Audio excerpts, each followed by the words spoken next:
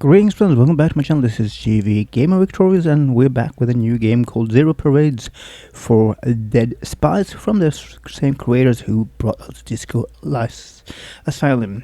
This is going to be a very heavy story-driven game.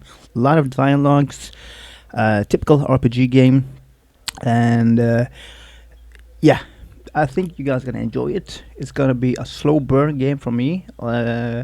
Well, as you know, I don't have the patience to go through so lengthy games with so much dialogues and reading. Luckily, there are some voiceover in the game, good voiceover, so I won't be reading that out loud. This game came out this year, so it's fairly new. For those who haven't tried it, I think it's going to be a blast. For those who enjoy these kind of games.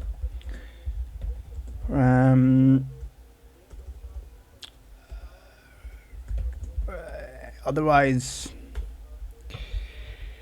it was released on the 21st of May 2026. It's also the PlayStation 5 is not yet out. It's planned for later this year, and it's an espionage RPG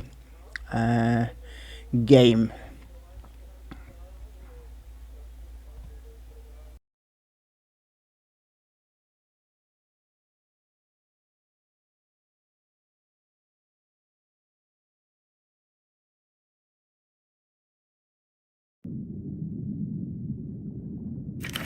She was brilliant, erratic, cursed, an anti-personal mine in human form.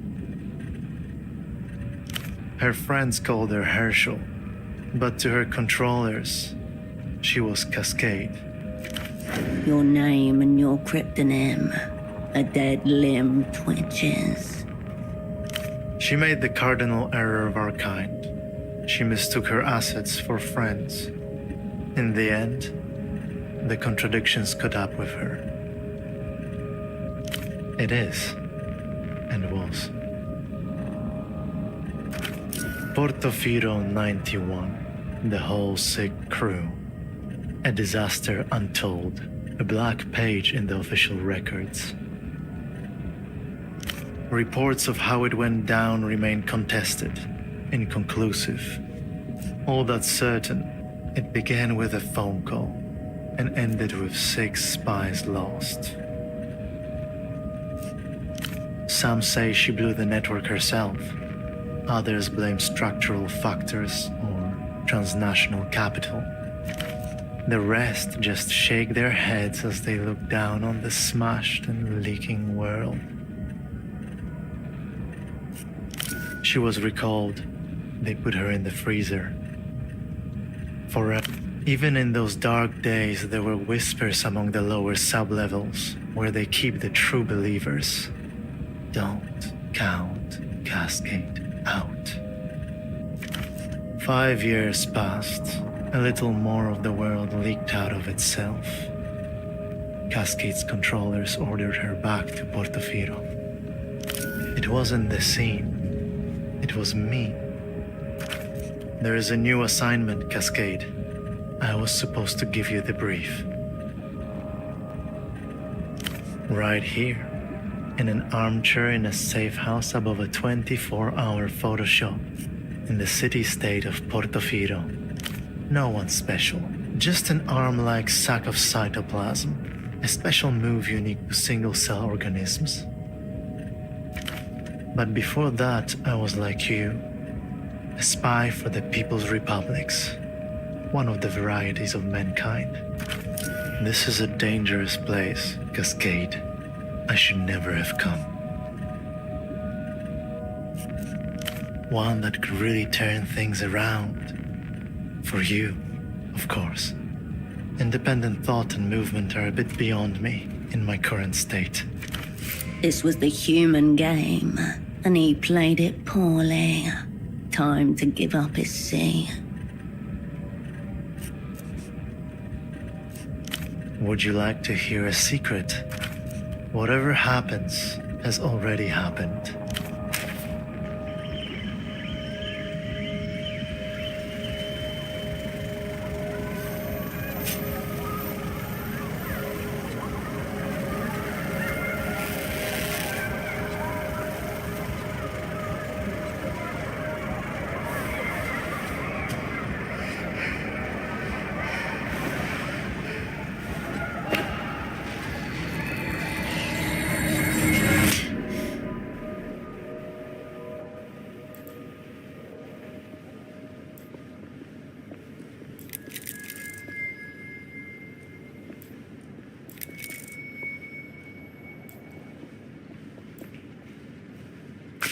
Splayed on the chair before you is a man, approximately mid-30s.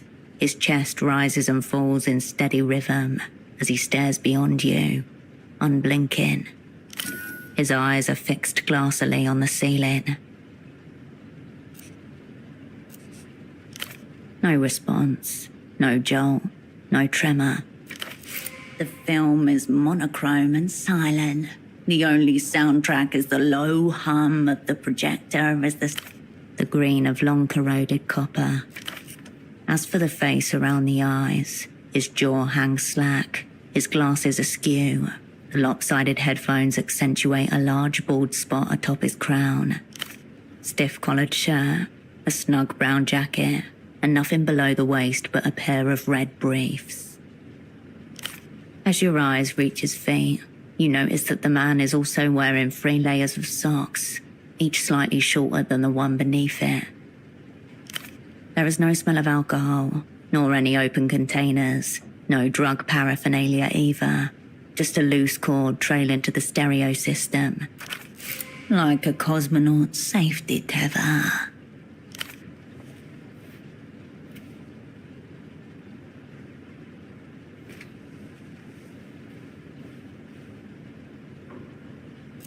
Your fingers detect a faint, steady pulse within the base of his wrist, elevated, but not critical. If so, his affliction is beyond your diagnostic power. The man's eyes glisten, bright red veins blossom around their edges.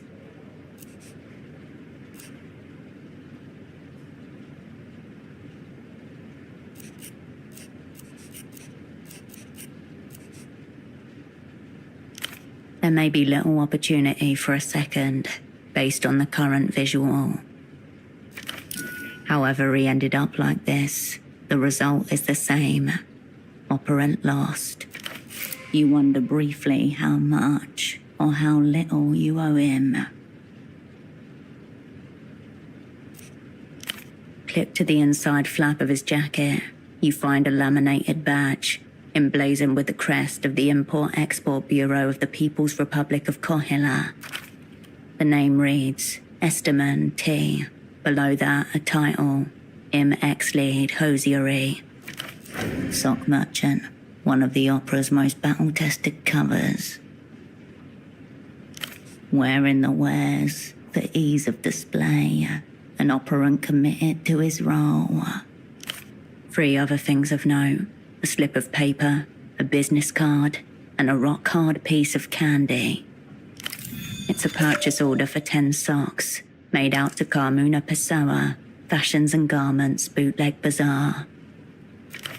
Bootleg Bazaar. No coordinates found. Some kind of marketplace, and not one you've ever been to. 5 pairs, 10 socks. The slip of paper grows heavy in your hand. It feels like a baton. Pseudopod's obligations are now yours. You owe this woman 5 pairs of socks. The card is cheap and scuffed.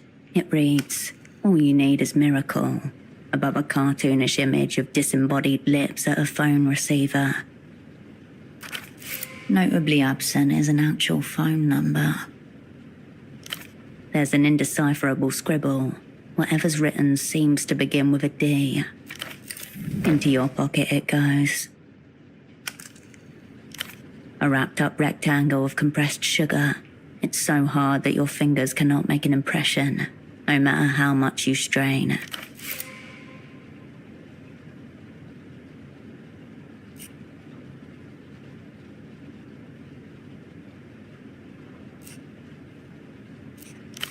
The candy slips back in. You retract your hand from the man's pockets. Your double didn't notice your arrival. He doesn't notice your departure either.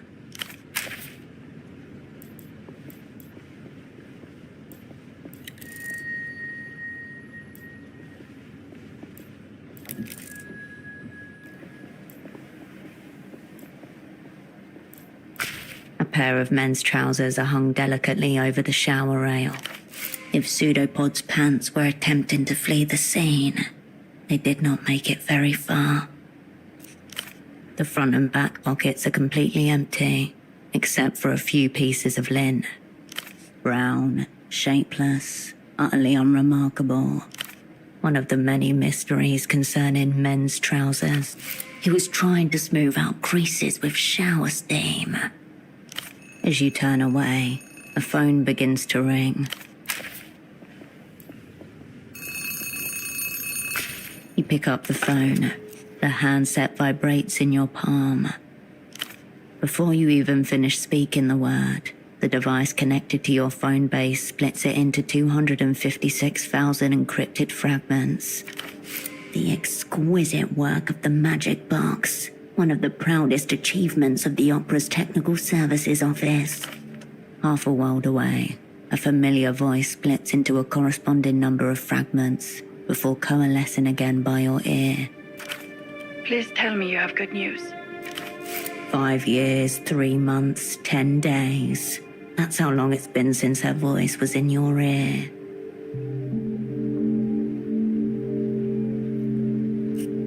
Operant Cascade, you made it. Your voice hasn't changed. We'll get to catch-ups later. Put PSEUDOPOD on the line. You glance over at the man in the chair. You feel the receiver slipping from your sweaty palm. For a moment, no one says anything. There's no Has he been zeroed out? eliminated, killed, rendered inoperant. Heavy words. Words that set machinery in motion. So what? Your cover was meant to be sock importers. Excuse me, why the fuck are we talking about socks? Method espionage? Is that some sort of joke? I'll ask one more time. Is your double zeroed out? You must speak the word. She cannot make the determination herself. 5,000 kilometers away, in a small office deep underground, a mid-level controller of the Operant Bureau leans forward and cups a hand over her earpiece. Cascade, is your double zeroed out or not? Right. I wonder which it is. Have our enemies blown us up already? Or is this just another day at the basement massage parlor of spy services? Fucking hell. The Opera's going to hang me by the toes. For you, it's back to Satellite Facility B.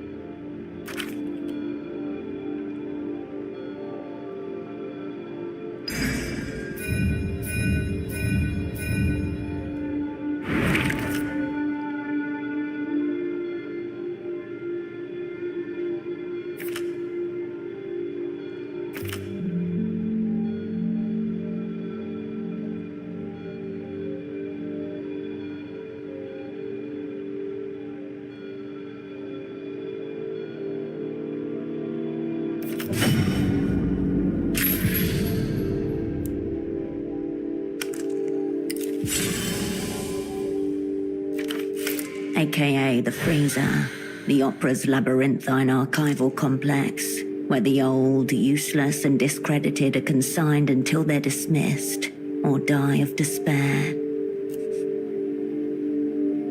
That's exactly the problem. You haven't got PSEUDOPOD and you haven't got the assignment either. Listen to me. This assignment is over, effective immediately.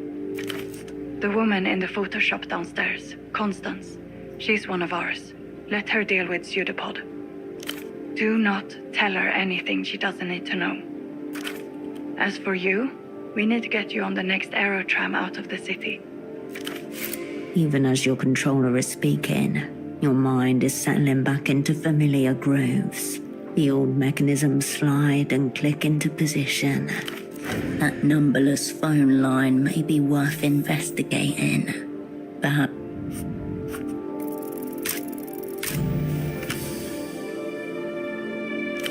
No way things have gone this bad this quickly.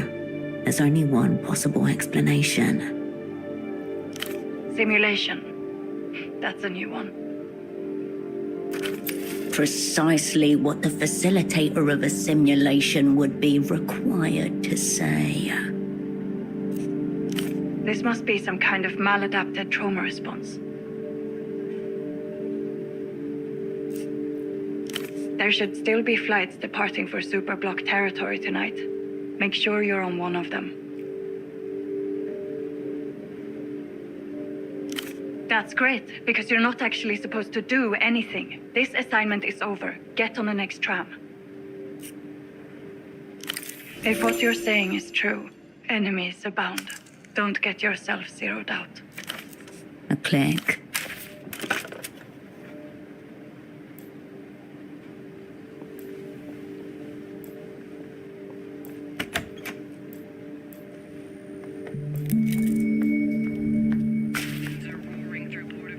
Enough!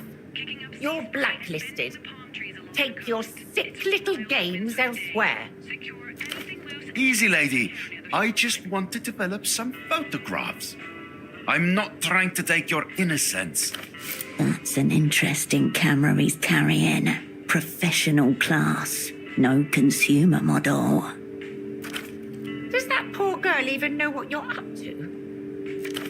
You have a wild imagination. A little photo should not count as a crime. It's not like it's... The woman casts a split-second glance in your direction.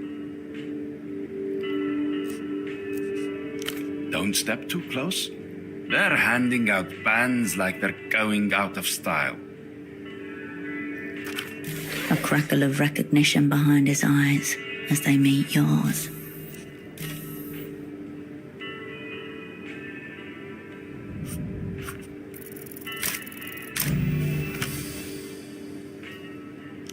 Nowhere.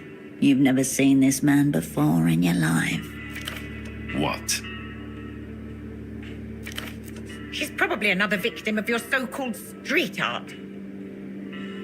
What a full-spectrum question. Perhaps you've been huffing photochemicals with this confused woman. Very well. Photo 24 can have this round. Thank you for this extreme stress I'll now carry through my day. He gives you one more glance as he leaves, garish coat flapping behind him.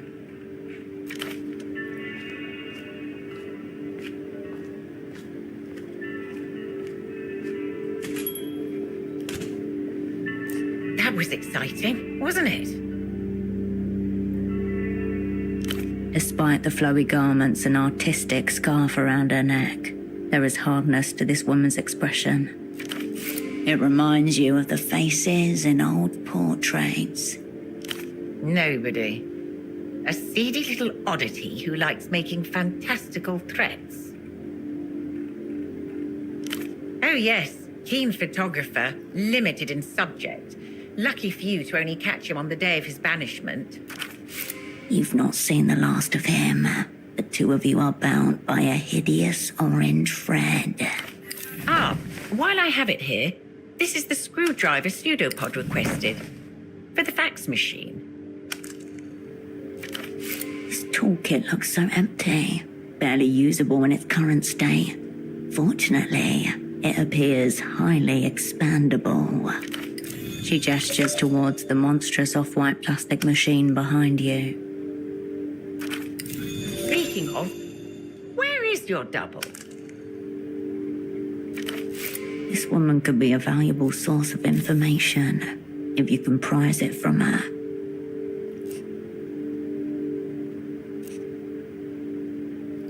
She studies the wrinkled slip of paper a moment before returning it. I don't know who this Carmuna is, or what's her connection to Pseudopod. But the bootleg bazaar, that's no mystery. Pseudopod was just down there yesterday.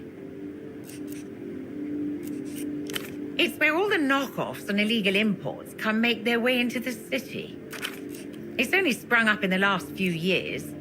Part of the whole mania of all things Lusian. He said he intended to interview some of the vendors. I can't tell you what he was after precisely. There. 2 lines of inquiry converge. Bring this purchase order to the bazaar. That's your next stop. You can practically see it from the front door. Due south, in the ruins of the old silk factory. Head west from the roundabout. If by some chance you find yourself in Party Alley, it means you've gone the wrong way. Anything for the assignment. Was there anything else?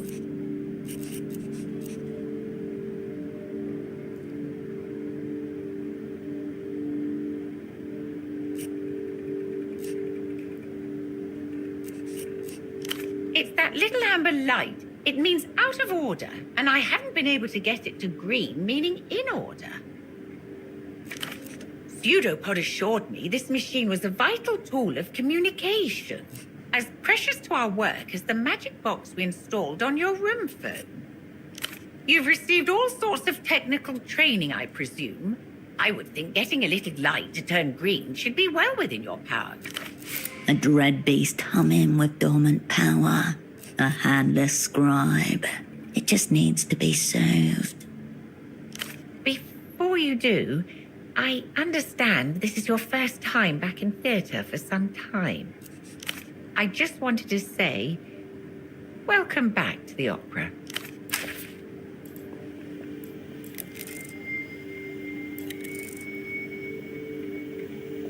A humongous white block of office technology sits in front of you. It looks like a sacrificial altar made of plastic. Inside, mechanical parts are assembled in such a way that it can scream analog messages across huge distances. Your screwdriver makes short work of the starhead screws holding the side panel in place. You set them aside one by one and gently remove the plastic panel.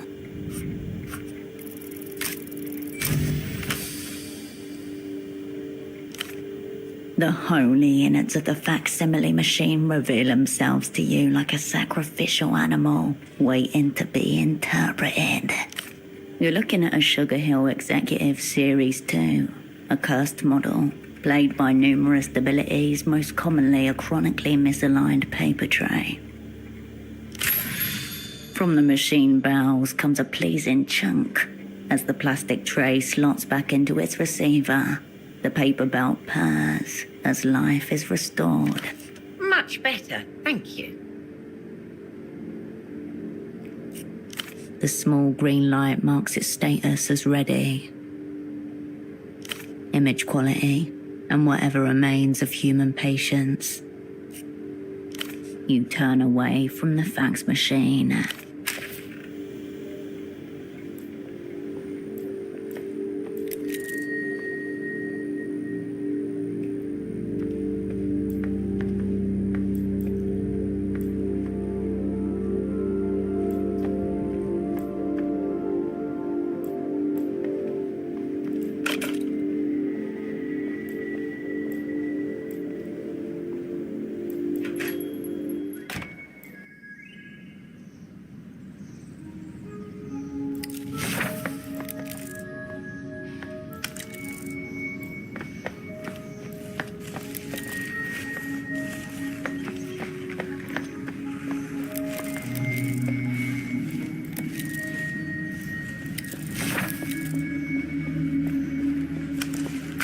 Finally, someone with courtesy. Do you know when the 9 is coming? A handsome man shifts in place, glancing over his shoulder toward... Sorry to bother you, madame. I suppose not everyone is stranded here like myself. I'm waiting on the 9. I was told it was having some problems. But it's supposed to be in service any day now. I was told it's supposed to be in service any day now. That was a week ago. Enough time to grow accustomed to new surroundings and start... I would appreciate it. Thank you. I'll be here in the meantime.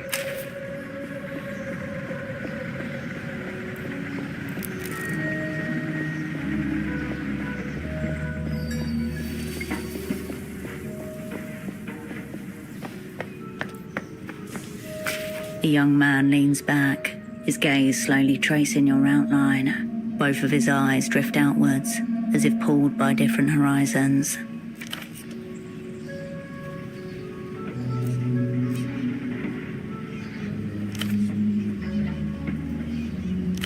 Only if you got mole vision. People come to me for all sorts of services. Call it fate, call it timing. Me, I call it good business.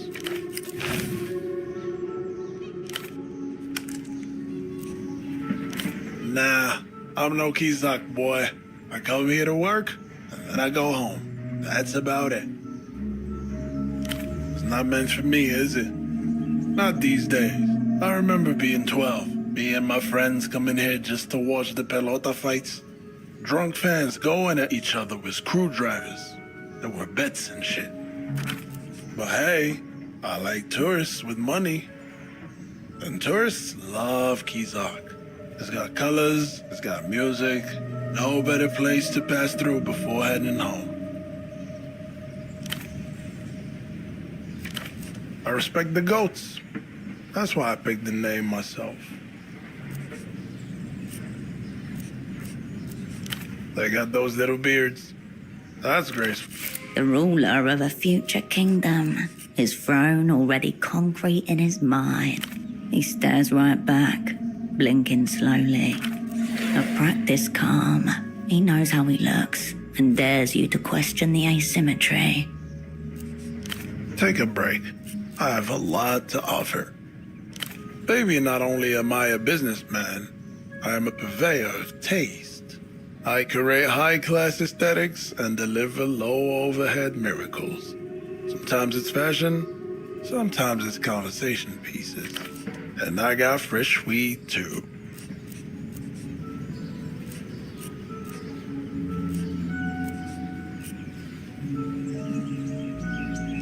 All right, tell me what's on your mind.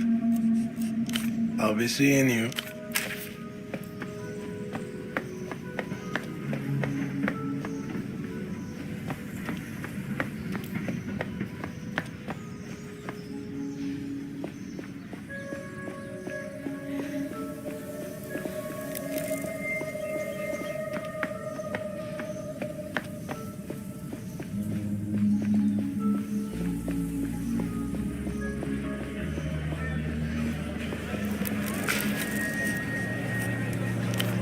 Silk number 3, the old silk factory, once the pounding heart of the city. Pseudopod had a purchase order from a vendor called Carmuna. She must be in here somewhere.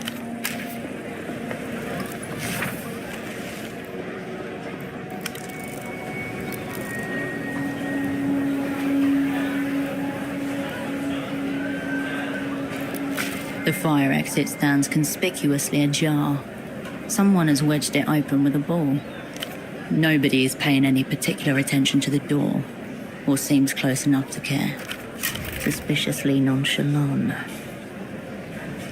A dark hall, a fine place to hide.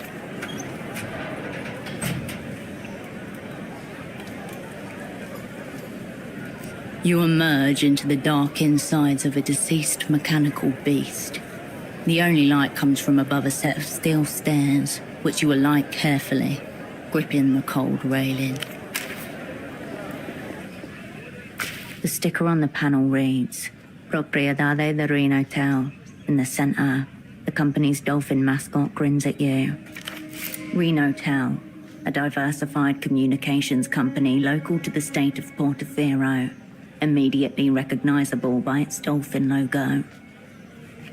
Inside, you find a dirt-covered computer terminal. Above the gridwork of corroded wires, a sleek cable cuts a path towards the antenna. The ancient terminal groans in response. System waking. Please wait. Welcome to Renatel Control version 1.2. Copyright 8. That's a text cursor, and it's waiting for your input. When you type in a sequence of the artery before you connects to every device connected to the Renotel wireless network. The text cursor highlights the blank space where your command should go. Ask it. You step away from...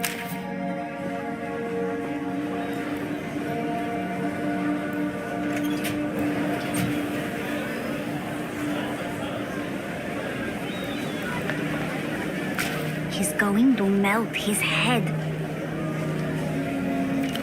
On the TV, a giant wolf-like creature stands up on its hind legs and howls. Its fur bristles gold. Dangerous, mythical, electrifying. No wonder the kids are watching this. Suddenly, the beast roars and light floods the screen. It's followed by a wet, pulpous sound. Ecstatic Wolf is awake. LED lights are distributed evenly along the blade. Durable PVC hilt with textured grip. Impressive. It's from the best show ever. 66 Wolves. They make it in La Luz. La Luz, once a powerful empire, now reconstituted as a modern techno-fascist state. The rising military and cultural power of the day. It's about a girl who has 66 chambers in her heart, and each one contains a wolf. And the wolves come out to make war with the angels because they want to take over the world.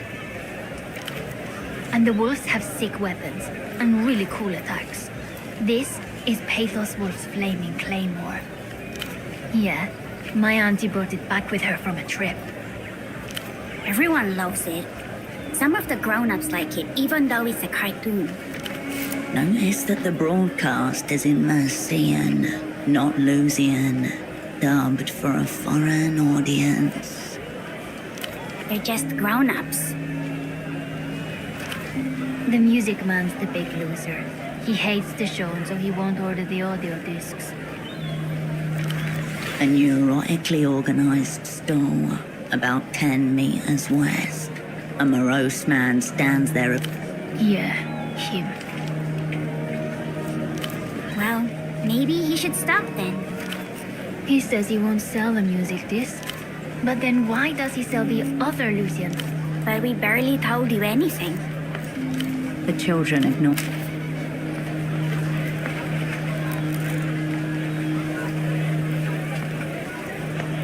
Off-brand driver, cheap plastic housing. The man gazes down at a crate of cartridge discs, eyes narrowed, lips drawn. Mass-produced excrement. These animals pleasure themselves in it. Collectors, art students, tourists, tote bag owners, the whole dim herd. You see this? Each one guaranteed for 10,000 replays. No one will ever get it the way he does.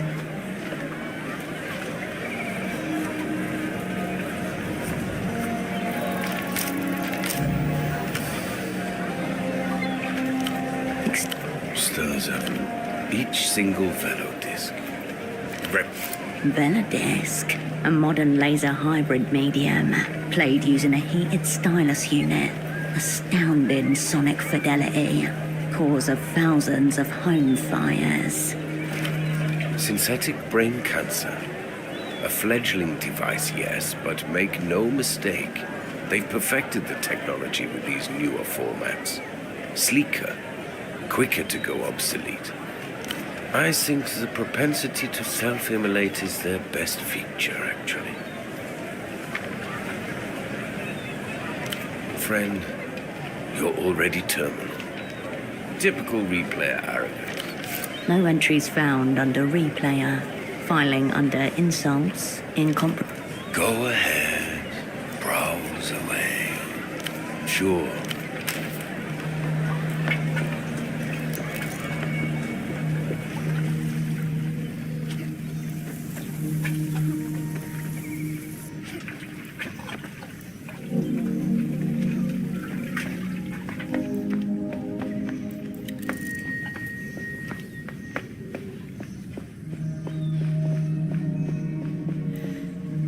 A steel door is before you.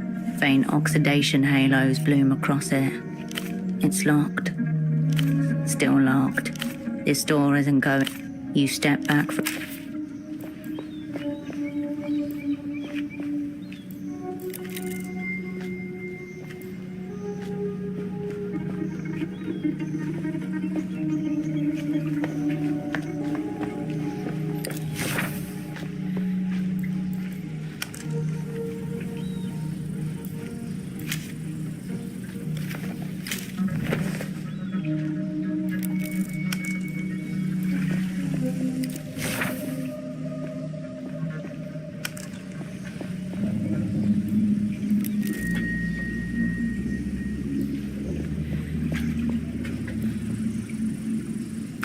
Guardia Municipal officer is intensely scratching at his neck. As you approach, he wipes his hand on his trouser leg. Hola, miss. Hope there's a reason you stopped an officer while he's on duty. Socks are the one thing I don't need. Too many elderly relatives for that. Officer Morito, agente coordinador for the Guardia Municipal. I can tell you Petra the music vendor's a major arsehole. I asked him about an old Blood Golem disc, and he told me he'd rather tie polystyrene blocks to his feet. Doesn't make sense. Why not go for something that sinks? I told him as much. He said that was the point. His demise should be slow, so that I'd hear him scream for hours. I don't get why he brings up all this violent stuff all the time. If he ever goes through with it, there won't be any shock value. It'll just be sad. Dying. Maybe dead. Just 10, maybe 15 years ago, there were feedback parties in that alley, right behind the bazaar. Anyone who played loud enough could jam. You'd hear the distortion 3 canals away. We had local signs too. Ossos de Som, Radio Sonico. You'd know a sign maker by the puncture wounds on their fingers, from all the needlework. We didn't have printers, but the old women taught us. Aunt Carmuna too. You thread black ribbon through a Calvera 5000, glue paper to scrap envelopes, then hammer the pedal. Clack, clack, clack. Each one was just a few pages long. A good sign maker could crank out 4, maybe 5 per hour, and each would be unique. Ground Andalusian syrup. Now the kids are singing about some beaches they've never seen in a false falsetto. Dressed like toothbrush ads, too. Maybe it's just a fad and the next one will be local. We've had instances of theft around the docks recently. All the crates were ripped open in strange ways. Anything and everything. Seems like the work of kids, if you ask me. Must be trying to scare people too, as weird noises have been heard at night. Screaming and howling. Apart from that, it's quiet. Just how I like it. Believe me, I do plenty. Really, the hardest part's keeping people away from the boars. That's the big one. You're lucky then. We've been dealing with an infestation for weeks. Back when it used to be a seasonal problem. Every autumn, some adults would come down bold and hungry. But lately, it's more of a permanent residency. The hills up north, as far as I've heard. Valle de Suspiro. You've got thorns, ferns, old trees. A nightmare to patrol. At best, they're a nuisance. The little ones are fine, but the adults could take off a kneecap if you're not careful. And then there's the really big one, the mother. The way he intones the word mother suggests a primitive monotheist before an image of a graven god. Massive. Furs all matted, covered in scars, territorial too. Preys on drunks, stumbling back from Party Alley. Tusks, claws, knives, bullets. Take your pick. Every few years, some brave moron tries to take her down, but she stands undefeated. Good. You don't want to know what tusks do to stomachs. You back away, slowly. As you step away,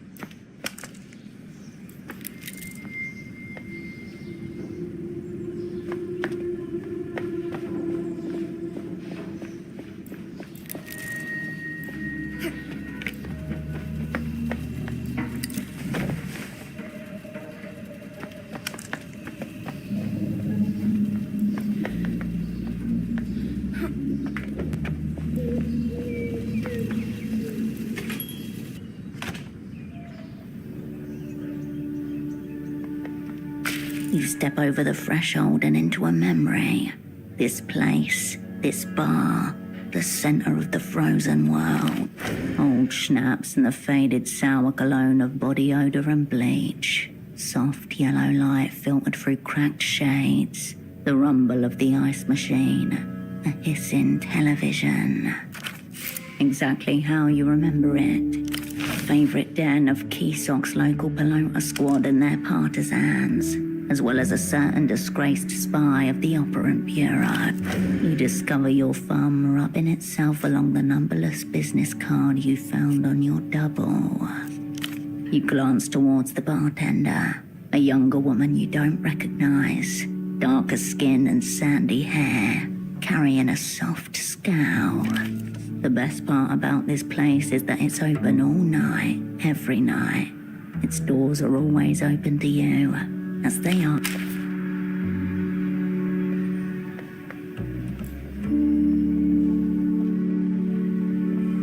On the wall above, from across the room, the bartender notices your gaze and the expression on your... Don't worry. The smudge on the rim is just blood. 83. Quisach versus Recreación. The referee sent Peña off on a bullshit call. A riot ensued, as per tradition. Someone ripped a toilet right out of the washroom bowl and chucked it at the Recreación supporters. It's a misty, watercolored memory for her. Quisach's pride. The moment it all peaked. When all the madness and meaning in the world swelled into one glorious, unstoppable wave. Countless injuries were reported in the aftermath of the incident, and 2 fatalities confirmed. The bartender gives a small, approving nod in your direction. The toilet is still hung on the wall. The bartender shrugged. The toilet, the bartender...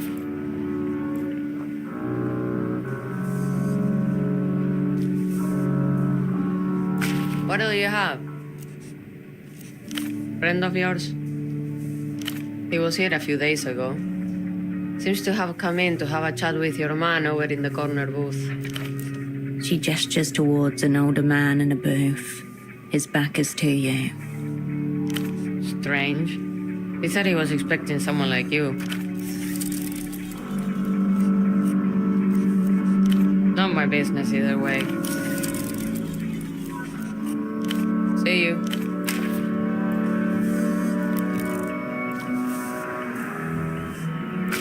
An older man, heavy-set, looks up as you approach.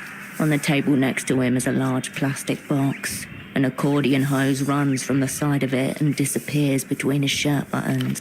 Like a dead octopus, smothered and forgotten about. Operator, bon of you to drop by. Though a bit earlier than I was expecting. It should be said that you've never seen this man before in your life. No matter. You're here now. That's what counts.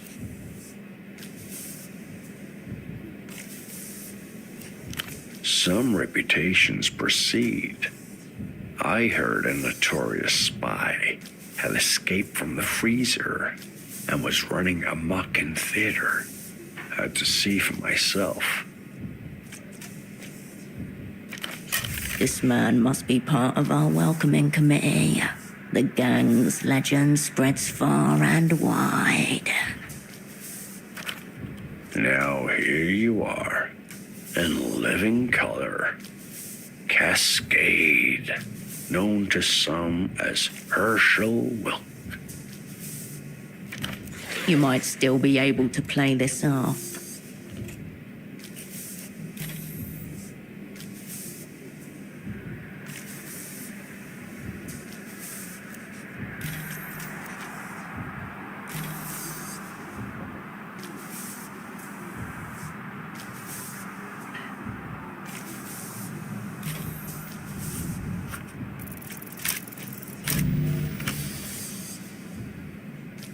Play it off. Play what off? You're fucked, Hershey. All semblance of composure abandoned. Said out loud, The words ring more true to your ear than you meant them to. Some dark and sticky thoughts are best left where you found them. The box on the table hisses and groans. One of the cords appears to twitch like a dreaming snake. Let's drop the pretenses, shall we? Everyone's waiting on you. Old friends, professional critics, big-time players in the international organ market. All kinds of stuff. They were asking, has she figured out her assignment yet? What's going on with her double? Does she still have it? Thrilling questions all. But mainly, they're concerned about your heart.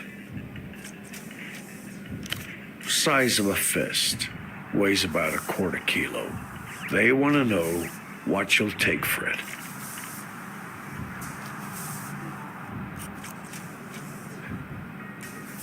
Straight to it.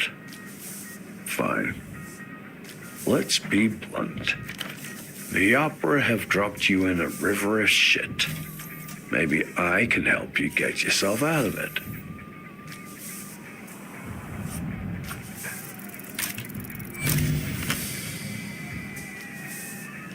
A hiss, followed by the frantic clack, clack, clack of a microfiche reader. High contrast negatives hit the back of your retinas. 58. Collapse of Ile-de-Serres' Grand Bridge. 60. Laplage's royal family liquidated. 63. Suppressed uprising in PR Yoffie. 67. The Agora minor blackout.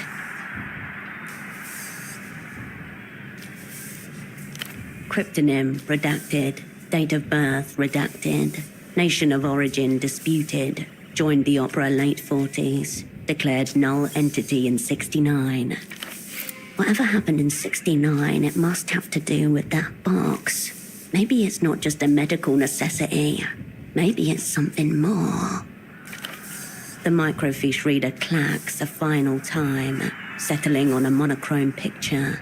Beneath it, a nom de guerre. His fleshy cheeks pull his mouth into just the slightest approximation of a smile. A name whispered among tutors and veterans, invoked like a demon from a lost mythology. Warms the heart to know people still talk about you when you're not around. Only in the strictly literal sense. Let's just say I know exactly what my heart was worth. The box hisses. He puts a cigarette out in an empty schnapps glass. This thing? No. This is just the plastic box that keeps me from shaking the manus fati. To shake the hand of fate is to die in this part of the world. Last I heard, the original article was sitting on a desk in a third-level sub-basement somewhere in Nevessa. Story for another time, I'd say. My business, I'd say. Call it your look of haggard perplexity, assuming that's not just your normal expression. You've been out of the action for 5 years. I've been in this game a long time. Picked up plenty of neat things that could be of interest to you.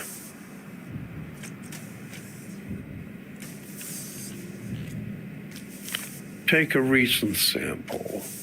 One of your enemies has set up a secret jail somewhere here in Quisach.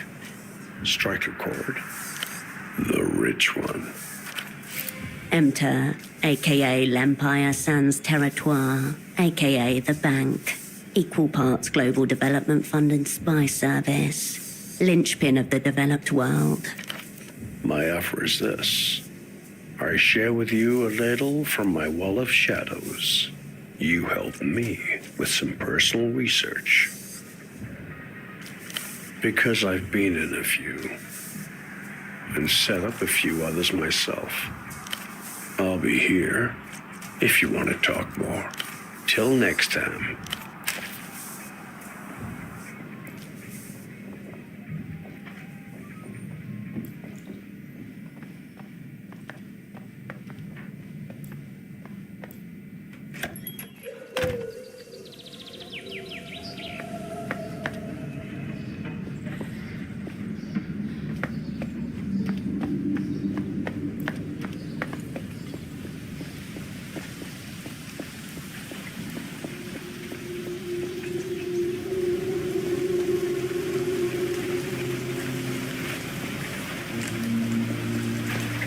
Refreshments are lined up like brightly coloured soldiers, neatly regimented behind coiled springs. The can makes a pleasant funk as the refreshments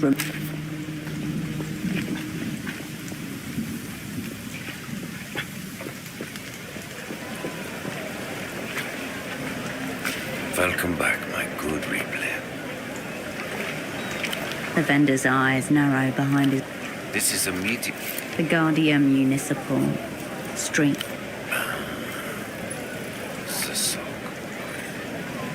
Dialectical looking glasses. Air of advanced virginity. Yes, he came by here. Little coin is lost. Adrift among the many wonders of the Fremont. You see him now, eyes wide. Reward circuit shorted out by the cut and thrust of commerce. A little too soft-hearted to be a leader. Biased. Your dialectical friend mistook himself for some sort of big money businessman. He wanted the bazaar to import Superbloc hosiery. Socks to start with, but there was talk of cotton tights, even stockings if the venture took off. Making inroads with his persona, competent in theatre, at least for this period of play. You're joking, of course. He didn't even know what a Velodist was, let alone an Einzelton. At a certain point, I'm just debasing myself. Of course not. I don't sell socks. So is he all right, your man? Or what? He's probably neck-deep in drug-lathered prostitutes, lobotomized by the latest in electro-pop. The vendor gate all across the city. I'll be the techno-fascist. Keep Mike. Then I'll tell you what I told your sock friend.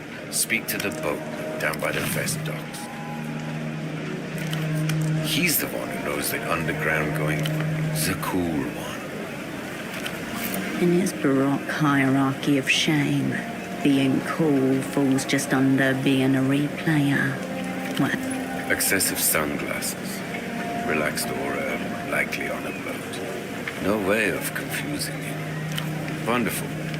Now, for all our sakes, please say no more. If you want to talk media formats, I'm your sure.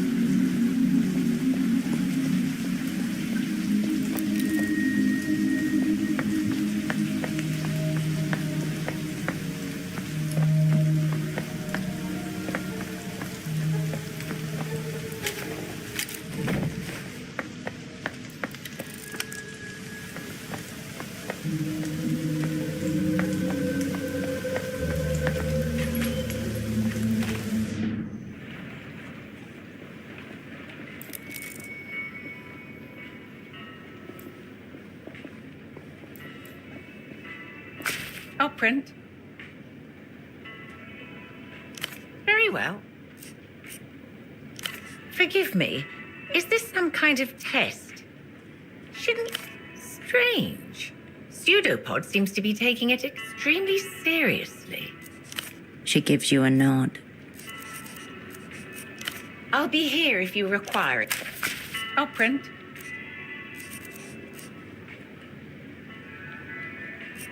I'll be here if you require...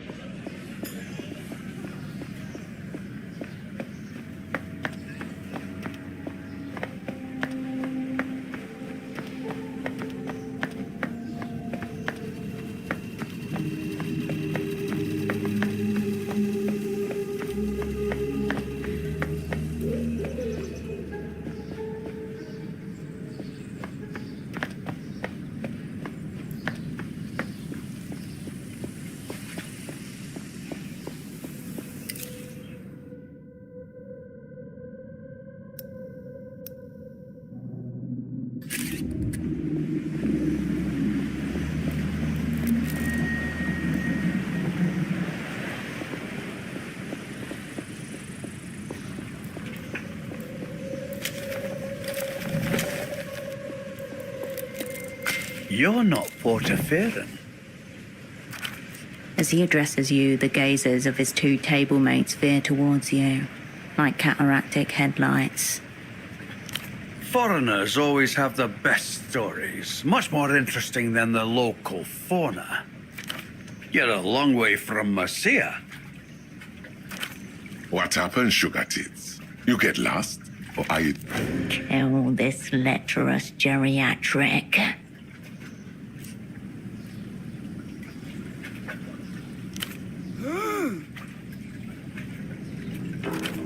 Fair warning. Between us, we've only got a few salt to our names.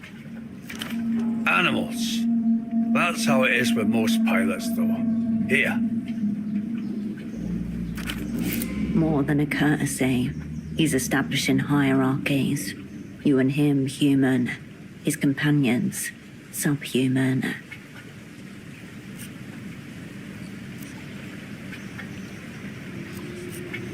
Because I am an animal too. The old man shrugs and drinks it himself. We're all strangers in this city. Why don't you join us? We've got nothing better to do. At least until the phone hugger over there fucks off or dies. Not 10 meters away, a young man clutches the payphone to his ear, whispering urgently. From the Superbloc, eh? Interesting. But no. I would say ask the Duchess herself, but she doesn't talk about clients with other clients. She's professional like that. He knows because he's tried. Can't say anyone like that struck me, but a lot of people use the phone line. The only reason why we rarely notice the hugger is because he refuses to leave.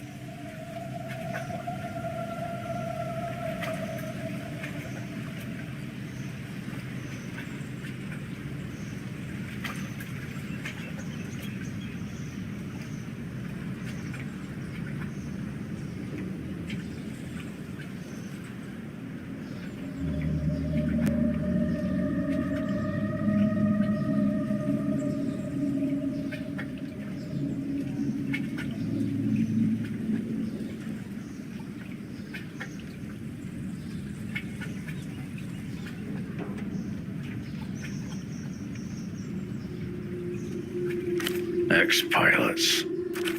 Does Joe there look like he could get anything up, let alone a plane? Wrong. Me's a man of the skies, Blondie. I'm just between landings at the moment. Permanently. That's loud, Joe. He doesn't talk much. I'm Pigeon. That's Slava over there.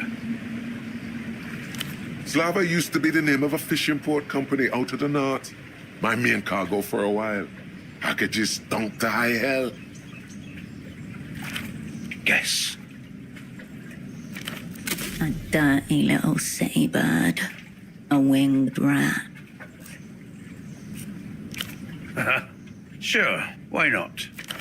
Man's got no compass. Him couldn't make it to the pier phone without using radar.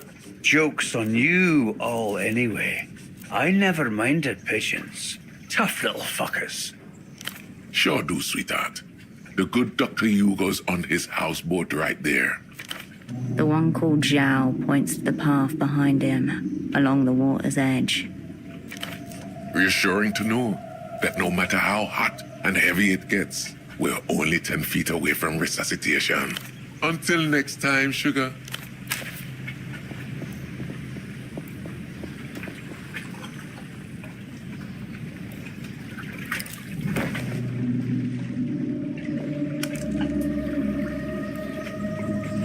Unwise to your presence, a lanky young man presses the handset against his flushed cheek.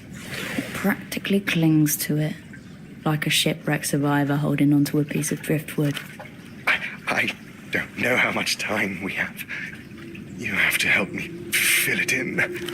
Whatever the person on the other end of the line has to say to that, it makes the man's eyes squeeze shut and his mouth slacken in a guttural groan. The line appears to be occupied. I can't possibly perform under these conditions. You have to make me. The gap. I'm not even worthy to approach it on hands and knees. My little heart wouldn't be able to take it. Could this have anything to do with the sensuous phone card you found on PSEUDOPOD?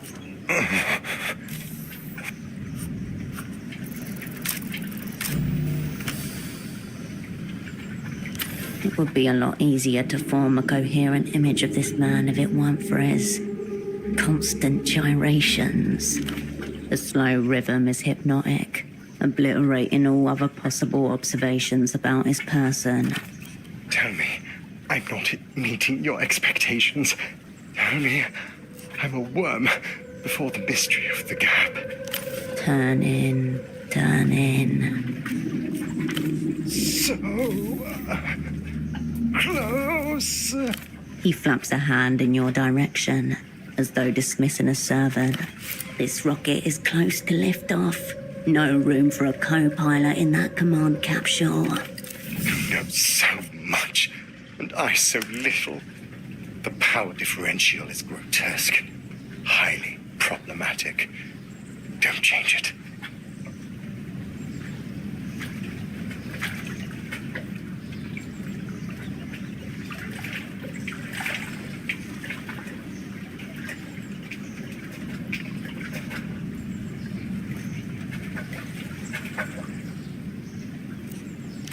I'm your faithful dog.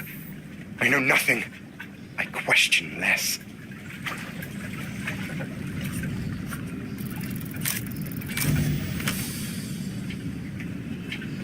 Perversion, developed wild variety, but what sort? Please. I need to feel like my position's in jeopardy. Wall de collage, Super 130. Looks more expensive than it feels. It makes no sense to most men, lanky, malnourished.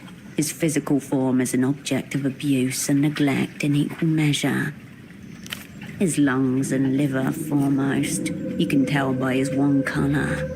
What comes to mind is a handkerchief, buffeted on a night wind, eternally in retreat from itself. From the most expensive private universities in the world, they churn them out by the barrel. Put all the pieces together, and the conclusion is obvious. This man works for MTER. I need to know that if I don't pull this off, Billions of soul worth of international loans and investments may be at risk. Tell me you'll report me to human capital if I displease our counterparties. Now if you could just get his attention. No response. He's... Oh my God. You can't do that to me. But you really, really should. a prisoner of his own desire. With a jolt and a sharp glance, the young man pulls his shoulder away. This is a private phone call. Please excuse yourself. I saw her talking to the old pilots earlier.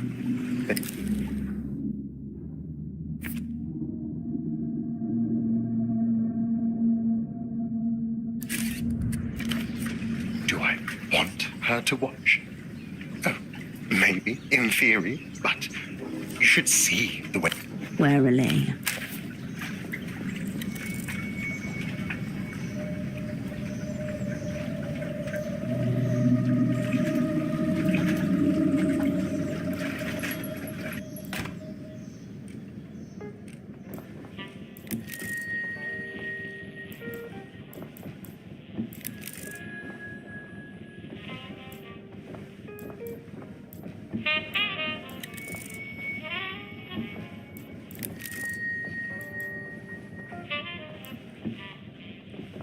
Welcome to the clinic. My name is Dr. Hugo. How can I help you?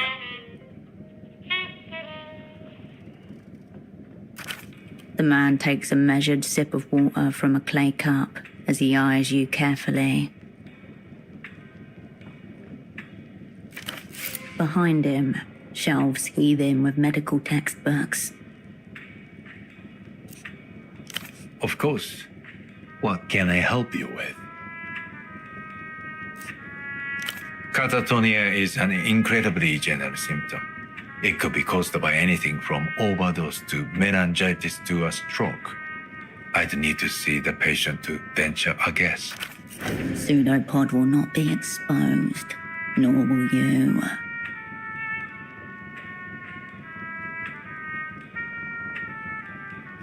No, it would all be guesswork, which is unwise, medically or ethically.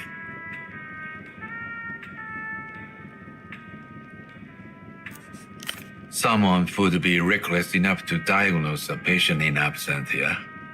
I don't recommend such a doctor at all. All right, Party Alley. There's a clinic there, run by one, Gonzalo Gonza. He might be willing to help. Frankly, you two may even get along.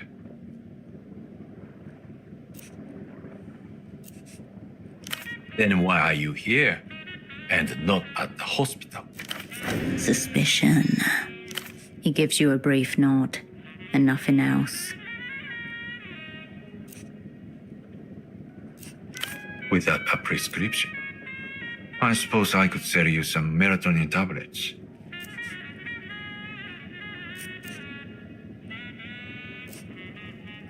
I hope that helps.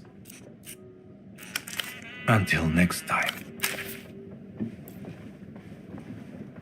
A ladder reaches... Excuse me. The upstairs room is private. That's not the insult you think it is. No, please. You return to the... You let the ladder be.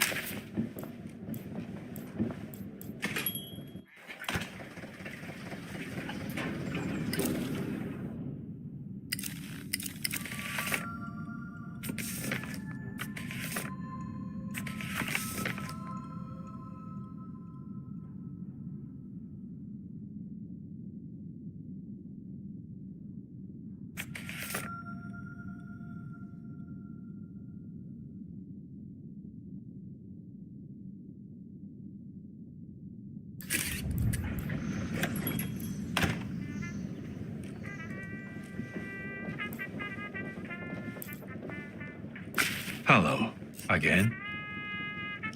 Yes, it's different, isn't it? I find that it is much easier to connect with my patients than It was at my old practice in Sunset. The Sunset is an upper class district north of Quisach. A great foe for someone of his professional stature. The heavy floorboards are spotted with motor oil and boot prints. Yes, well, I'm happy you feel that way. The floorboards groan. The hole scrapes the side of the canal. Oh.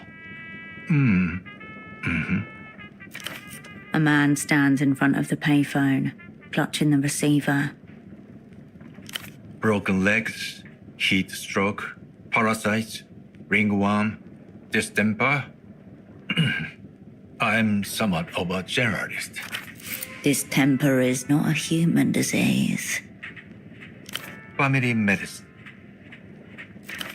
The sort of serene, approachable expression that is considered key to good bedside manner.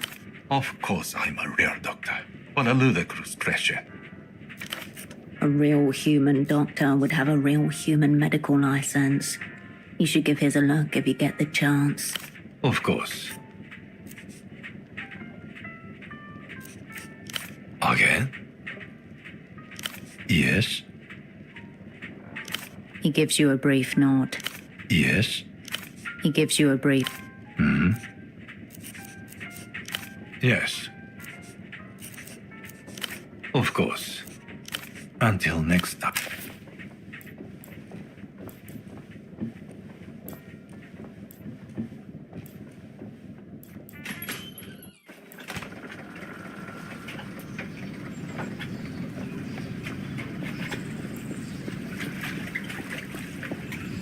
Deadlines. Yes, I'm missing them. He eyes you over his shoulder. I asked you politely once. Now kindly...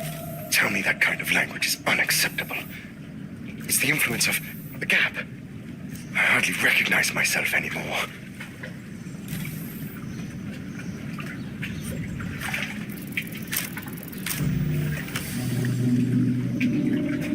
No. Oh, you'd like to make a call? Good for you. Learn some fucking manners. Hatred. Nothing. I just ably defeated one of the local lump. I've got to go. With that, the man at last. The now unoccupied payphone stands half in. The box is scrubbed of the usual flyers and stretched too many times. Cracked receiver. A faded sticker draws your attention. Something catches your eye. Grime flakes. The engraving's shallow. As good a place to start as any. That maintenance frame seemed intended for wireless connections, but it's worth checking out. You relax your posture and take a step back. You lift the receiver to your ear. Now there's a voice I've never heard before. Hello, darling. My lovers call me Duchess, and you should too. This is the miracle line. Miracle line. Like the card in Pseudopod's pocket. It's a phone sex thing. I'm glad you called. I feel like I've been waiting for you. A sock importer? Is he a friend of yours? An enemy? Do you want to hear about him? My card? Like a business card? I don't have those, darling.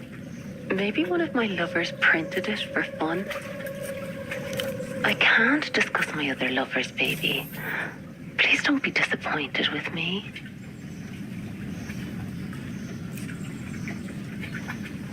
I have to be away sometimes, but I'll try to make it less frequent. Now I know it might be you on the other side.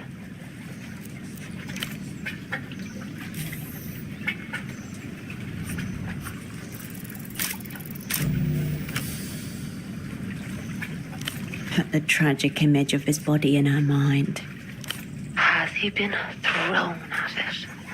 Hands bound behind his back, lip bleeding, gazing up at us Helpless. Pleasure can do that to a man, baby. I've seen it. I can ride the soul right out of them. These are not the images you needed in your mind, yet there they are. Line's always open. I'll miss you. You turn your attention back.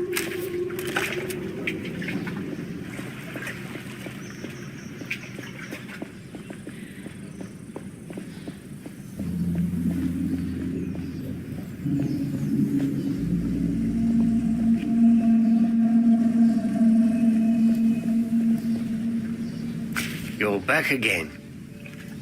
How bad does it look? Scaly reliefs and cracked plates, like some diseased armor. Shit, I knew it. I hope it's not the topical ball repellent I've been using. Instructions said to apply generously.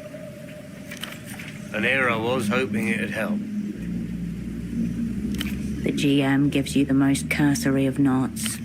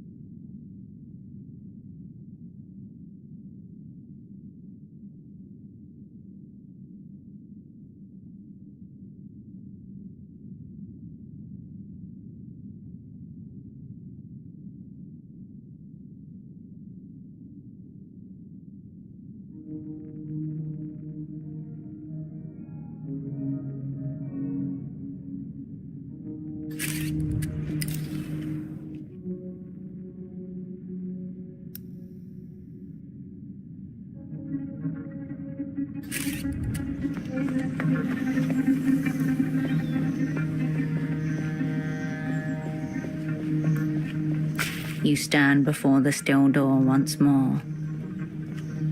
You step back from the door.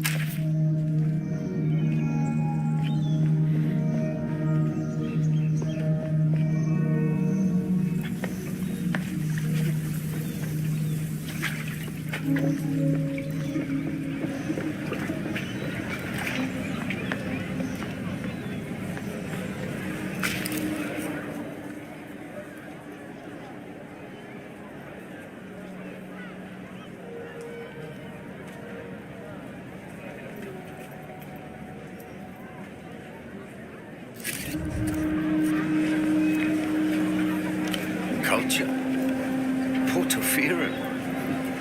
Script. This new Lucian mania is all-consuming. Nobody wants anything that isn't techno-fascist trash, including, apparently, their own souls.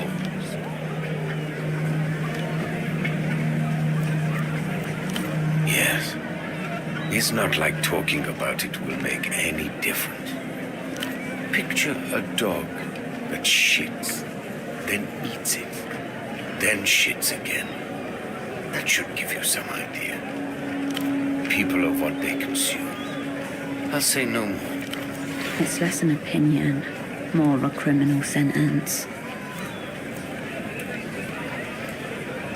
Of course, the replayer falls in line, unable to think for itself.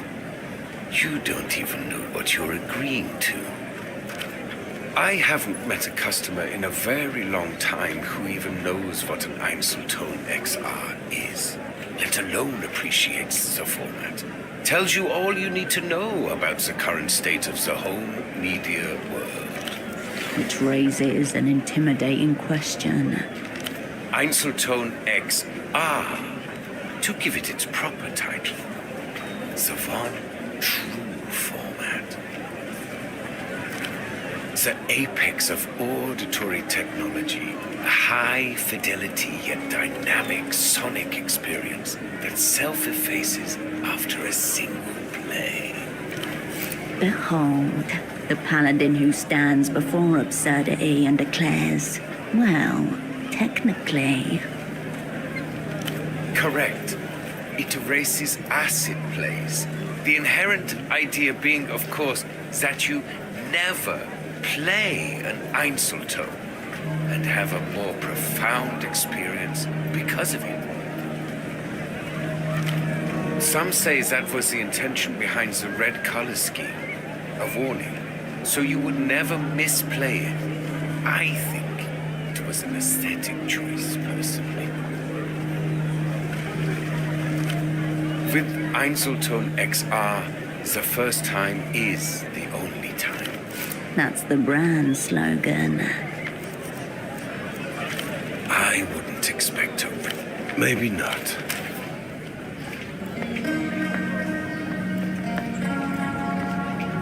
A low, tilting shelf marked in heavy block letters. Despised subgenre. Various sections are separated by narrow plastic dividers, each one labelled with the same neat script. A baffling assortment. Hairdresser music, children's choirs, self-love anthems, opinionated female vocalists, and too many keyboards. The labelling and sorting is as meticulous as it is uniformly disdainful.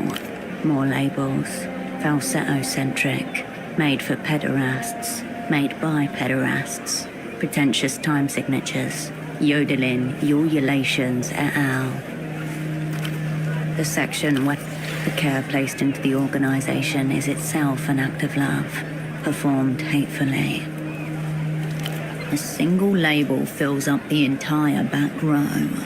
L-pop. L for lose, as in Lusian electropop, a blend of traditional funeral ballads and cutting-edge synthesizers. Once a minor regional trend, today the ascendant musical form across the world. You feel the media vendor's eyes on you as you flip through the offerings.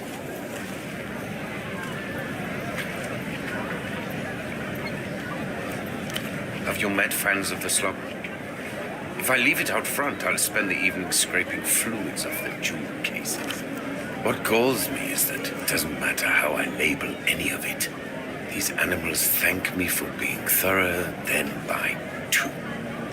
You try, but it's difficult to find something you're interested in while wading through the labyrinth of the salesman's whisper funk albums, kazoo devotionals, a breakup/meditation EP, an album cover where the singer hugs themselves in the mirror, track lists with 9-minute-long affirmations, a solo project described as ecstatically celibate. Without knowing why, your eyes flick as though on their own accord towards the made-for-pederasts section. You pluck out a disc, ultravioletta, cover the moon when I'm gone. I'm sad to have to be the one to impart soul-impoverishing knowledge which you seem to have been spared. Lusian, electro-tripe of the most vile sort. Every month they inflict a new starlet upon us. She's to death. Behold, the crown jewel of the techno-fascist mass culture.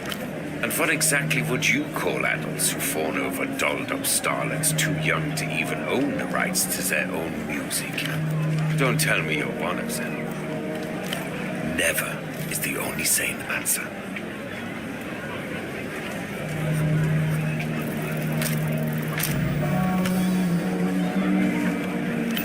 It's like there's derivative, inane shit made for nobody. What are you even doing here?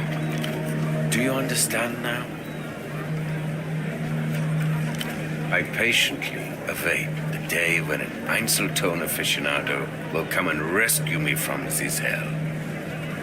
In the meantime, if I didn't sell them this brain poison, they'd just get it somewhere else. You turn your attention.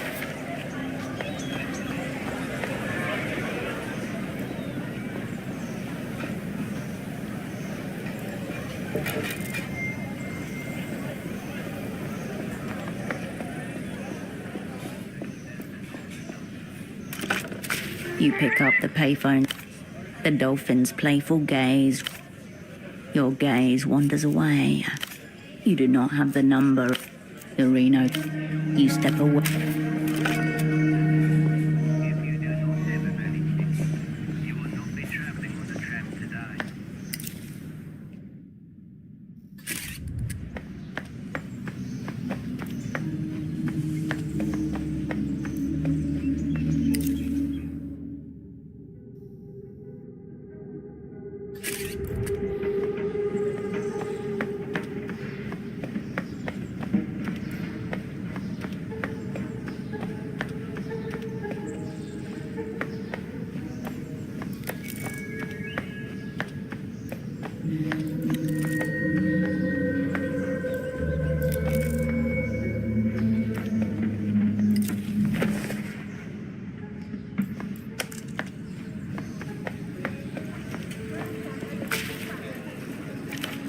The boy shifts in his cocoon of... I don't know. I don't... Doesn't know much. This... I hang out, like, what? There's a weird one in that clinic right there. Cool. What?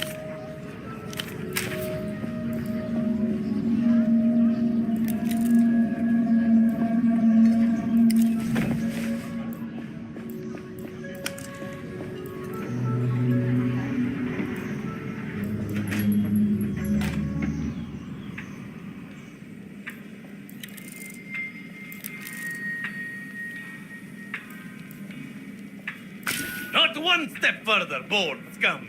I'll do it. I'll enjoy it too. I think I can probably come just from watching the trauma sink into your face, right before the oxygen stops reaching my brain for good. Don't pretend you're interested. I can smell it on you, you know? The forms, the files, the fucking bureaucratic miasma that birthed you. Pupils track you like a cornered animal trying to recognize the butcher. So you're talking to your little colleague out there.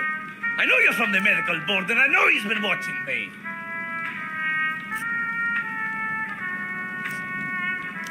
Sounds like a pre-rehearsed line designed to entrap me. If you're not bored, which you fucking are, then go and deal with the stain of nut shit lurking outside. Aha! Sharing notes already. I knew his superior would be a woman. He had a stench of gynophobia all over him. No one takes down Dr. Gonzalo E.S. Gonza, except Gonzalo E.S. Gonza. His eyes flash. Bring me one of his lines, scheming, bored, narc teeth. Leave that to the medical professional. You have no idea what I can see in a tube. If I had his spleen, I could tell you how his dog mother conceived him. Here, use this. My board condemned Pribar. Because of his history of use. Primitive superstition typical of the medical board. Bluffing until I see it. Jealousy, as far as I can tell. In this context, jealousy translates to gross violations of medical and/or human decency. What can I say? My methods were too effective for those handicapped children running the board.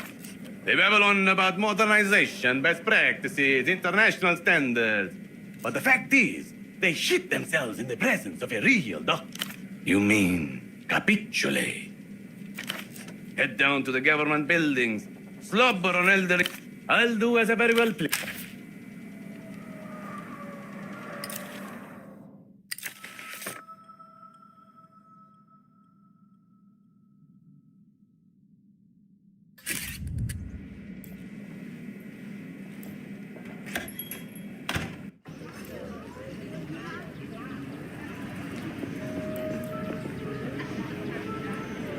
The teenage boy nods hesitantly. Yeah? Tried once. He screamed at me about board narking and threw what looked like, dunno, something supposed to be internal at me. Kidney-like. Would have been pretty cool if he wasn't such a mad freak. I know. He keeps shouting at me. He thinks I'm a narc. I'm no narc, and I got a D in biology. He glances up at you from the ground. His expression of furtive shame, as characteristic of puberty as the acne and fuzz on his cheek. Nothing to report yet, but I'm not going anywhere. It's at home. I hid it so my parents wouldn't see. But just ask me anything about biology, I'll get it wrong.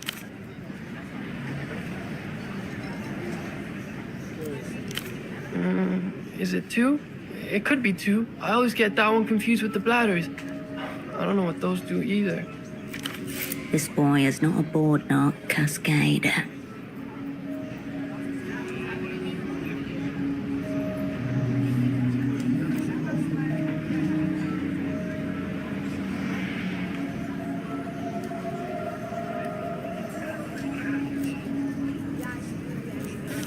Yeah, because he's insane. Go tell him I have bigger things to worry about than him.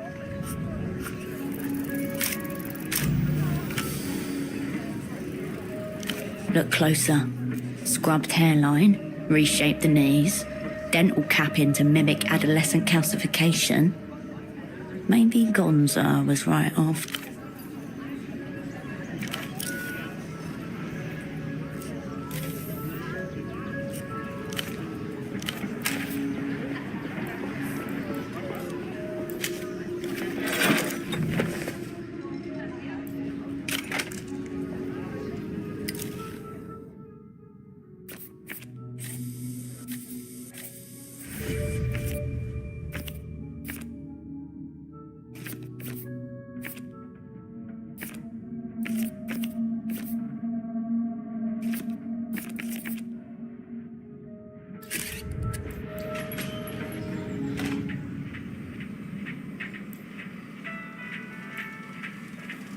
Back for the gruesome finale.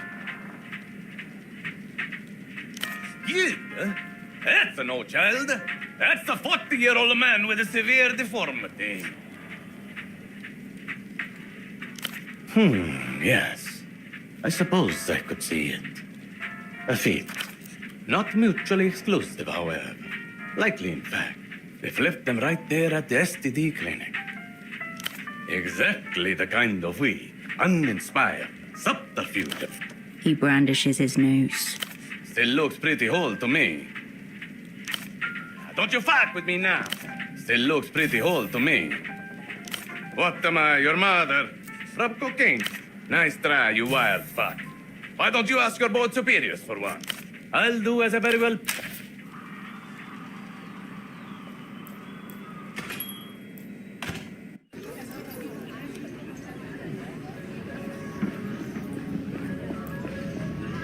The teenage boy nods hesitantly. Okay. What?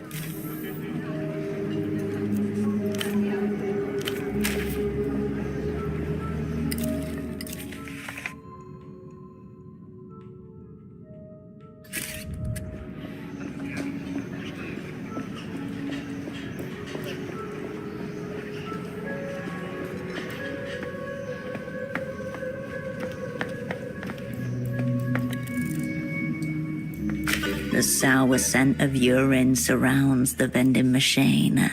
Luckily, the beverages inside look fresh.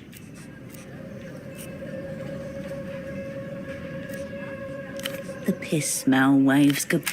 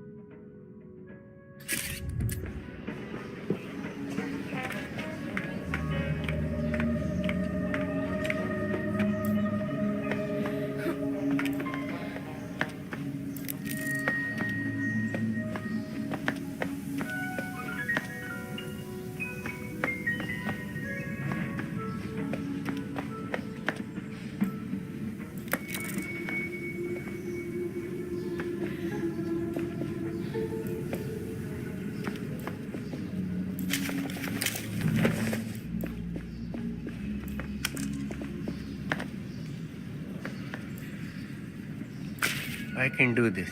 I can take you on. I'm your... The middle-aged man cranes his neck to look at the top of the pylon. He can see the blue fabric of a worker's uniform. He blinks at the interruption.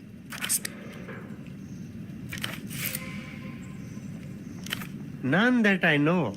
You'll have to be the uniform of all those type of men. I don't think I'm tall enough to see other men's bald spots. Good point. It's been a while since I saw them. Long enough that I don't remember where.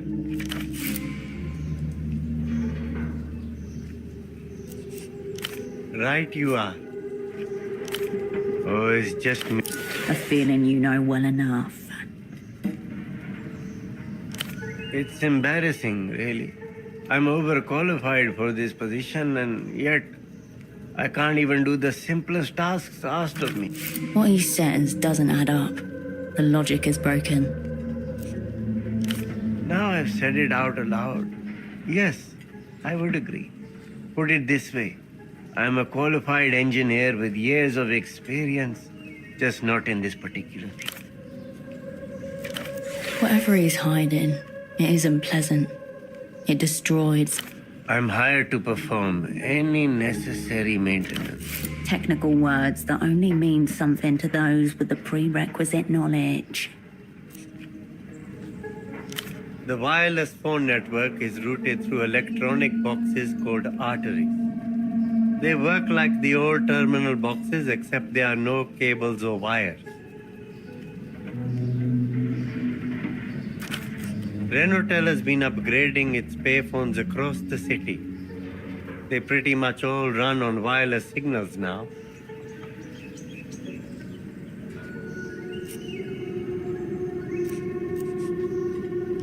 No, actually, that's the only exception. It still runs on good old-fashioned. The line cannot go down, not even for a second, which means it cannot be serviced or upgraded. The reason being, or so I've heard, is no further. The unrealized loss, they call it, the company's big secret, gnawing away at its foundation like a rat in the shadows.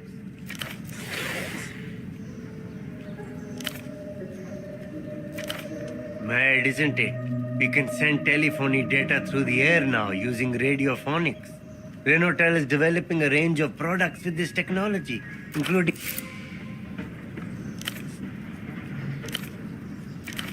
The result of non-competitive bidding and a bit of self-dealing on the part of the city's governing elite. The owner of Renotel, the rich guy at the top of it all. The company is named after him. Imagine being the one man in charge of telecommunications across. I don't see a problem with it as long as you get the good service you expect, which is what I'm here trying to ensure. Naivety like this is the problem. Healthy competition is what pushes technology forward, and society along with it. Yes, one of the old terminals.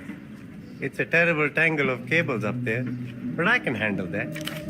The part I'm struggling with is climbing up this ladder. Oh no, you really shouldn't. Not only is it dangerous, it's complicated. Not something I can teach.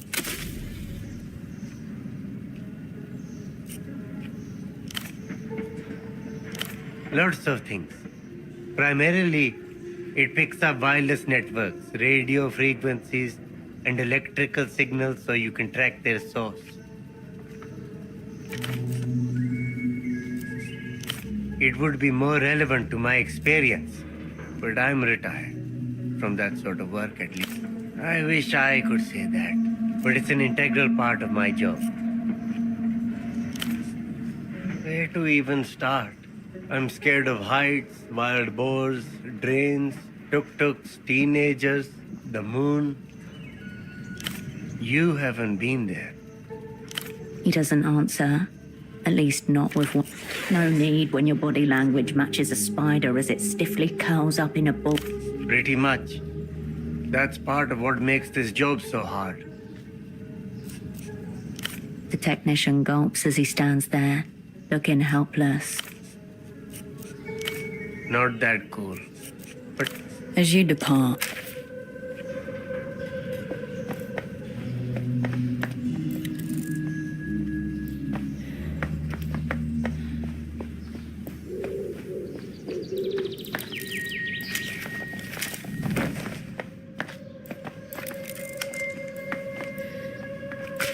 The store was a hat, relic of a few scrawled by a prominent. Doesn't seem he gazes under cares.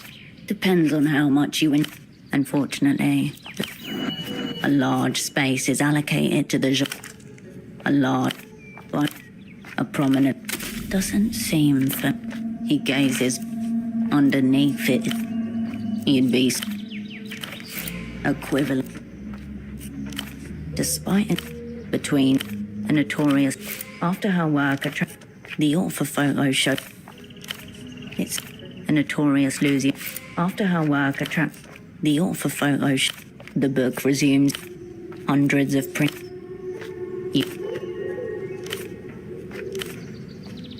Totally part of the charm of the map.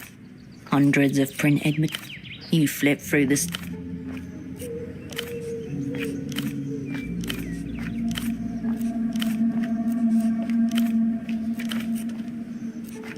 You do the honest thing.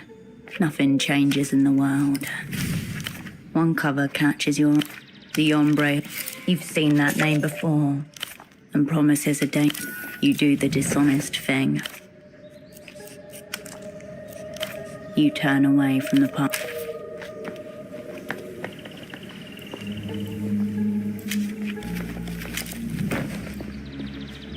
Drift away, Stardust. I'm a second-hand dream dealer, but I'm the only dream you got. Are you being serious? You don't know Ultravioleta? Is that outfit your middle-aged history teacher? Don't be mean. We're representing the Ultras right now. It's not her fault she looks that way. This is what we call fan shifting. We become Ultravioleta, and we sing her songs as an act of faith.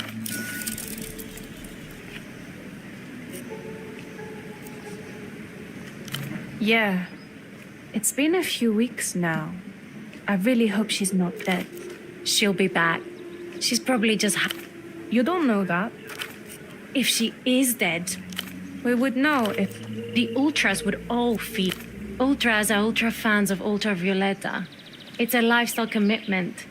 Some of us have even died for this. Respect for the martyred Ultras. All right. Mass suicide. So chic.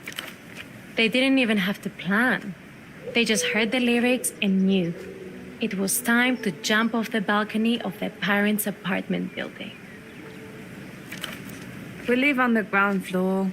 I'd have to, slit my throat or something. Messy. It's because they're good, you slut. One radio performance so moving that everybody had to literally die.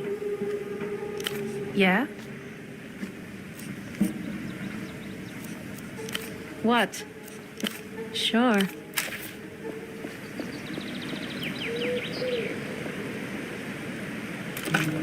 You pick up the paper. Your finger depress it. Up, down, up. You watch the dolphin pop back. You step away.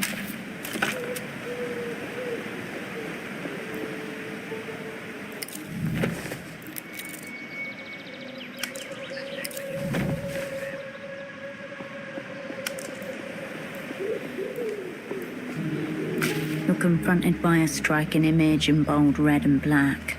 A woman perched on a sofa in a simply furnished... A handgun lies across her lap. On the table next to her, a beverage and This woman is being paid to convince you it's nothing like the one. Effa, red and black. The words begin. Your eyes... Wait, don't leave her. Yes, she belongs on that dried flakes of paste.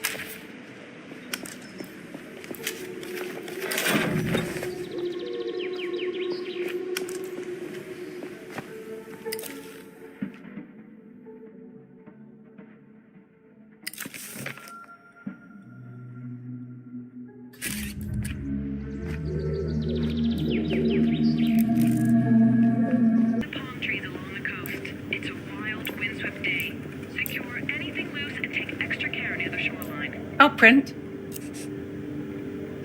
Nothing, I'm afraid. That's understandable. It's been a while since you were last in Portofiro, hasn't it? Head south, and you're guaranteed to find it. It's just east of the roundabout and west of the backways. Hardly. It's just around the corner. Walk west a ways, and you'll find yourself right in the plaza. Of course, Operant.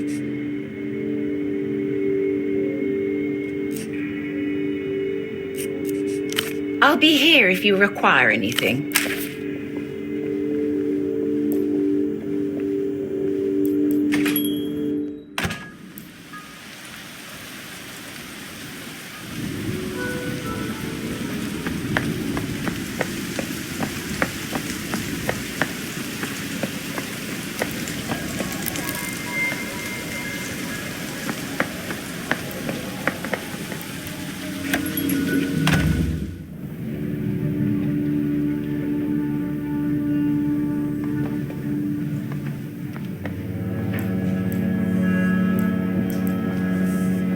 Hello again. What'll it be? No, I don't think we have. I'm Lucia. What brings you back? Oh. Don't let yourself get too carried away if nothing turns up. What do you have? It's on the house. She reaches for a half-full bottle of pink-tinged liqueur. In due course, a small trumpet-shaped glass appears before you. The glass makes a little thunk as it hits the bar. You down it in one go, as is tradition. Close by. I grew up about 5 minutes from here. I tried living in the Hill of Pigs for a couple years. Didn't suit me. Came home. If you're born Quisach, you never really leave. You know why they call it Party Alley? It's Calle del Partido, from when we still had El Partido Comunista. They built the plaza around the Palace of Culture, not the other way around. The bartender shrugs at your developmentalist outburst. This is about it. But it's mostly just me in here doing all the work.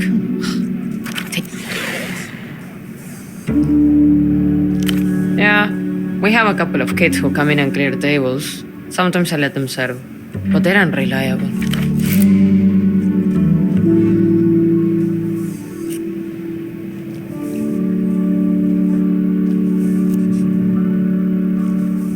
Don't tell me you're in Portofiro for the phone sex. Well, I'm glad it's not our only draw. It's a payphone to the west of here. It overlooks the water. You'll know it from the group of excited old men nearby. Haven't you seen it all already? Probably. The bootleg bazaar, Beetle Tract, Palace. Cheap tat is usually popular with tourist types. Lot of people live there until it got bulldozed to build Sweet Nestor space program back in the 70s.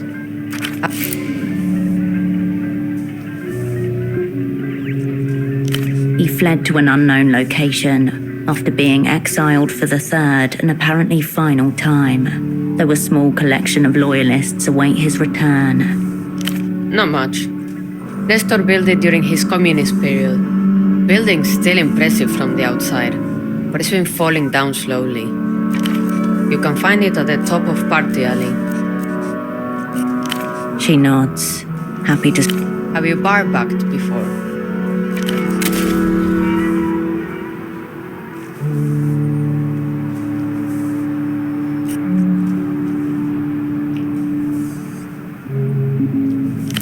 Hesitation as she's caught.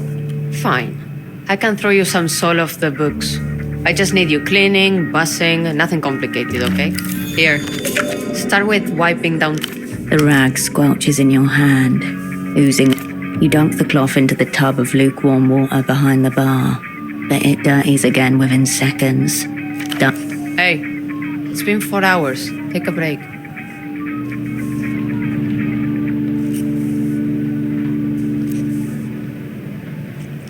She's used to it. Stopping is almost harder than... You definitely helped. Thanks. See you.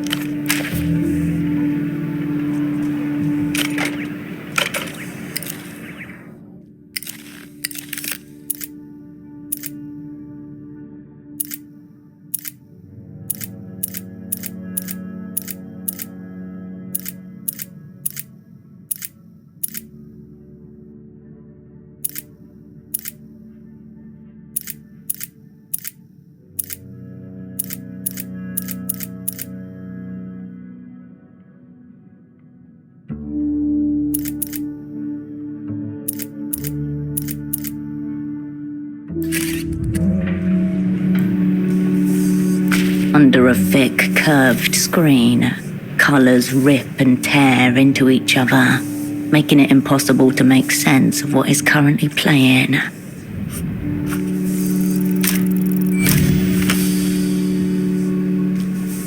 Electrons deflected by magnetic interference.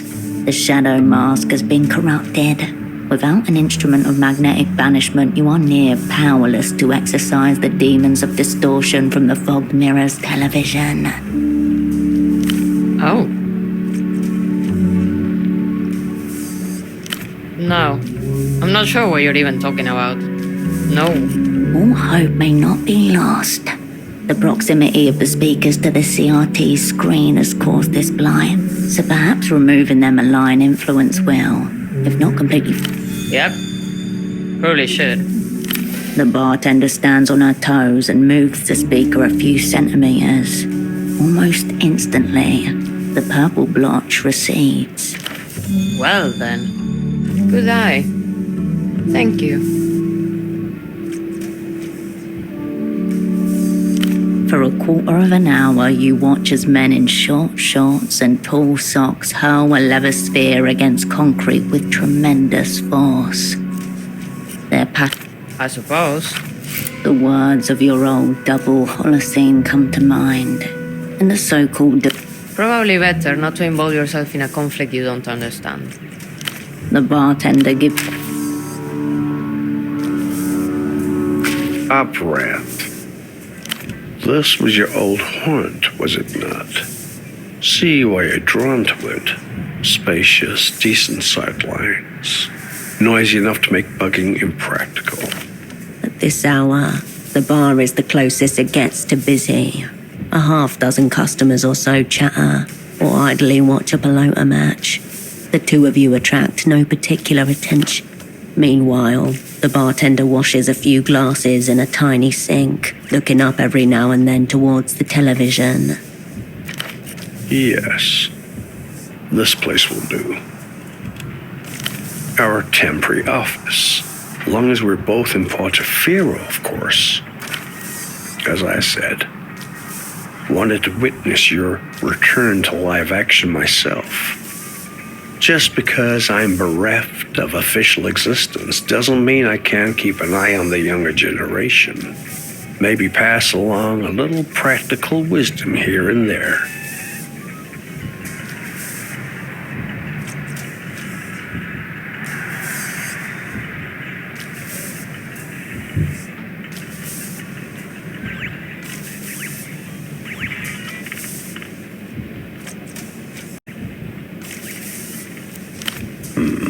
Verdict still out. Doesn't even seem like you made it as far as your unfortunate double. Almost like you made straight for the bar. Interesting approach. Working with locals. Good. A chance, even worse. How's he getting on? Haven't seen him for a few days. Unsurprising. You could see it behind his glasses, the nerves beginning to unpeel themselves. Unfortunately, that seems to be the modus these days. Chiseling hunks of frost-burnt meat out of the freezer and tossing them straight into the grinder. Must be a better way, you'd think. Barbarous youth storming the gates, hoisting its dirty flag.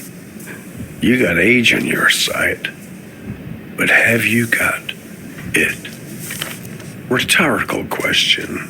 Remains to be seen. It? That ineffable, inexplicable quality essential to success in theater. Frequently discussed, rarely demonstrated. No, it is uncountable and immeasurable, much to the chagrin of the chart fuckers who lately seized control in the Vesser and the other citadels of secret power. And yet, when in its presence, none can deny. Depends. Do you want to grab reality by the face, tear off a false skin, and stare into the abyss of stars inside her skull? Well then, better not concern yourself with dark and sticky method. Forewarned is forearmed. Take your pick. We're nominally in the developed world. That's amateur's home pitch. That would be the negotiator subclass. Nothing like it in the animal kingdom. I understand they got operants in theater as well. By that same token, Portofiro was Elysian penal colony for a long while. Some people think the weeping eye are lurking around every corner. The old spy tugs at his shirt, shaking off invisible crumbs. The techno-fascists are really treating the place like they own it again. Operating out in the open like that suggests confidence, I'd say. Local television personality. Though his accent suggests origins in the People's Republics. Lavendy, I'd say. The PR Lavendy, the less socially developed neighbor of the PR Kohila. Obviously a lunatic, an addict of some sort. I'd keep my distance, were I you. He's got a glorified rat hole in the housing campaign. Calls it his Fortress Studio. Across the rooftops, I think.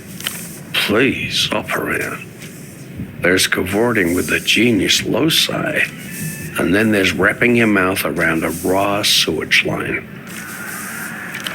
That said, he's got tens of thousands of regular viewers. Not bad for public access. Only what's in his red folder? Do you want to hear it? With a great sigh, the man leans back in the booth and closes his eyes. Novessa born, graduate of the Polytechniker. No partner or dependents, of course. Father was a noted cosmonaut. Taught life sciences before his recruitment. The old man's eyelids flutter as he continues. No remark-worthy sexual tendencies. High attention to detail. A mild allergy to his own sweat. Occasional flashes of grandiosity. That last point may sound familiar. You were chosen because his skill sheet was thought to complement your own. How that translates interpersonally. More for you to spoken like one who doubts or doesn't recognize her own hand in things. And recitation. No such thing in my experience. Till next time.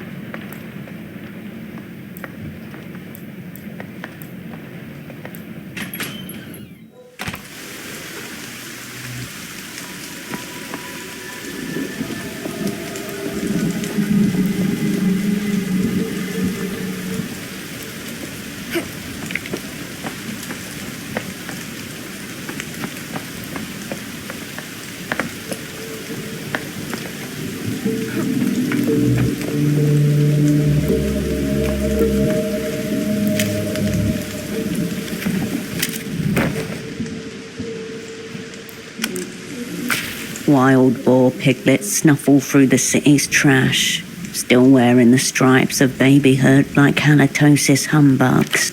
Behold, the cloven-hoofed effect of urban administrative collapse. You didn't bring any pamphlets or but where there are bullets, there are boars. An adult can be up to 500 pounds of bristled, pitiless hog. You scan from left to right, checking the alley's tangled contours for a hint of hairy maternal rage. No interest from the hog.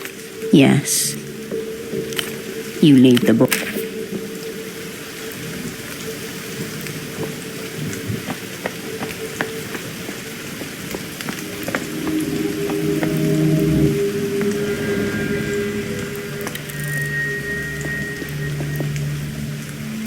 An altar to Polaris, the bazaar's unofficial patron star. It is cluttered and precarious with offerings. The shrine lacks the sacred air of Mercian churches you knew as a child. It is an organic thing, maintained by locals of their own volition. A spectacle of Portofiro humanity, the steps worn with years of its visitors' hope and grief. Whatever their meaning, they were enough to summon you here, now to this shrine rammed into the side of the city.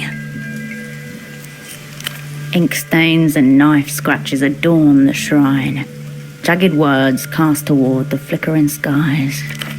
In your guiding, we learn. Do you envy our brief, searing lives? Marco loves Puss. As you fade, we follow. A collection of cheap plastic photo frames, haphazardly arranged on a red checkered tablecloth. An improvised welcoming party, here to greet the distinguished visitor from the People's Republics. Between them lie offerings and totems, a necklace, some out-of-circulation coins, an old packet of smokes. Ouroboros Black, an imported brand. As soon as you pick it up, you feel that whatever's inside it is not cigarette. Out slide a few staple pages folded neatly into a little cuboid, almost exactly the dimensions of the package. Rite of passage. It's an exit visa. Permission to travel freely out of Portofiro. An elderly man stares back at you from a printed headshot at the document's apex. Long black and grey hair swept back in a wave. Augustino Dante, according to the name on the pages. Born in the year 27 in Lalouse. You refold the pages along their elaborate creases and slip them in your pocket.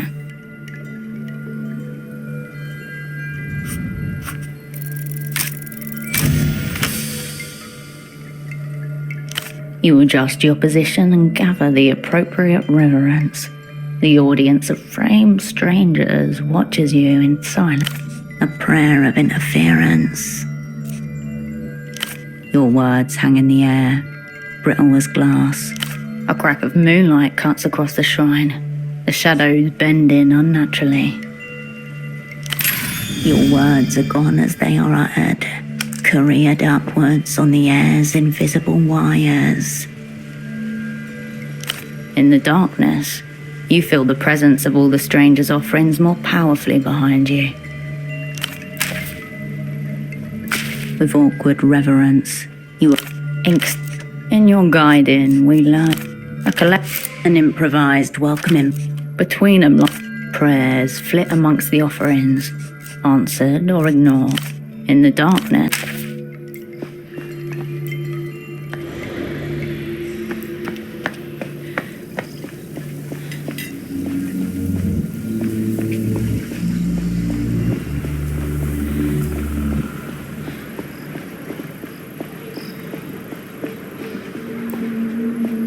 among the rows of gleaming beverage, the woman and her suggestive weapon would like nothing more than you investigate. The coins vanish. Nothing. Maybe this machine fears you. Maybe it doesn't want to give away a part of itself. Something rattles within the machine. Your hands glimpse the machine's.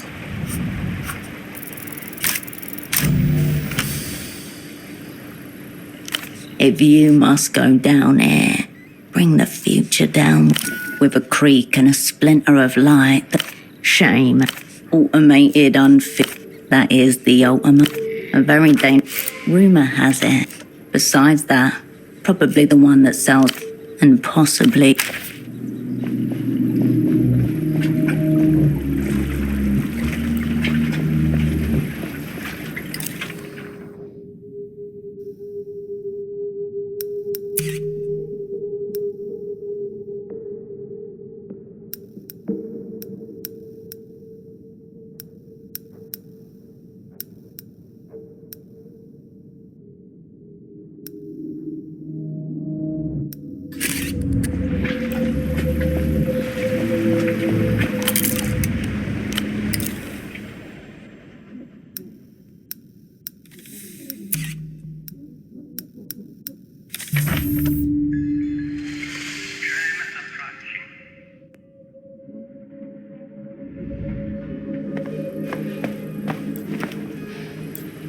The teenage boy nods hesitantly as you approach.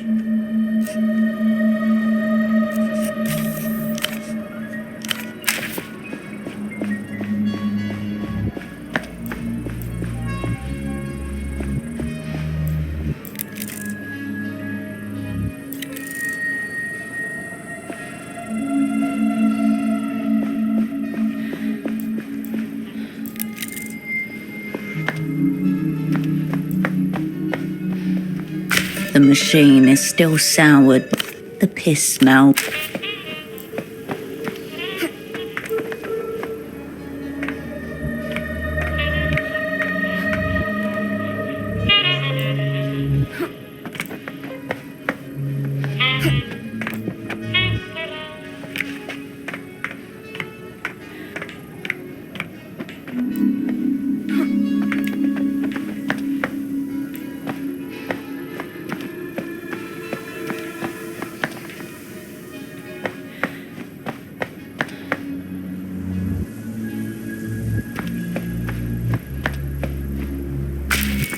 Small white flowers have opened up at the touch of a delicate fragrance, right? You breathe in jasmine. When you were quite small, there was a jasmine plant that trailed over the neighbour's fence. Knowing they could be made into tea, you took a flower and popped it into your mouth one autumn morning. You blink. An hour has passed.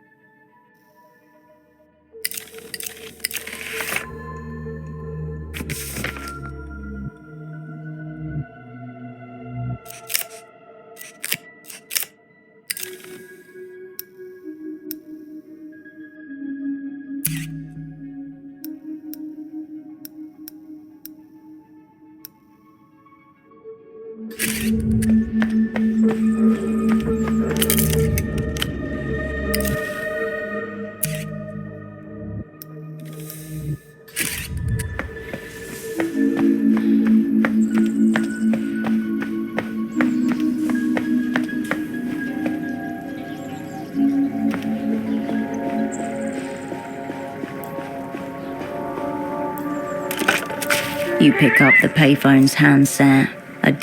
Hello and welcome to the reality situation. Before we begin, I just need to check. Is your line secure? That's a joke, obviously. No line is secure.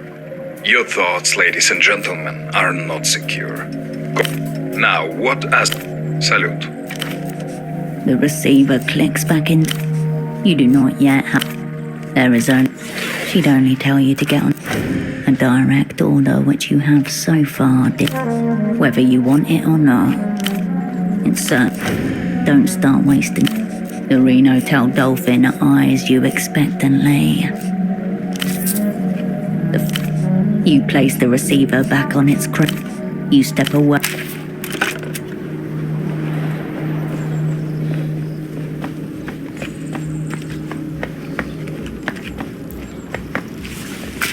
Excuse me.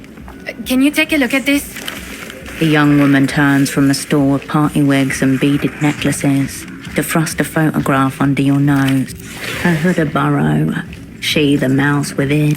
The photograph shows a robust man well into his 60s. He is unremarkable save his eyes, which are magnified to comedic proportions by the thick lens spectacles in front of him. Have you seen him before? Have you? Mi viejo, my dad. He's been missing a few days. Right, I should have started with that, I guess. His name's Enoch Klantz. I'm just worried. I told him watching too much TV was making him... Television doesn't destroy minds, you fool. It molds them. No, I mean, that's the most likely scenario, right? Ugh, this is kind of embarrassing. My dad developed this insane theory about the payphone to the western exit of the bazaar.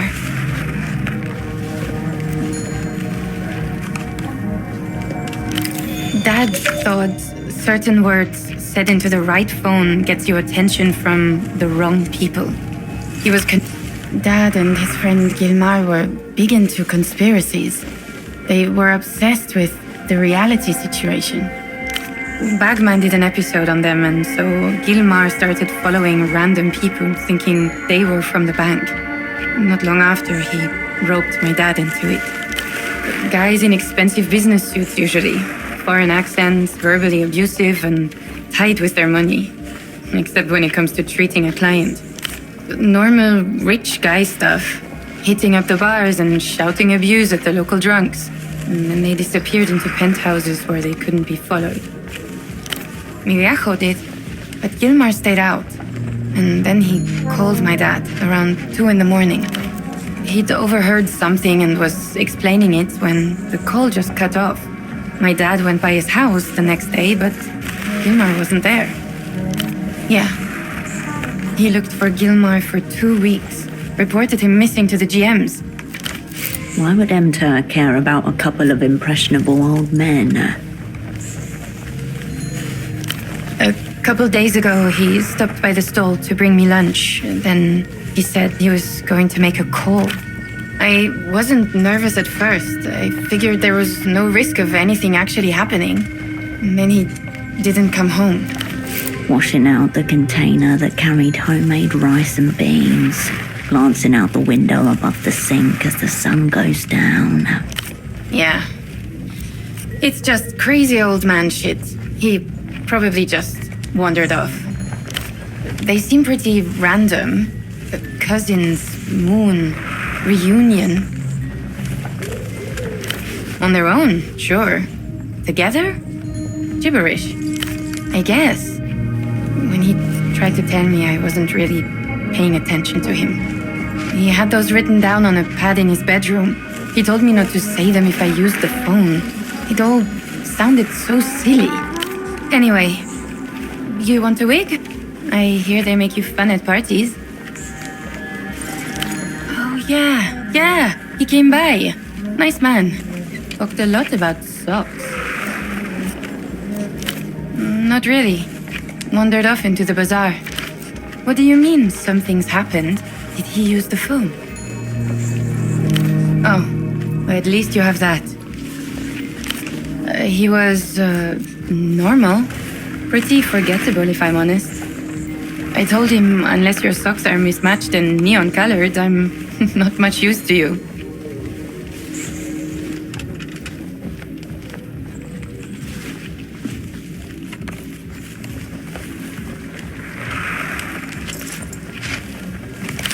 Sorry.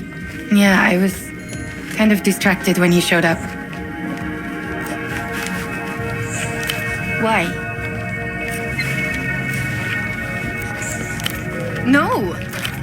A few heads turn at nearby stalls. Follow. Of course. She stares at you. It's... sometimes... Her father called. She can only ignore it for so long. Wig topiary, plastic tiaras, novelty sunglasses. A burst of colours and textures vying for your attention. All of them losing. Behind it all, you see an oddly familiar shape. The tailored a cape, but nothing like the other costume pieces around it. I guess I used to. Haven't had time lately. But I usually know when something's going on, even if I'm not gonna be there. Dead. Still a few maggots writhing around in the corpse, maybe, but looking at them just makes you sadder, you know? A stolen keyboard watches the underside of the thief's bed. Alone but not forgotten. It develops rust. 10 or 15 years ago, there were feedback parties in the backways. Anyone who played loud enough could jam. You'd hear the distortion 3 canals away.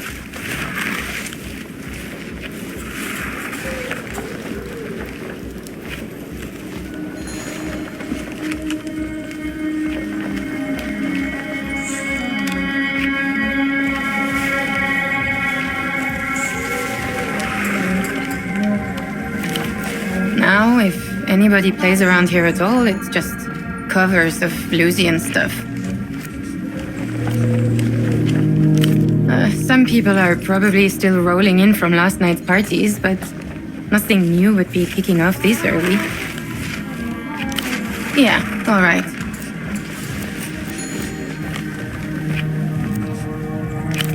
It's a Carabinero outfit. Carabineros are Portofiro's sanctioned police investigators. They report directly to the Prefectura and deal in actual crime. Murder, grand larceny. Yeah, it's for sale. The whole set's back here. Just let me know if you're interested. Thanks for stopping.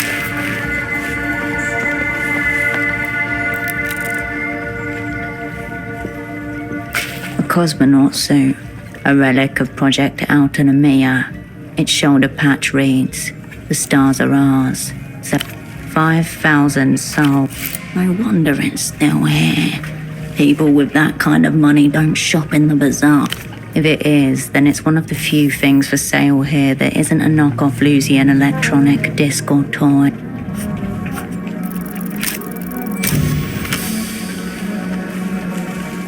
A classroom with a buffed blue floor and white fiberboard tiling.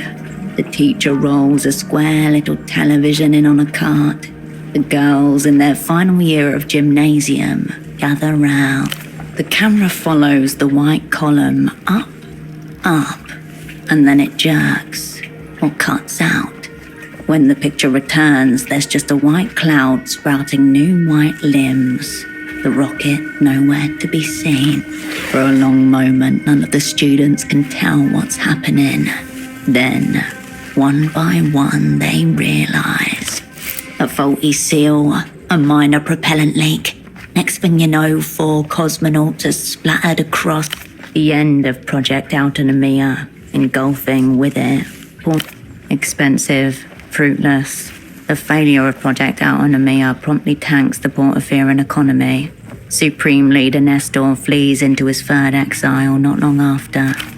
As for the bazaar, it's saturated with surplus equipment, memorabilia. In a world full of your focus one.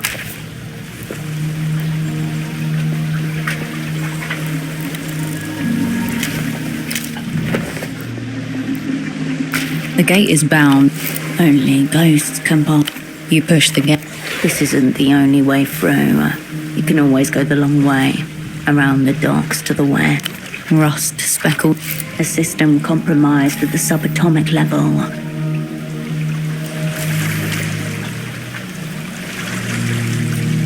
The gate creaks.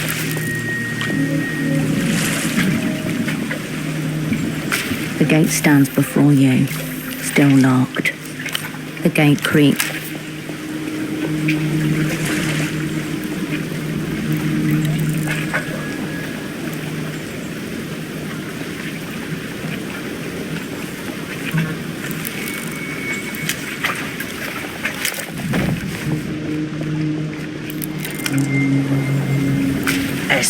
Especially good pieces today.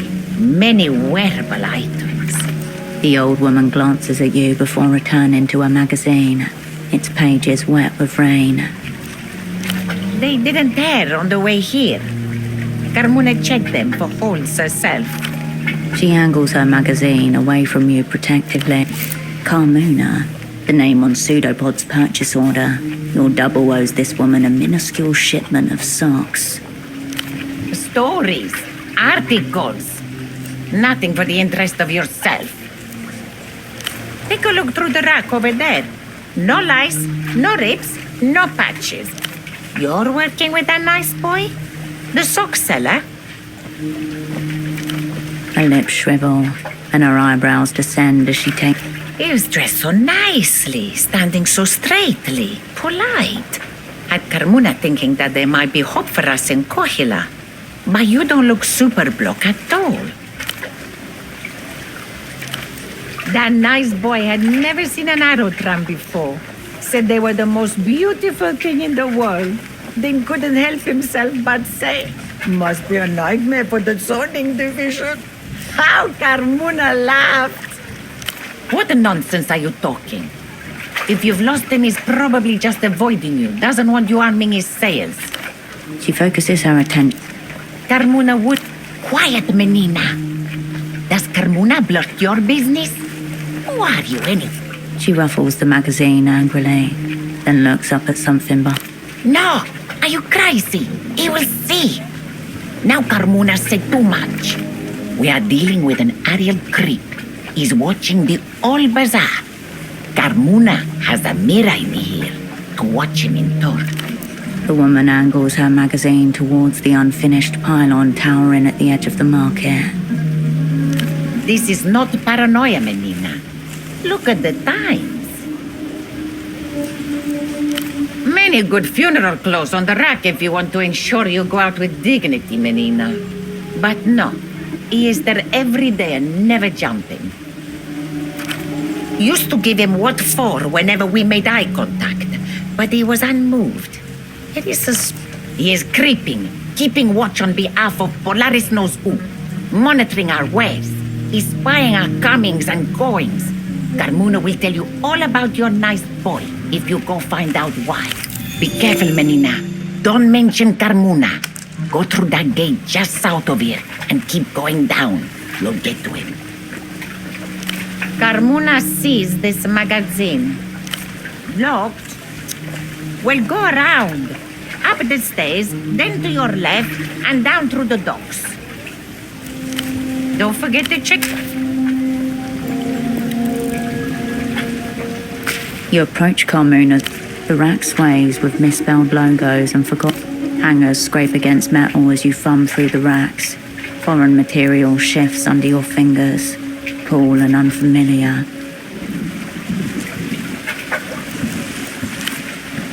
The rack sway. You turn away from...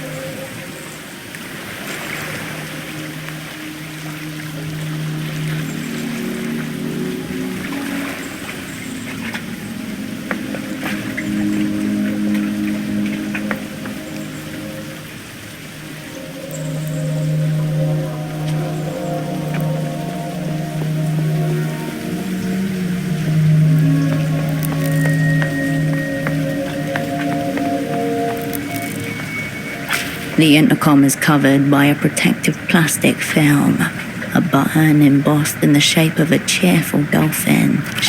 Yet another device bearing the Renotel emblem, only recently installed, shortening the outer defenses.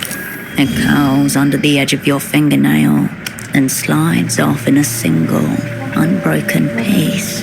The indicator light flicks on. A high-pitched whine from the speaker. After... Is it working? Can you hear me? Oh, that's good. I never know if I'm pressing the right thing.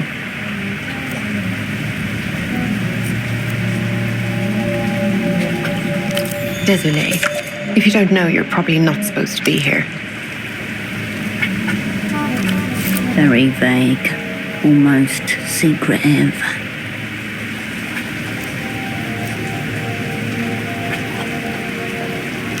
Nice try, but I won't be doing that. The dumbest of... This door opens for someone. That's why there's an intercom. You just...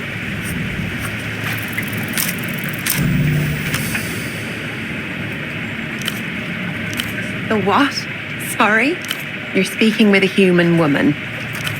If you're here to waste my time, please don't. The line hisses with death. The plastic? On the intercom? You savage. Could you try and replace it? Yes. Maybe it'll go back on.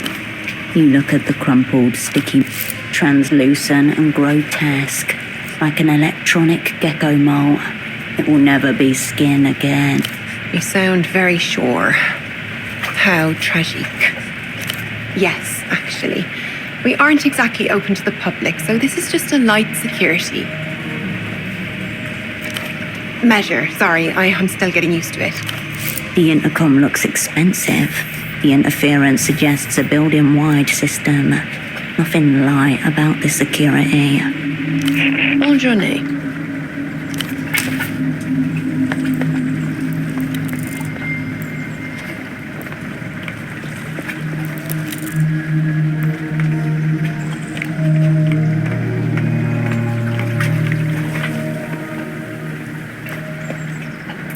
You shouldn't be here. Bit of a hold-up with a barge over there. He nearly got robbed by a gang, no less. Nothing was taken, luckily, but they did manage to break the damn thing's engine. So now it's stuck there until the replacement parts arrive.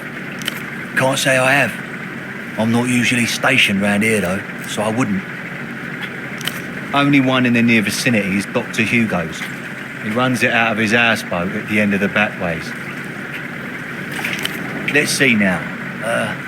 I hear it's in the back ways, right next to where the ex-pilots drink their sheep carcass juice. Some indigenous recipe of theirs. Imagine the worst thing you've ever tasted. Now imagine sucking it out of a dead sheep's arse. If you want to see for yourself, just walk the path all the way to the west until you come across some old men giving each other an hard time. Oh, very dangerous. Probably one of the Azuri lot. Yeah, you wouldn't want to mess with them, miss. Azuri Mob is a foreign crime syndicate you've only heard about in passing. Always with a warning to stay away. No. Full-grown adults. I heard one of them even had a beard. The parts may take a while as the trade route slowed up recently. Used to be a lot quicker a couple of weeks ago. The rest of the developed world. Must be something at the... You can't go in there on the... Only the controls to the... You probably should... Rubbish is piled. The sanitation... The layers of detritus are many days deep. A whole history of discarded artifacts is piled up in front of you. This bin is an archive. Search it and you may... This calls for deep.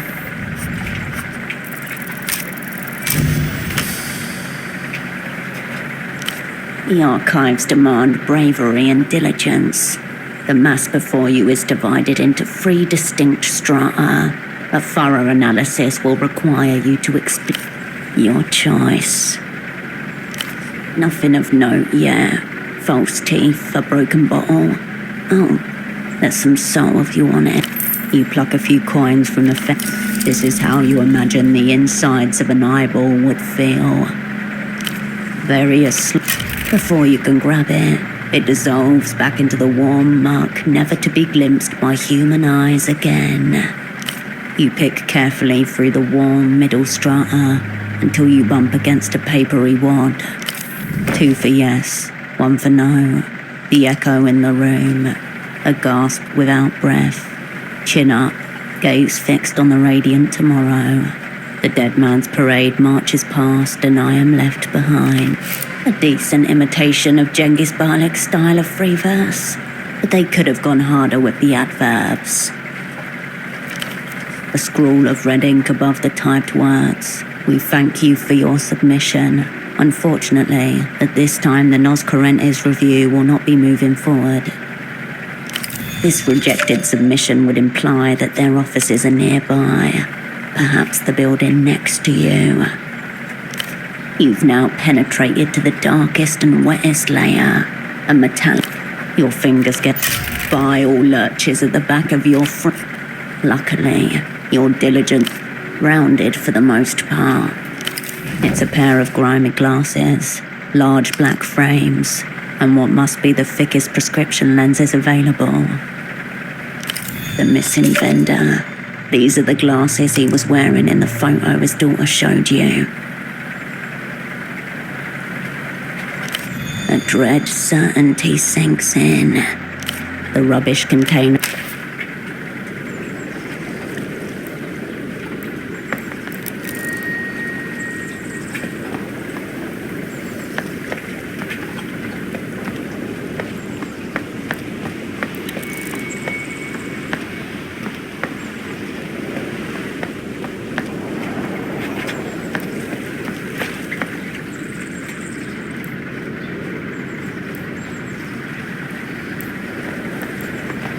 I told you this place is off limits.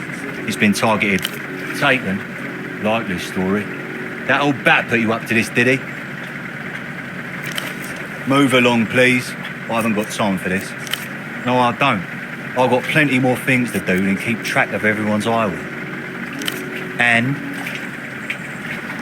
oh, let me think a second. Someone must have thrown it in there. Got you there. You probably should.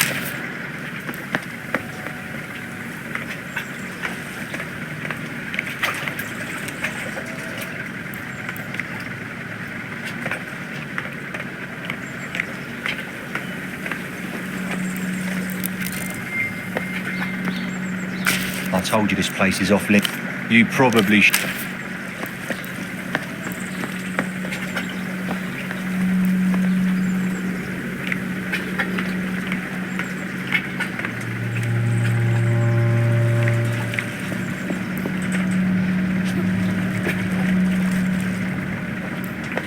The intercom gleams.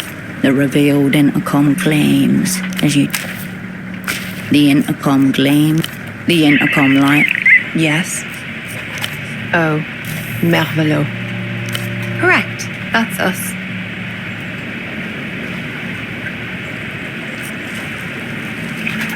We have a small yet committed readership. We wouldn't describe the magazine as failing, but if you'd like to submit, I'll let you through. You're through. Now keep your seams together. Play the poet persona to the hilt. Poetry's easy. Make it short, make it vague, speak in rhyme.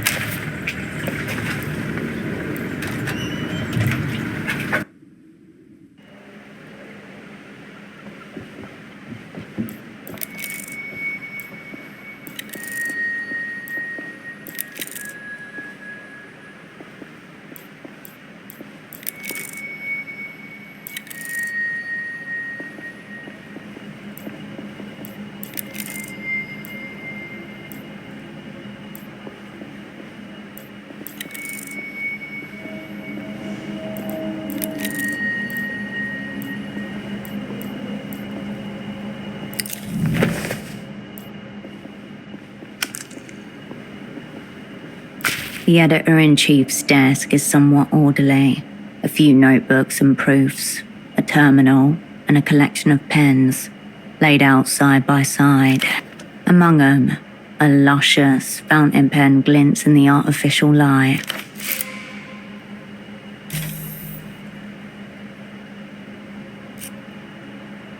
Oh, yes. Thank you. It was a gift. The review's 6th anniversary.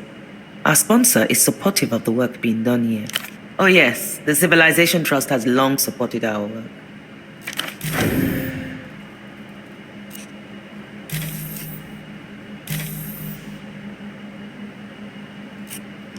The desk remained.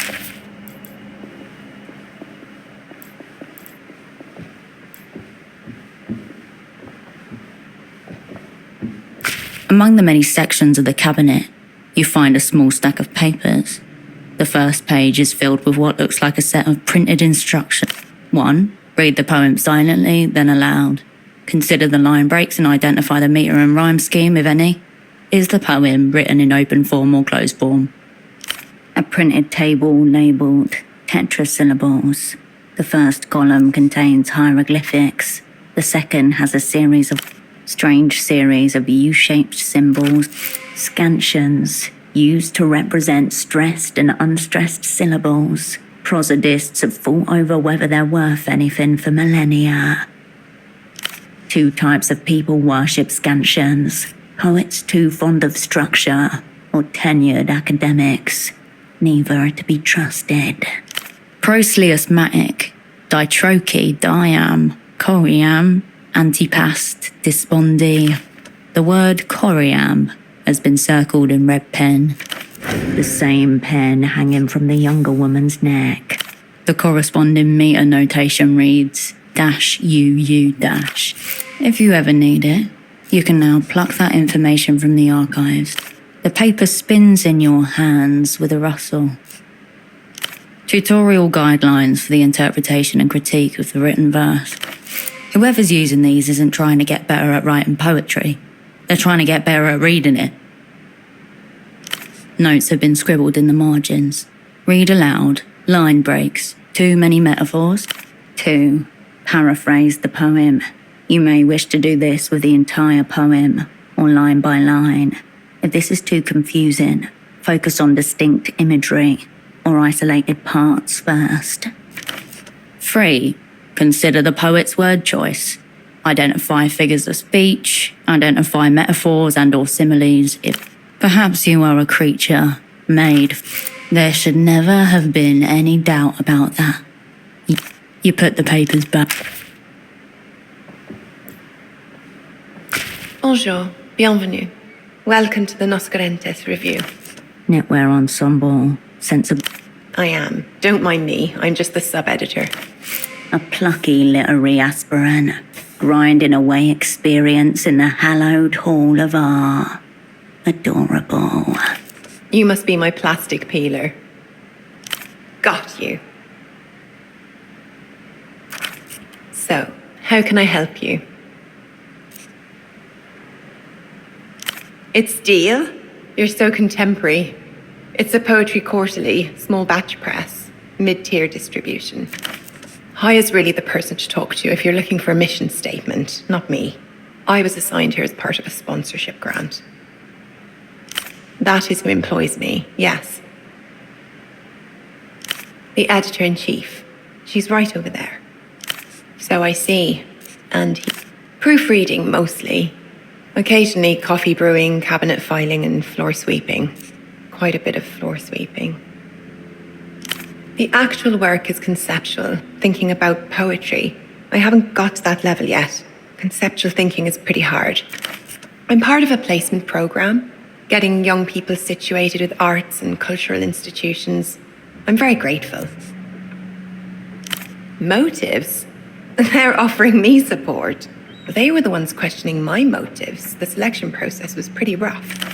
I'm just here to make sure everything runs smoothly. You should give it to Haya. Accepting submissions is way above my station, but guidelines for me to follow. When I do get a chance to look over submissions, this is the checklist to see what has merit and what does not. Without them, I just never know how to read. You cannot weigh a soul with guidelines.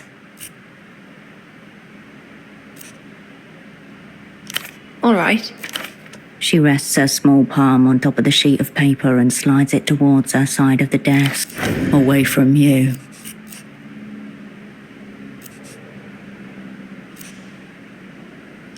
Nope. I remember everyone who's come in through that door, and we never had someone like that. Sorry. There are no more. It's just me and Haya. She nods. I will. And reading and filing and brewing.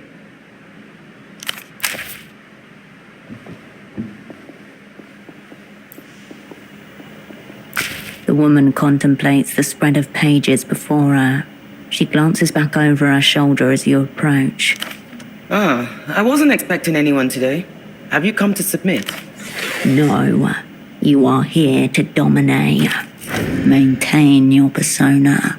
Don't sabotage this opportunity. That's right. We welcome any new and aspiring poets that can meet our quality bar. Certainly. Haya Gottschlick, Editor-in-Chief. How can I help? It's a journal of contemporary poetry. Is there anything specific you'd like to know about? The review is open to all genres. Lyrics, ballads, elegies, obards, pastorals, paeans, even the occasional eclogue. Really? I suggest a hint of suspicion. We are still a modest operation, I have to admit. For the moment, it's only myself and my sub-editor. We keep each other company, don't we, Haya? It's true. Even without full staffing, the printing presses still take up so much space. Yes, I suppose. It's like she was suddenly thrust upon a stage. Well, Haya made the review from nothing. She's more than just the boss here.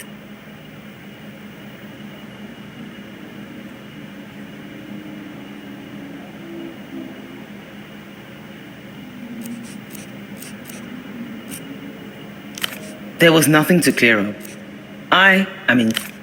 Those are all drafts of our next issue. Each page is laid out, already formatted. Now the job is to decide on their sequence. Oh, what gave you that idea?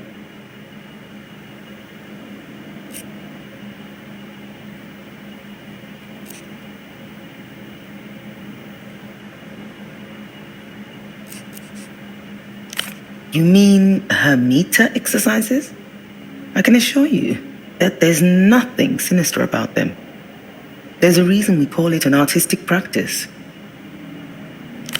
Appreciating the arts and creating them are two very different things. We're very fortunate to enjoy the support of a very small yet dedicated readership. This is the answer she wants to give, carefully avoiding any mention of her sponsor. Well, that too, naturally. Of course, not to my knowledge. A rapid montage of the... I imagine you do. Please, go ahead. The review is open. Some of these styles are disparaged in today's market. It is true. But we like to keep our ears open for anything that has potency. Of course. Adieu.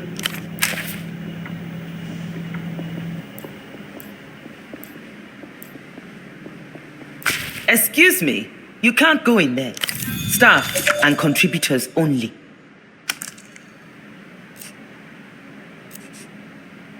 It's locked. Didn't you hear me? Staff and contributors only. That's all right.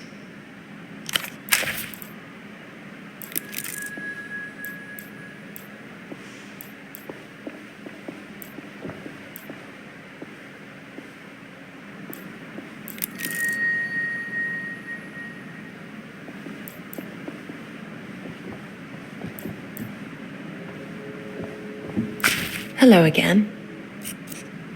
The editor-in-chief's office, mostly. The word mostly in that sentence seems to be hiding something. There's the file room too, but you don't want to go down there. It's half flooded all the time. No. But it's okay. It's okay that you peeled my gadget. I forgive you. Yep, just the two of us. She nods. I will. And reading and filing.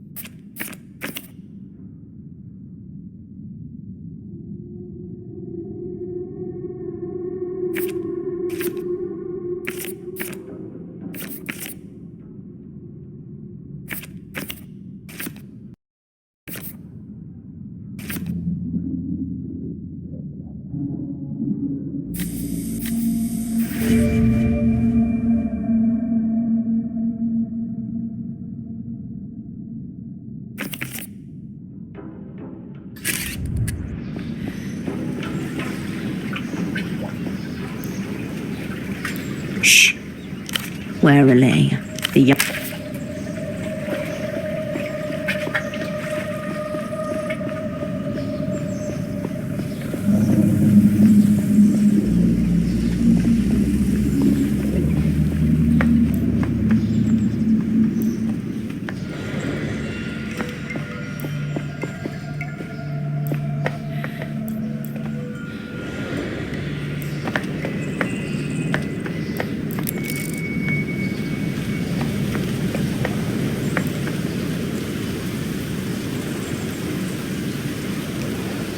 The hoglets are still grunting merit.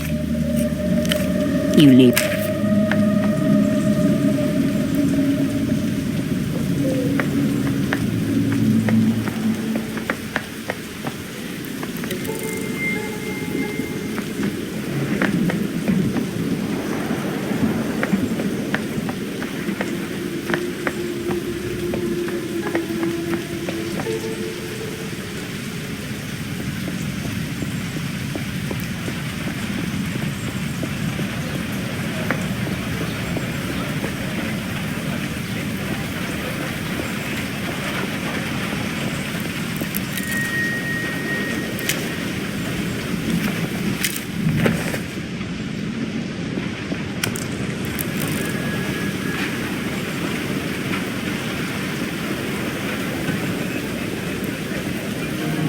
The fire exit remains ajar, all wed.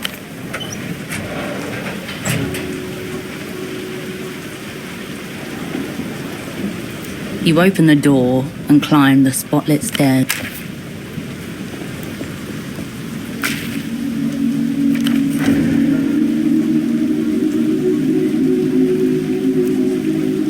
Machines are simple, Hirsch. Just got to know what commands to give them, and they do the rest for you. Radian's fingers dancing, each input a new incantation. The ember of his blunt pulsing with every keystroke. A sorcerer within his haze. For better or for worse, you'll have to. But there is one piece of advice you remember Radian giving to you for times like this. If you ever get stuck, you do what you do when among human company. Ask for help. You can literally type it in. 3 possible inputs, cold and toneless, flicker up on the screen. 1, network. 2, diagnostics. 3, quit. Network should get you the list, then it's just a matter of finding it.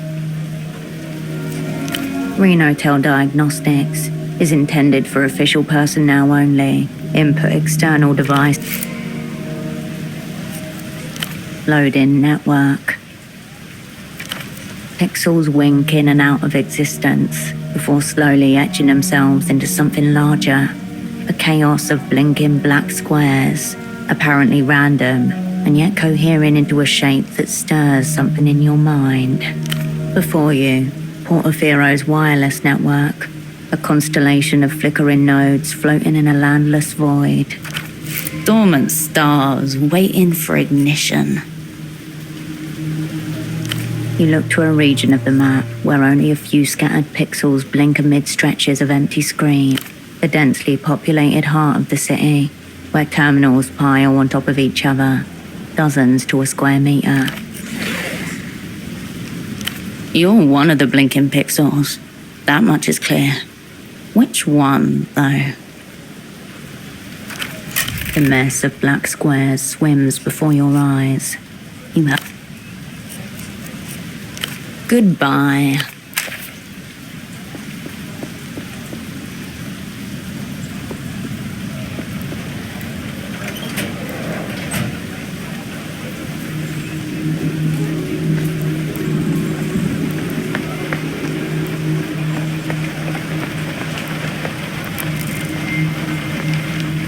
Welcome back, my good replay.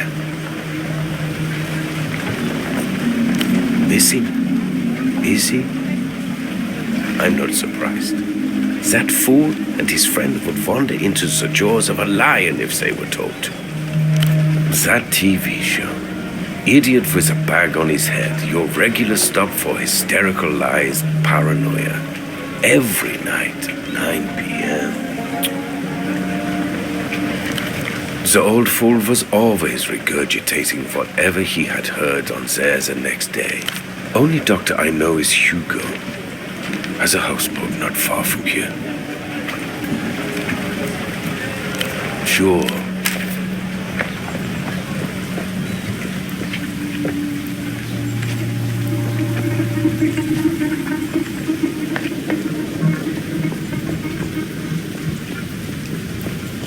You stand before the still door once.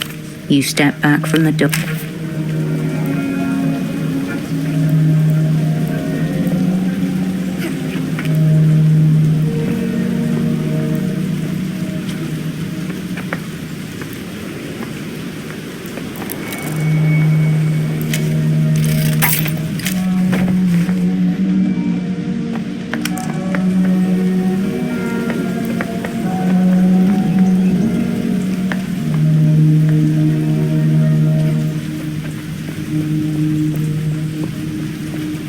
You stop and take the world in, a figure jittering on paws. Nobody looks up. Nobody asks why you're here. 100 conversations blend into one. A slow, warm river carrying you nowhere in particular.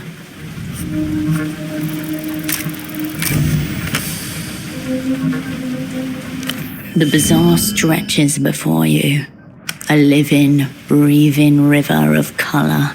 Plastic, textiles. A child zooms past with a toy, a plastic wolf with glowing electric eyes. 2 stalls down, the hum of an old disc player buzzes out into the crowd. Further down, a woman with red curls haggles with a vendor.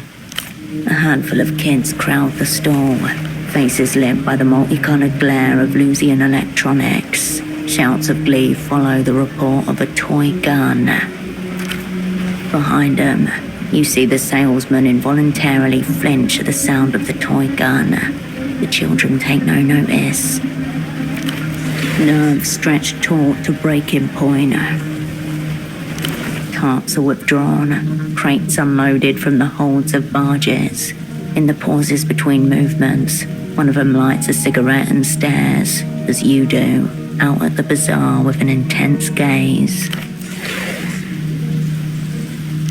One of the vendors wearily reorganizes her wares. It seems like a hopeless endeavor amid the chaos of piled goods. Suddenly, it's obvious. You see it in the movements of the bazaar, just as you would see a limp in the gait of an animal. A tension, a furtive rapidity in the rhythms of every transaction, in the mien of every salesperson. The bazaar trundles on, functional, but wounded. An intruder in their midst. The weeping eye have passed through recently, kicking, raiding, intimidating, searching for something. The bazaar is trying to gather itself after an attack, while bracing for another. A sharp inhale, then your feet return to motion.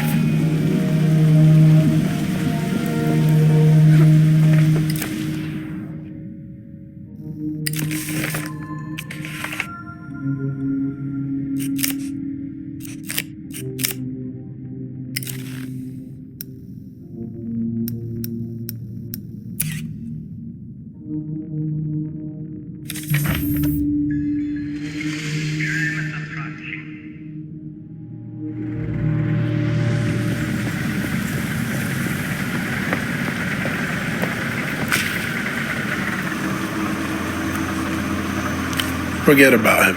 I can give you everything he can, and more. I'm always serious with you. But okay, I can see that fire in your eyes. I haven't seen it, promise. With pleasure. The freshest. Astounding. Must have been harvested just a few days ago.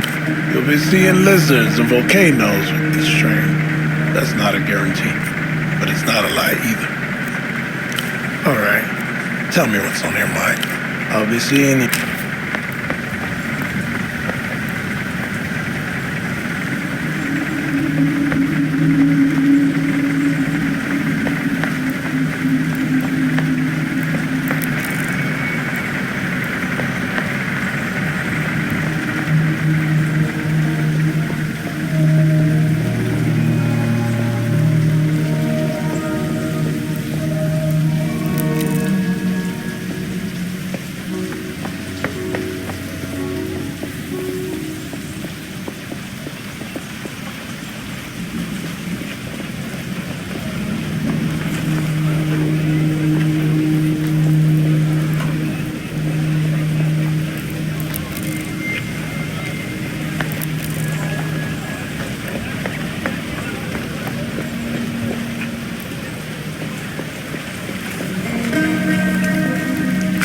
gate stands before you, still locked.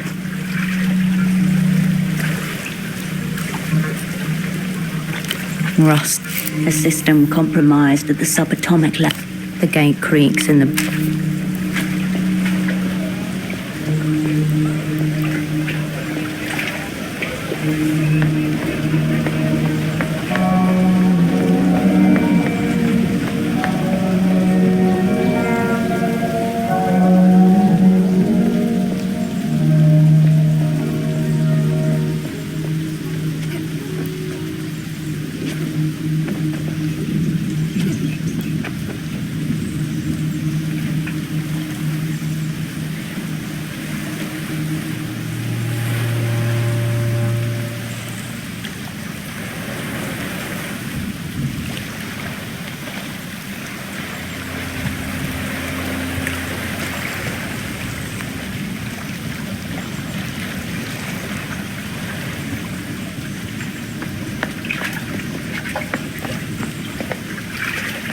We better pack up, us.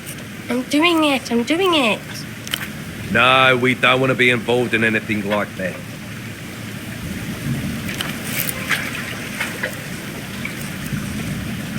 Shh. There's no need to call us out. We haven't done anything wrong. Yeah, so should...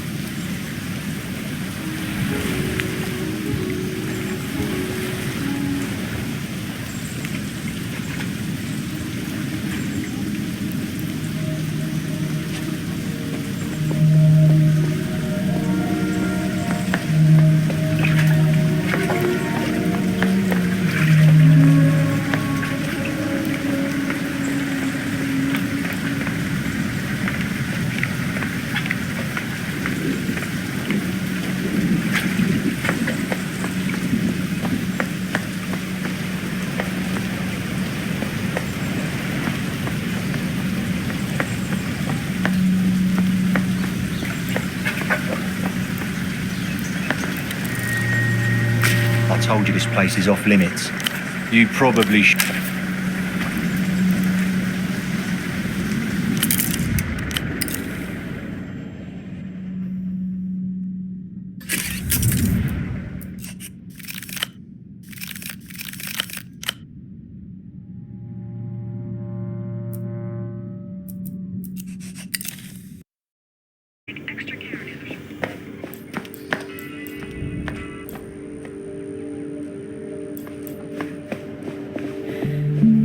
This small table has been turned into a makeshift desk. A startlingly red folder stands out against the clutter. The small label in the top left corner is printed with one word. Your cryptonym, Cascade. The colour reminds you of pomegranate. The folder opens with a whoosh. Before you in neat monospace type, your life is condensed to its barest element. Name Wilk Hershel, cryptonym Cascade. Born Landau, former Republic of Mercia. Dependents none. Pay class D2. Years of service 14. All true. None of it useful. Childhood, bourgeois, typical. History of student radicalism led to persecution. In short, born capitalist. Medical record. History of dissociative episodes and reckless action. Gunshot, chest, retained bullet, 10mm pre-service. Sexuality, homosexual tendencies, unconfirmed. Suicide risk minimal, ideation only. End of list. According to this file, that's all there is to you. There's another page behind this one. It's labelled Service History. A tingle in your fingers. Your head grows lighter as you approach the crash site.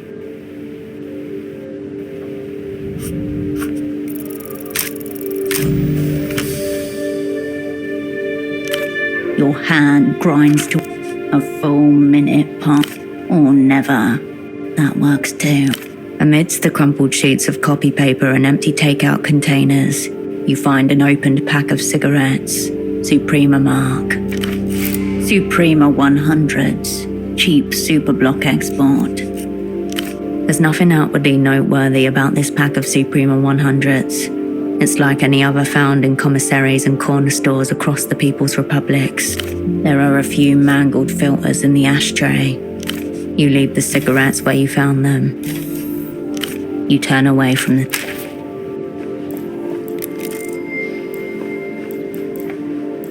The bed looks serviceable. Deformed pillows, room for two.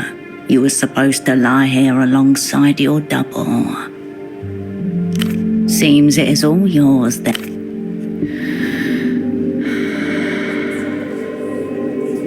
The anticipation of a decent rest pulls you towards the pillow.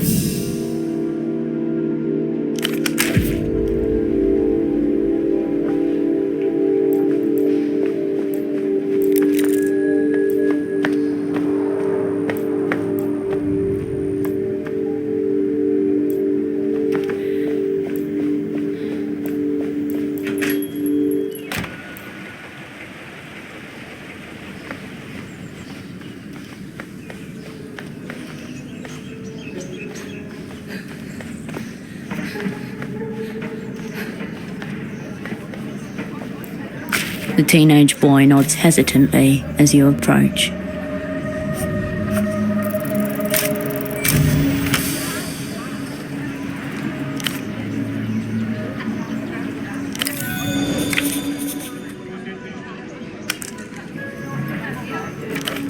Otherwise, she'll call me a cunt. Like always. Comings and goings, alright? I have a job to do. I can't say she'll murder me.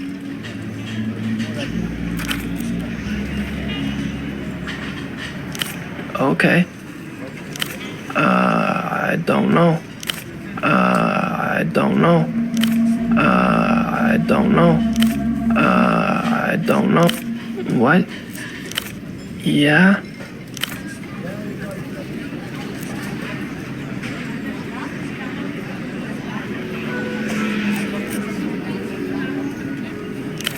Like my toilet?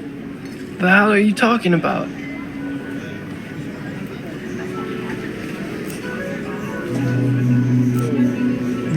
Why not? I don't care. I've been to the dentist like 10 times. Doesn't hurt. Fuck it. I don't give a shit. Take one of my teeth, yeah? Show him I don't give a fuck about his mad shit. I have my own shit going on out here. I'm on a mission. And if mission demands teeth, then fuck it. Have teeth. He's willing to bleed for this. Whoever sent him is way scarier than any board inspector.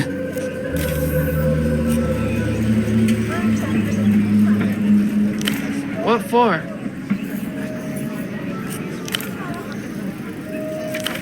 He takes a long swig from your bottle, sputters, winces. Oh, thanks.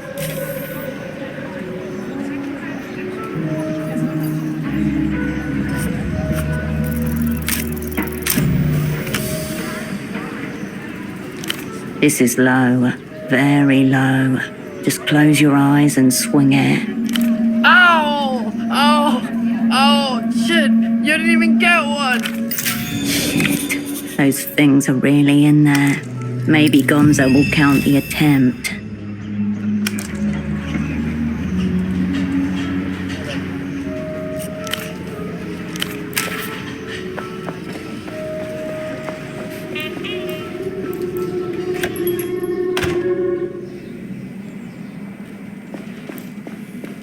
Back for the gruesome finale.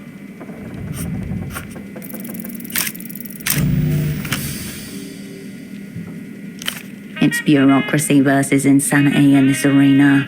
You have to go off script for this. Way, way off script. Yes?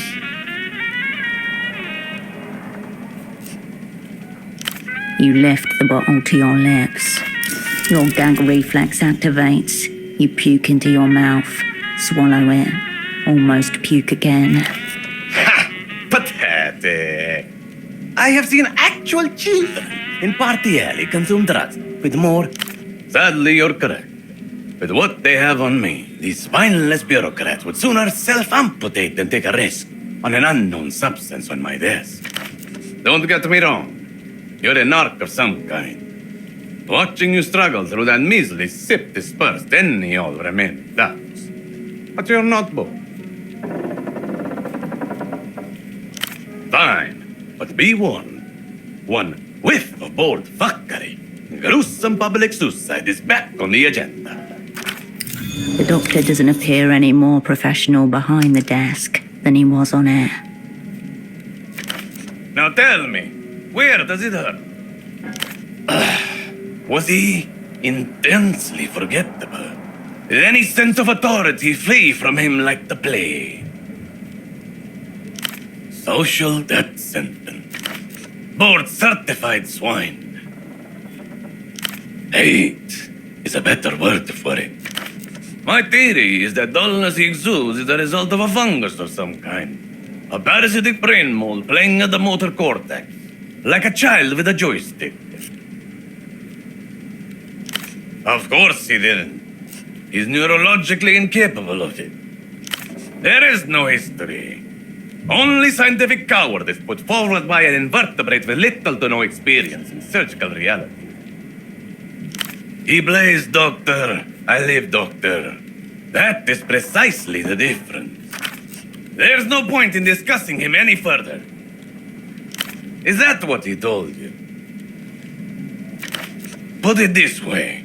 There was a project in which I believed us to be colleagues, while in fact, he was sawing the floor out from under my feet the whole time.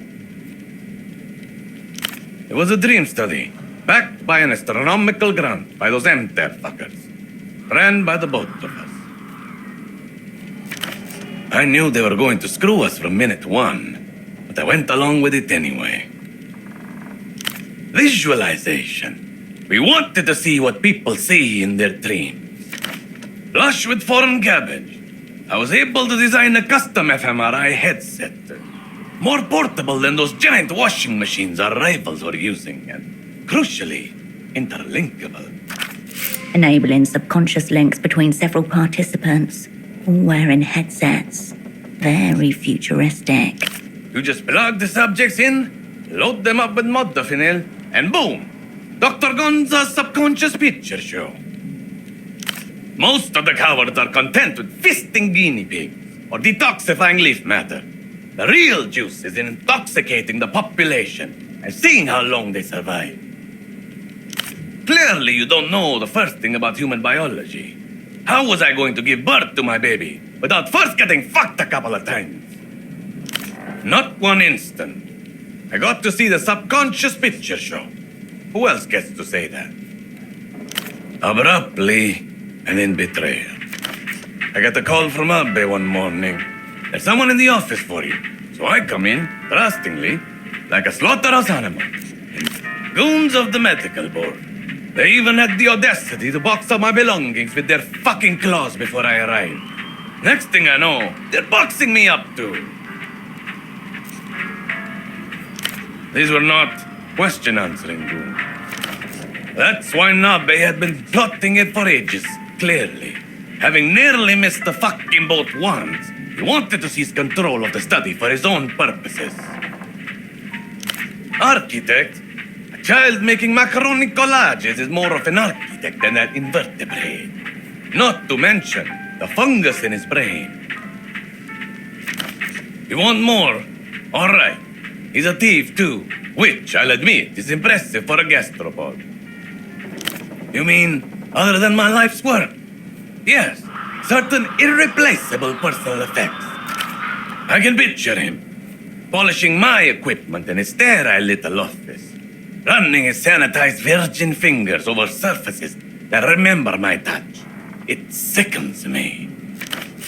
Filth soiled by cleanliness. And give him the satisfaction of knowing he has something on me? Absolutely not. Besides, I don't trust myself not to murder him if I come within choking distance.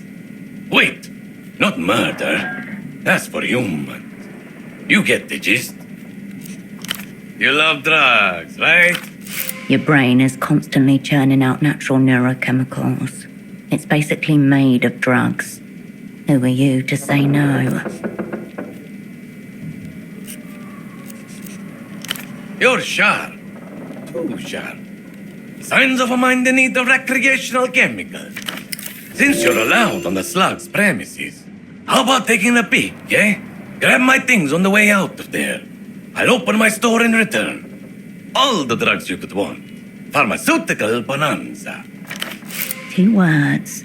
Lab grade. Yes, enough. He's dead. Forget about him. Who's the unfortunate? Let me tell you something about colleagues, sister. By and large, the most vile species of sniveling, rule-following, authority-sucking vermin ever to stain this earth. Second, perhaps only to medical board inspectors. You don't have conclusive proof he was not like that, at any rate. You want my advice? Roll him up, toss him out in some hazardous waste bags before he starts smelling.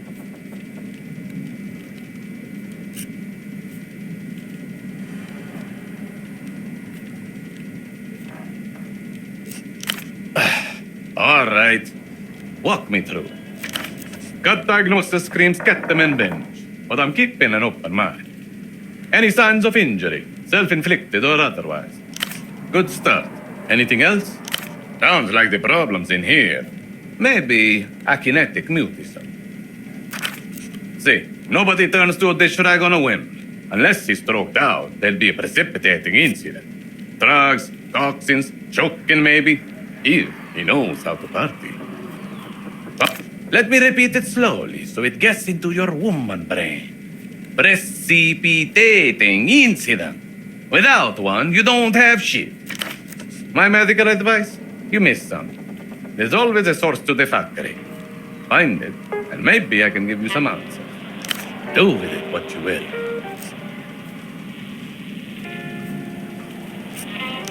The site of some kind of humanitarian catastrophe. The surface of Gonza's desk is buried under unopened envelopes, pill bottles, loose syringes, and pens. Atop the pile sits a child's drawing of a 2-headed horse and a crumpled note with a few scrawled phone numbers. The doctor's twitching, though watchful eye inspects you as you scan his mess. Not my kid, before you get ideas. I locked down my own plumbing at 12. Cauterized and triple-tied vast deference. No one's trapping Gonza. Some junkie spawn handed that abomination to me after I treated his mom. Zero talent. Makes the women folk trust me. The non-burned ones, I mean. They're decorative. That's how the board gets you. Open a government threat and it becomes a conversation. Keep those things sealed. And then you... The doctor drums his fingers on the dirty desktop and stares bitterly into the middle distance.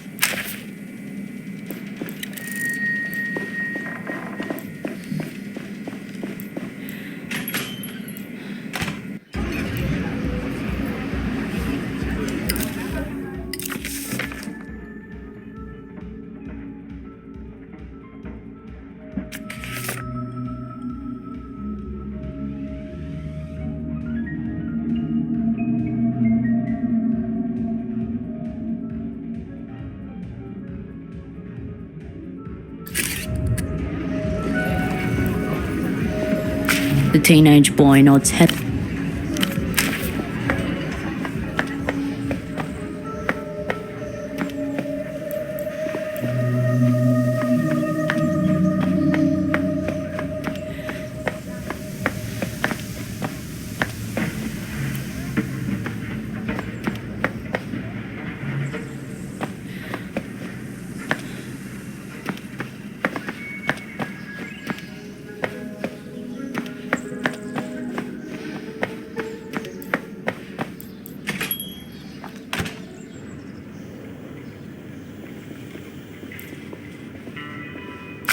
Operant.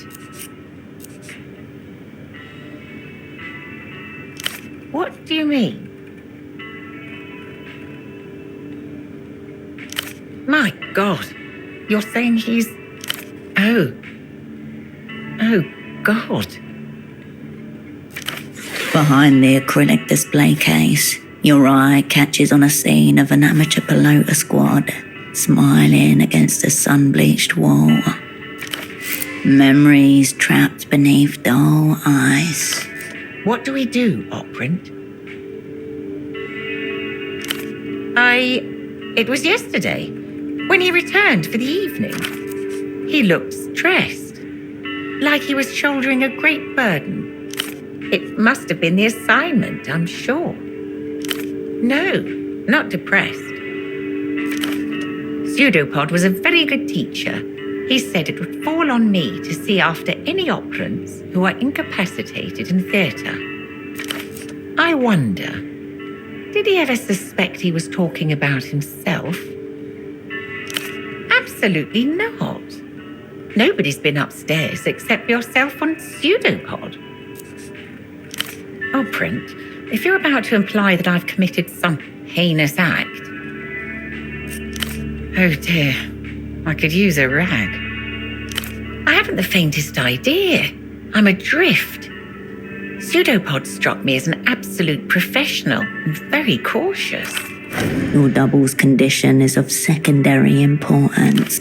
I suppose I could move him to the spare room down here. That way I can keep an eye on him. She doesn't respond, but looks down as her cheeks flush deep crimson. A doctor. Right. Good thinking. Dr. Hugo would help. He runs a houseboat clinic in the back ways to the west of the old docks. Of course. The least I can do. I'll be here if you require anything.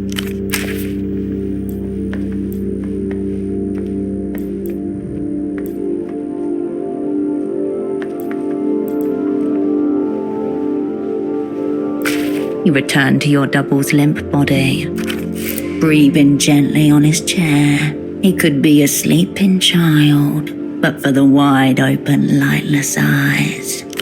A snail's trail of dried saliva glints on the side of his chin.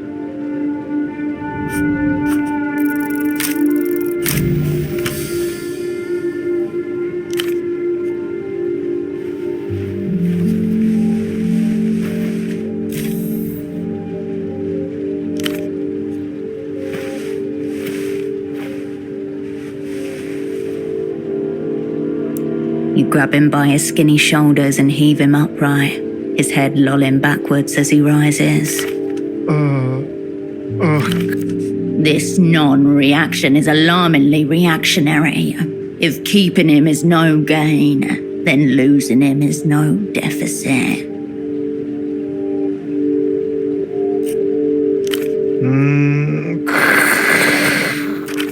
If there's any fucking going on around here, this man is instigating none of it.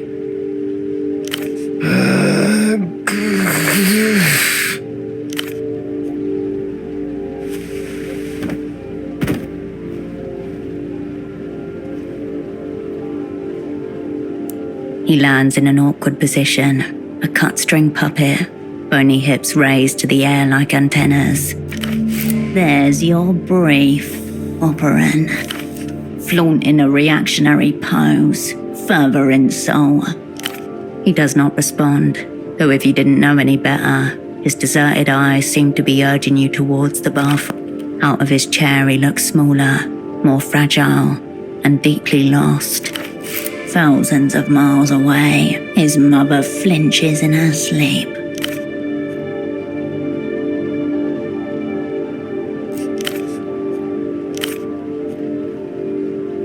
Saliva leaks from the corner of the man's mouth and pools on the floor.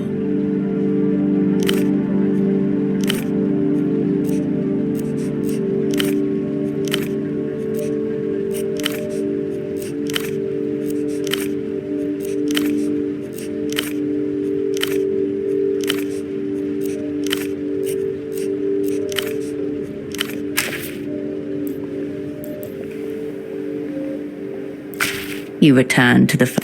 You discover You slip 2 fingers inside and come away with it. The page is notebook-sized and perforated along one edge. It reads, THA 7LES APR 032 WIFO 9W TBGFL W25. Half a cipher. The language of spies. You've carried papers like this, folded up and hidden away in secret pockets and compartments. Totally meaningless, yet no meaning can be made without it. The pack of cigarettes on the desk. You missed something about them. You leave the trousers as they were.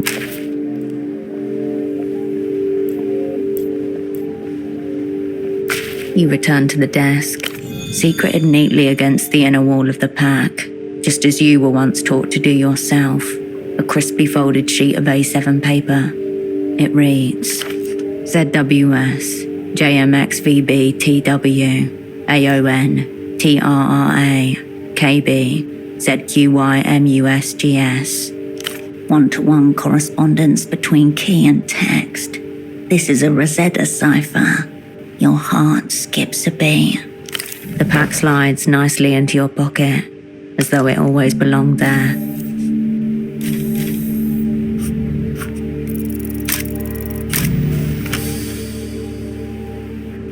The genius of a one-time key is that it requires nothing more than basic addition to use.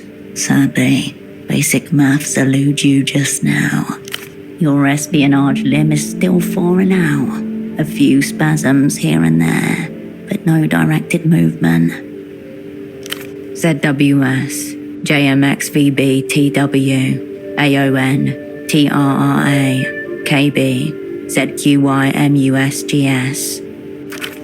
Memories of operant training, hours spent practicing modular addition. These mental muscles, long atrophied, begin to awaken. All it requires is patience and diligence.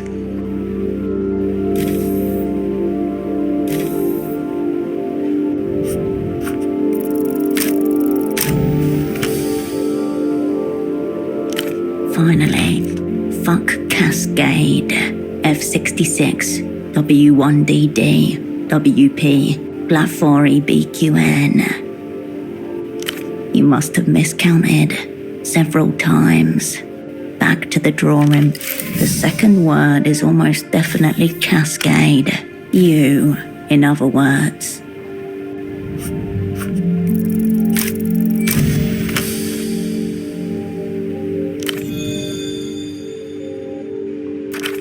For Cascade, all will be forgiven. For Cascade, all will be forgiven.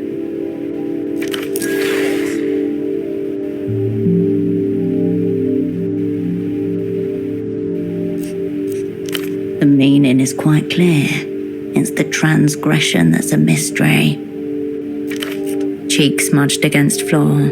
Your double doesn't seem to be focused on you at all. The haze of light reflected in the grubby window calls you outwards. There may yet be some forgiveness out there. You turn away from the desk. You return to your double splayed up to...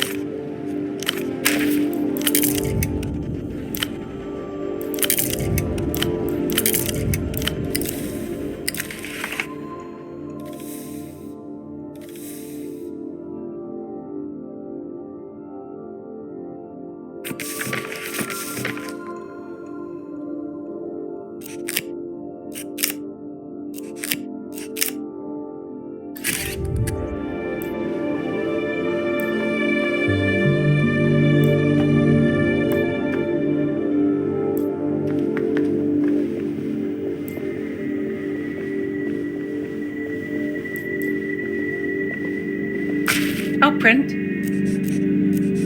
I'll be here.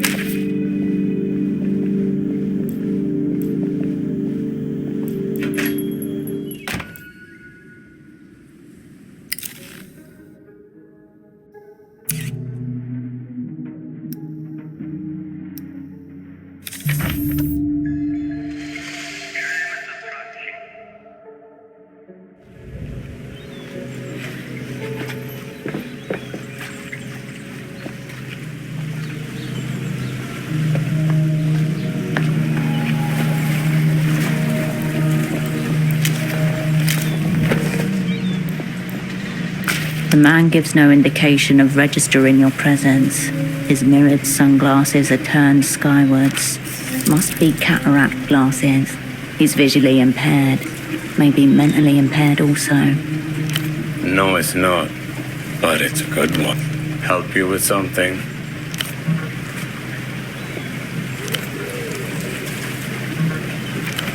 A decent performance, but you have notes.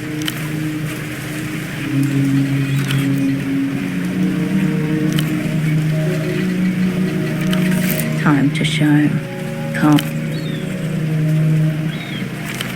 A still moment from a nearby rooftop, the sound of children playing.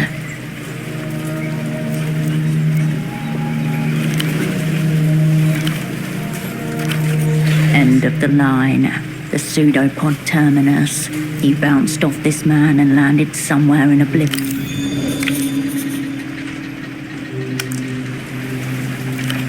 A face flashes in your mind, unbidden. Heavy-set, boyish grin. Traces of the underworld clinging to him.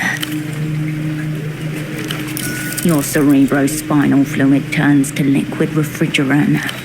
Tempo del Sur, mid-tier deity in the local underworld. And once your asset, cryptonym taxman. Also someone you once called a friend.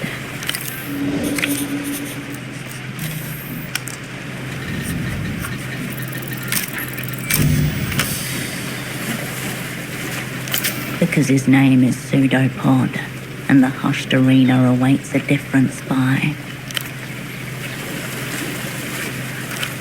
He's going to make you say it out loud.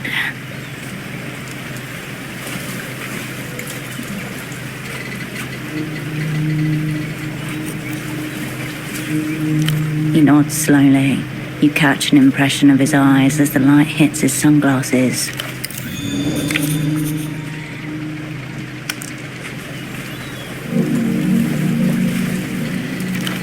A rough voice down a splintering phone line. No silly cunts. Cascade only, person to person. Cascade or nothing. Shards of both past and present collide. In the wreckage, a jagged pattern forms. 1. Tempo, cryptonym taxman, your dormant asset. Contacts the opera. Intent unknown. Information unknown. Request. Meeting with Operant Cascade. Only Cascade. 2. Cascade status frozen. Duration in perpetuum. Opera issues directive. Dispatch lead operant to Portofiro. 3. Pseudopod. Active in theatre. Assignment. Meet with taxman. Retrieve message. They wanted Pseudopod to become Tempo's new handler. You were just here to smooth the transition. 4. Pseudopod fails to meet with taxman. Requests Cascade from Opera. 5. Timeline disrupted. Movements unknown. Pseudopod. Status changes to lost. 6. Cascade. Status changes to reanimated. Operant arrives in theatre. Unbriefed. Unassigned. And questions coagulate, but at their center a truth catches the light.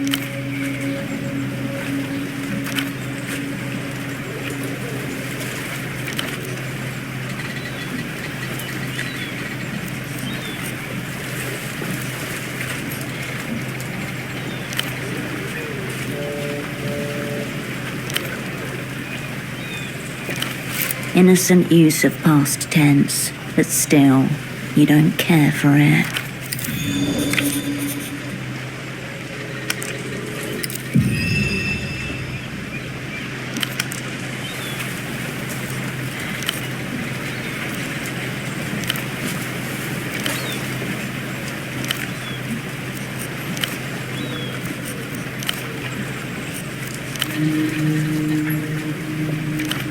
A hollow center, expanding with every passing hour.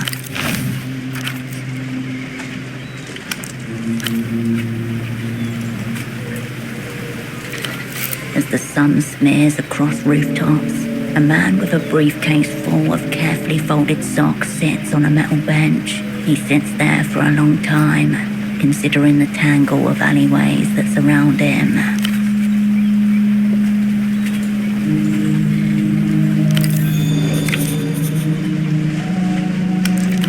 Tempo had many criminal-grade contacts in the loose. Probably how he dodged the fallout after your network blew.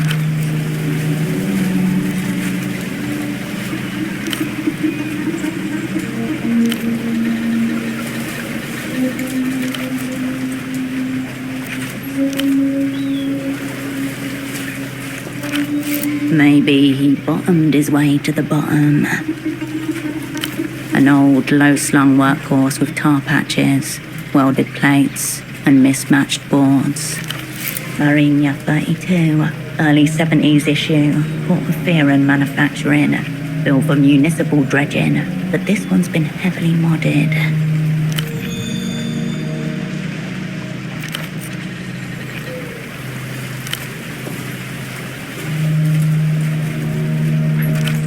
Long dead hands carrying the hull, white fingers in the brine.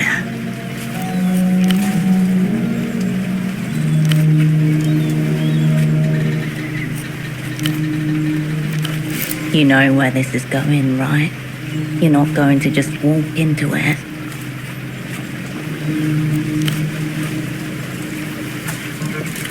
He stares at you.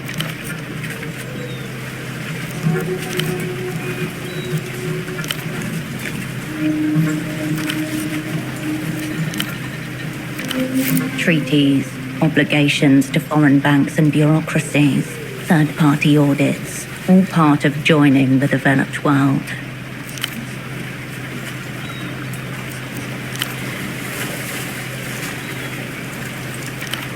A tinge of grief flutters past his face.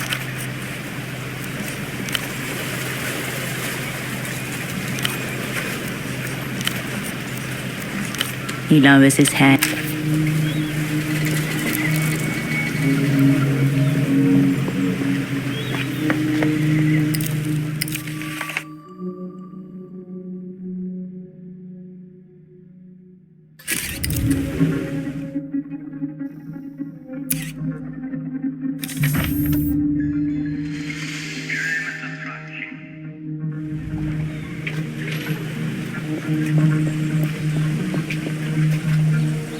You're back again.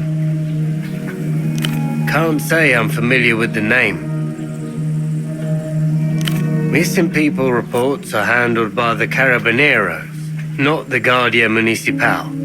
That's procedure. Ask Aunt Carmuna. She might know this person. Nossa Senora Polaris. But just the little ones, yes? Right. Thank you. Morito doesn't have no pen, you see. Do you have anything else? Not this again. Did Aunt come?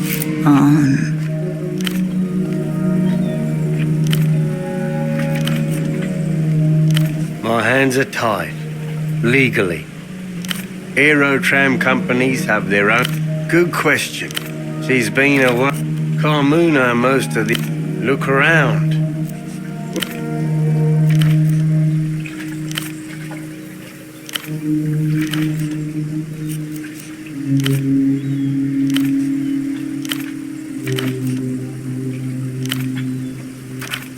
She deserves to...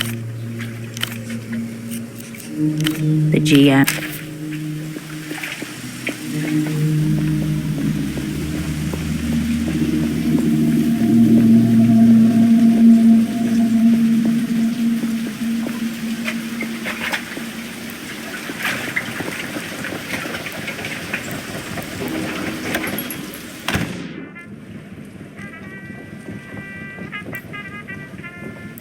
Hello, again. I'd hardly call Gonzalo a peer. I hope. There's no telling what Gonza's behavioral baseline is.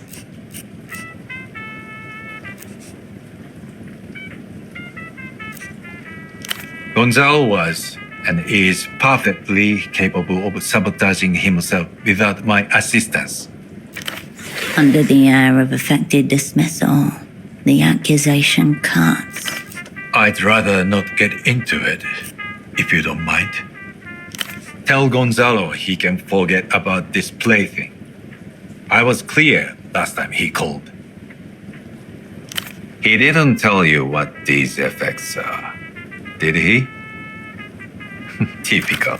Technically, it is a medical training dummy. He had it custom made. What need does he have for it anyway? He shouldn't even be practicing anymore. Whatever pathology is at play, I want no part of it. I wouldn't know anything about that. That is not Gonz's. That's a legitimate medical training device. I keep Gonz's monstrosity well out of sight of my patients. I store it upstairs in the spare room, so I don't have to look at it. I'm afraid not. That area is private. I've considered it. The sort of disposal feels worse somehow. No, not a chance. It wouldn't be terribly hard to fetch it yourself later tonight. A little breaking and entering practice, for old time's sake.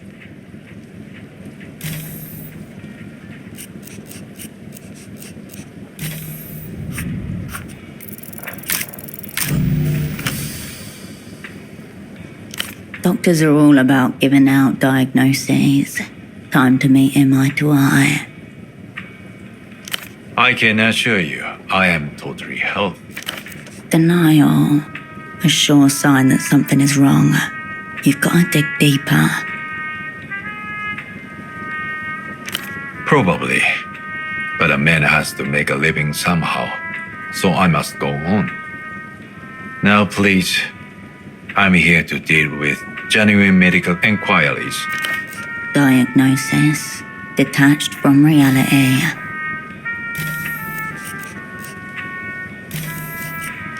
Until next.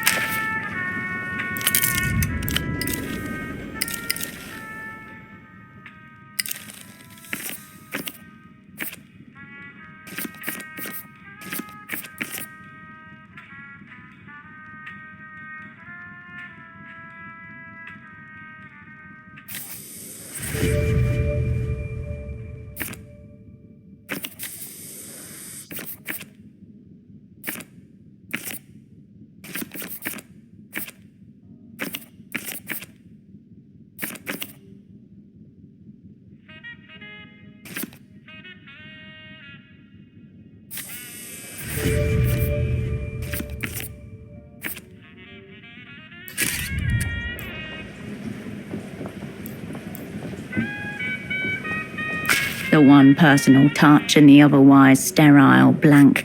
A collage of someone else's. A formal photo. Hugo and the gallery can. The professional photo. There are many pics at his medical school. Lights glint off the document has to be the license is real. Perhaps something to confront. A simulation of company.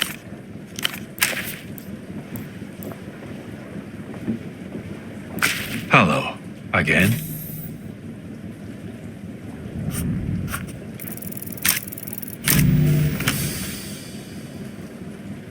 Hit this No, He is denied.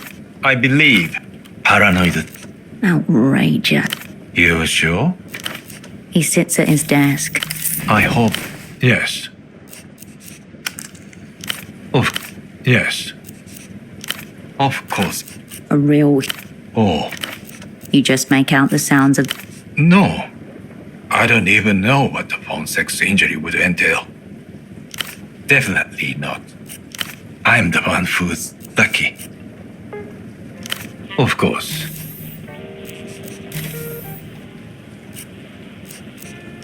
Until next.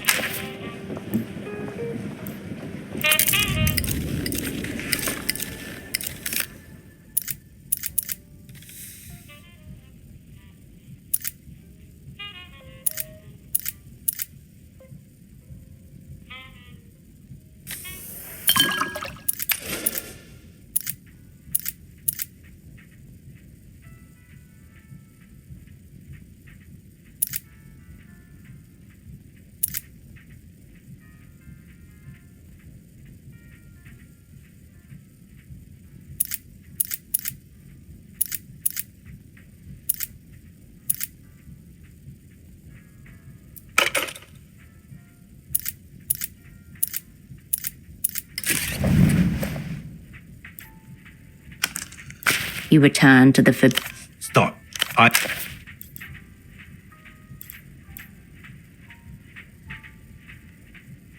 Hello.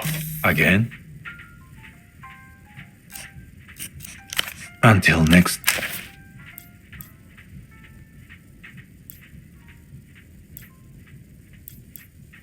Alright guys, I think I'm gonna end my live stream here. We'll be watching Zero Parades for Dead Spies. And we'll continue this game next time. Until then, be happy and be responding, and yeah, enjoy.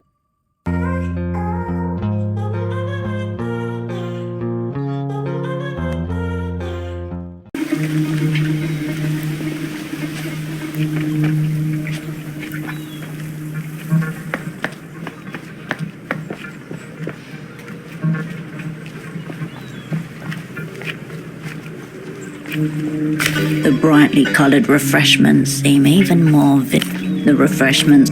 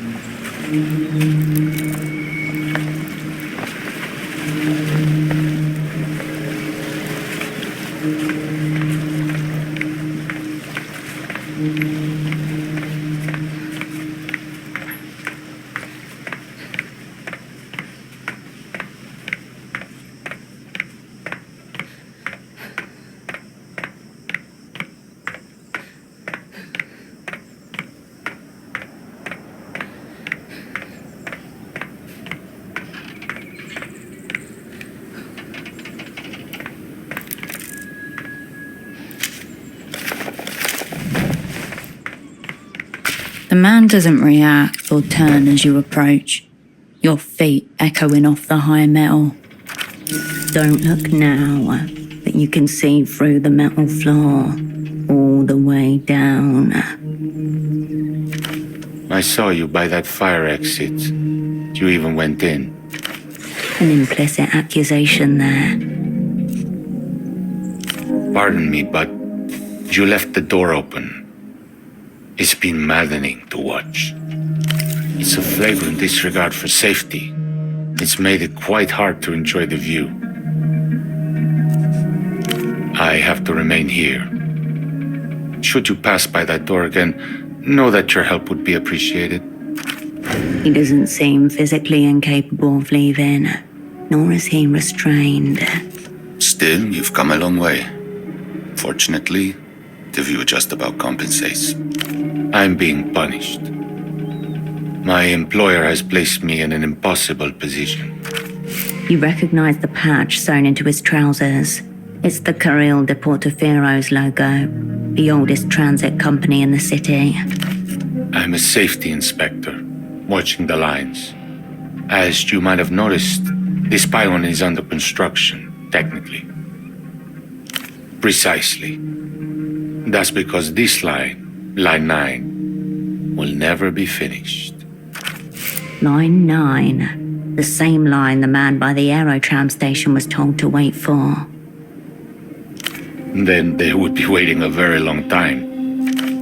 A cruel joke, most likely. Where to start? This pylon's angle deviated more than expected as the concrete set. Hazardous near water. Shouldn't have skimped on materials. Then there are the clearance issues. The party alley rooftops are higher than the building department's official records. These aerotrams would shear those right off. I'm the safety inspector on this segment. Construction can't proceed without my approval. Approval I cannot possibly give. Since the last round of MTER stabilization, they've been trying to force us lifers out. We can be fired, not easily, but they can take away the work that made us stay in the first place.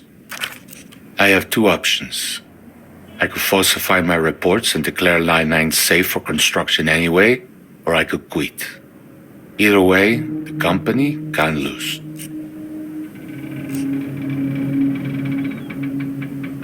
Scraps of the old world leak into ours. Who can say? But the height has drawn us both.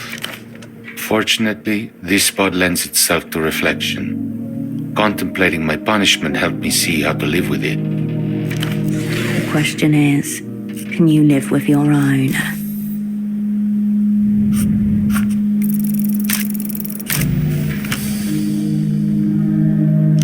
Whatever thoughts you tried to summon are carried away by the wind whistling through the metal. The crisp air sends a pleasant tingle through your abdomen.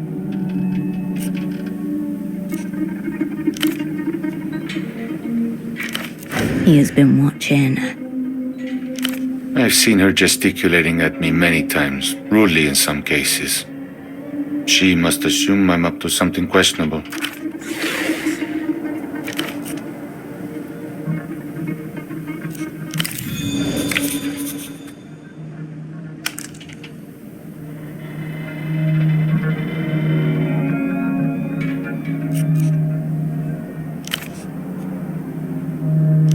I'm a structural engineer.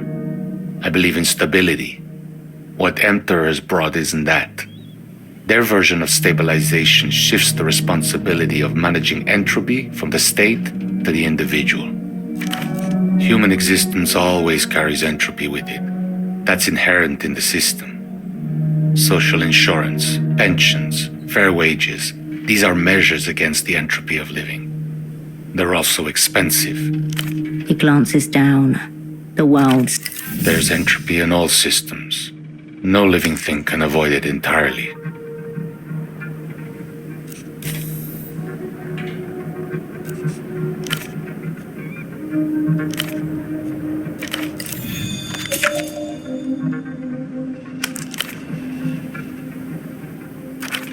Terror to most, but for those with a taste for it.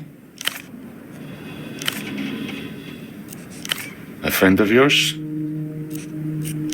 Oh, all right.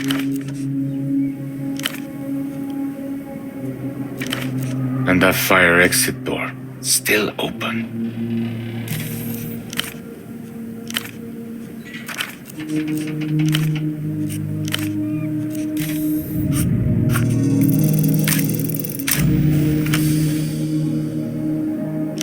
Just as the pigeon coos again. The pigeon bobs its head and coos again, louder this time. I don't think the bird's the problem.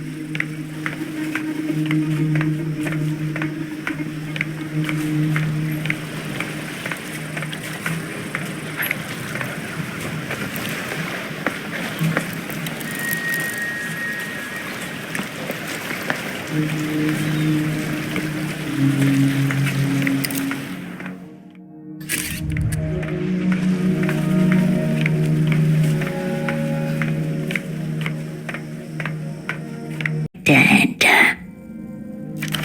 The chain resists, trembles, then collapses in a jangling heap at your feet. Regards from the gang. The metal creaks and gives way. The chain lies bleeding out on the cobblestones. In another life, it would have been a serpent.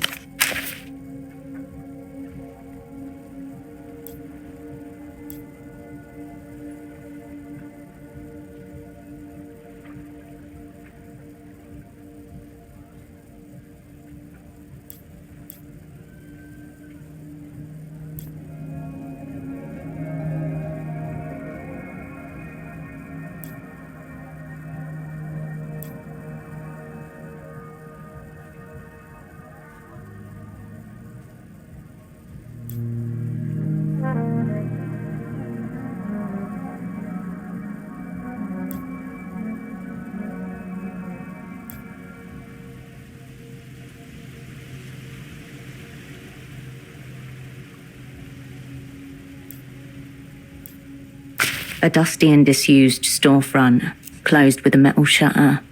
Above, a faded sign names the building, the Animal Zone.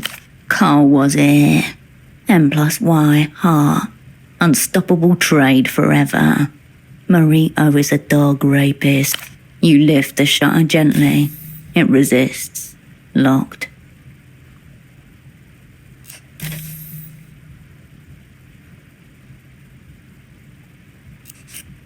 You turn away.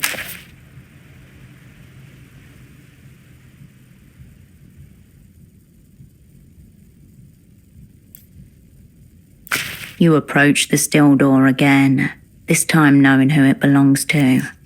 It's a standard, the right hand. You press the screw. 6 tri-wing screw. A brief tremor. Stop. Don't enter. Don't break this seal. This doesn't have to be yours. Silence.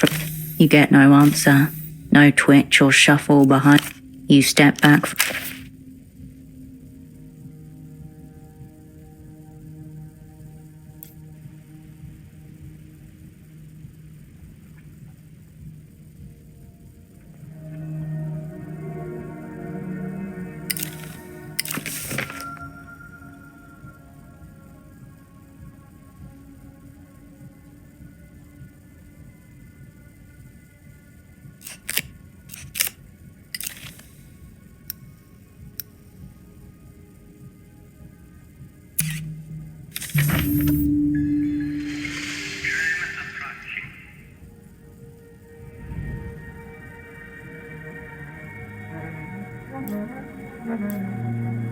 The fire exit remains ajar, ball wedged into the crack.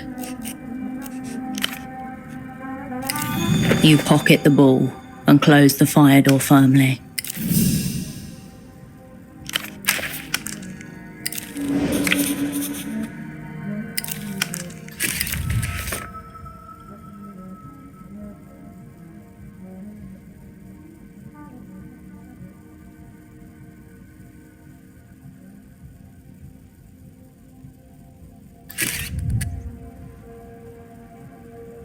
The fire door is still tightly. You raise your hand to wave at the engineer. The door sits flush.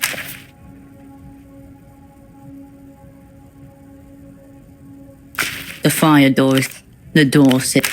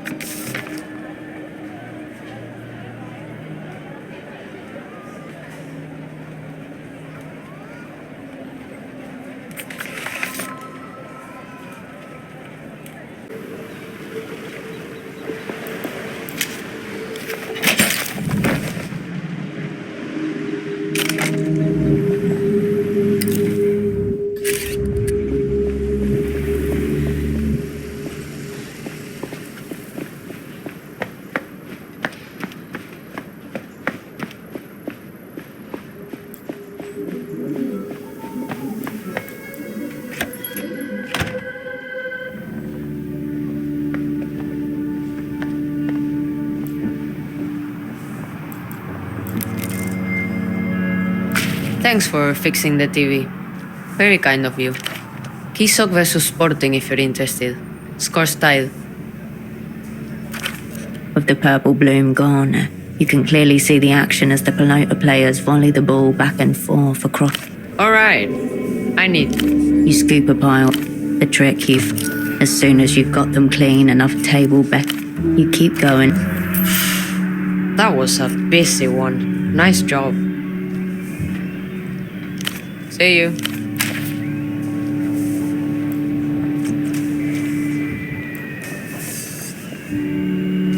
Operant. Till next time.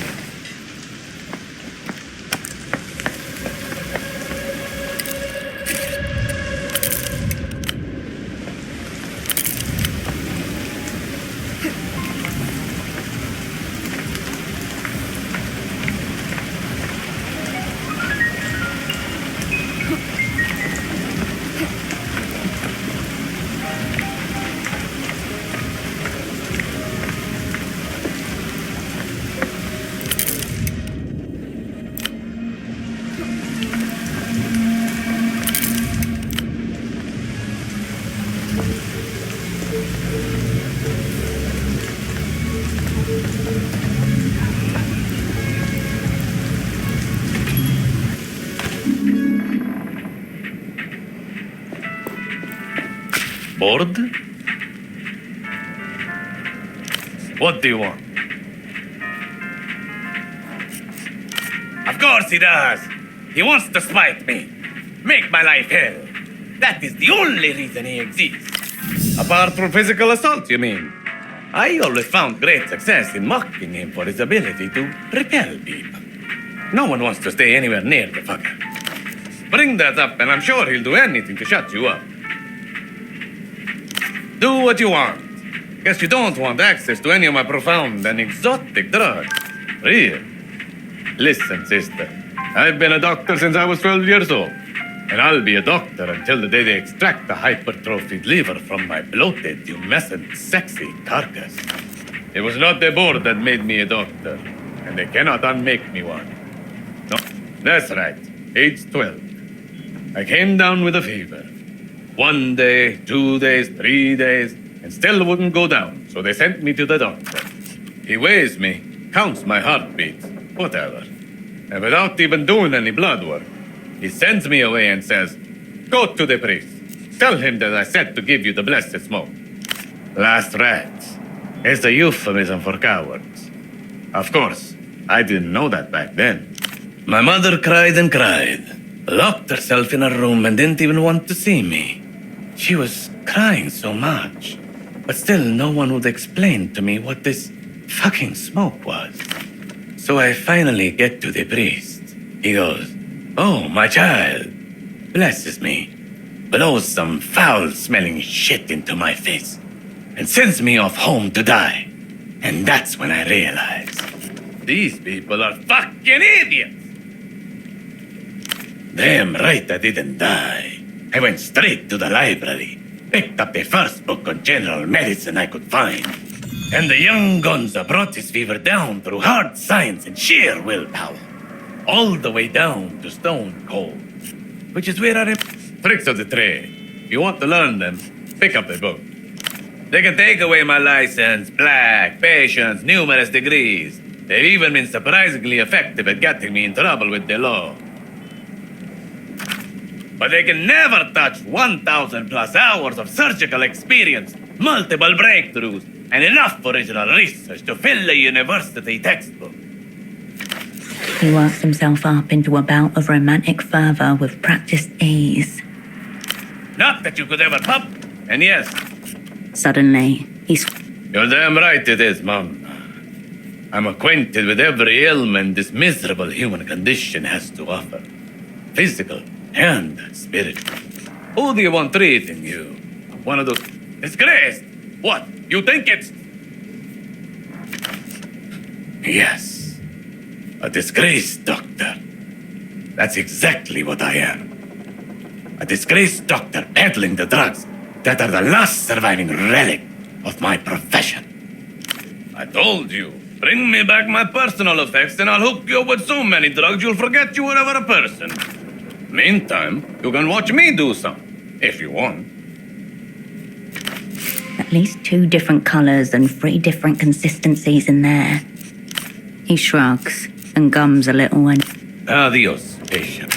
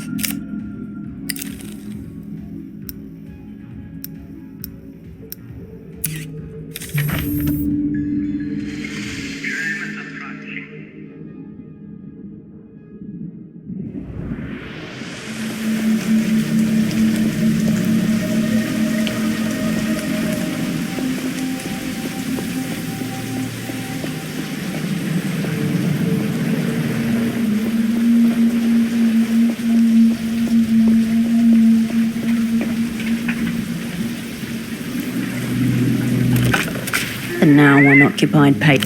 You can talk privately. Hello there.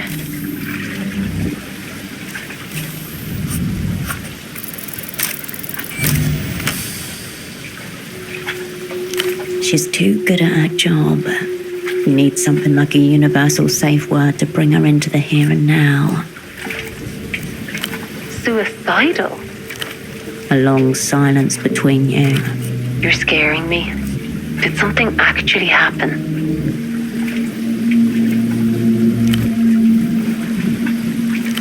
A stock enforcer. Yes, he did call. He told me his work partner let him down. The words slip in like broken glass under a fingernail.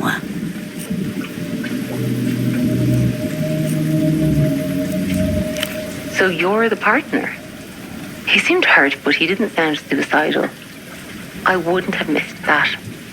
Not a chance. Just believe me. I would know. She exhales and the line crackles. She will think about Pseudopod for the rest of the night. I told you. I'm Duchess.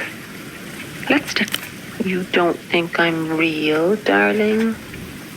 I'm right here, ready for you to do whatever you want with me. Now let's fall in love. Oh, that's my... She moans. Tell me about yourself, darling. Tell me who you are. My thinker. Line's always open. Rain greets you as you...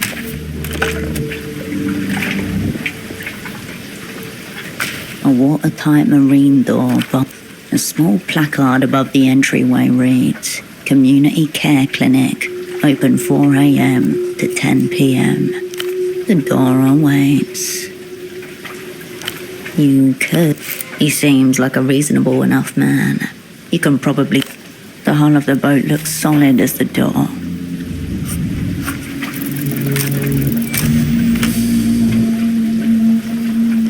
Just another... You climb up to the window frame and peer inside. A clear path, a spot to land just inside the window frame. Not much else, though. Smooth. If all our friends had been around. The second you land on the other side, a muscle somewhere in the meat of your hip immediately twinges. You return to the You head on up, careful not to alert anybody who might be on board.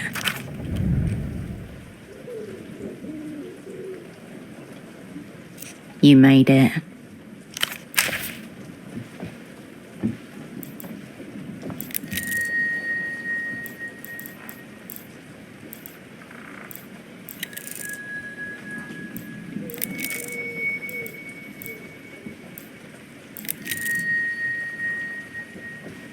A child's set of toy figurines sits on the shelf, stiff forms painted and posed, carefully arranged to watch down on whoever sleeps in the bed.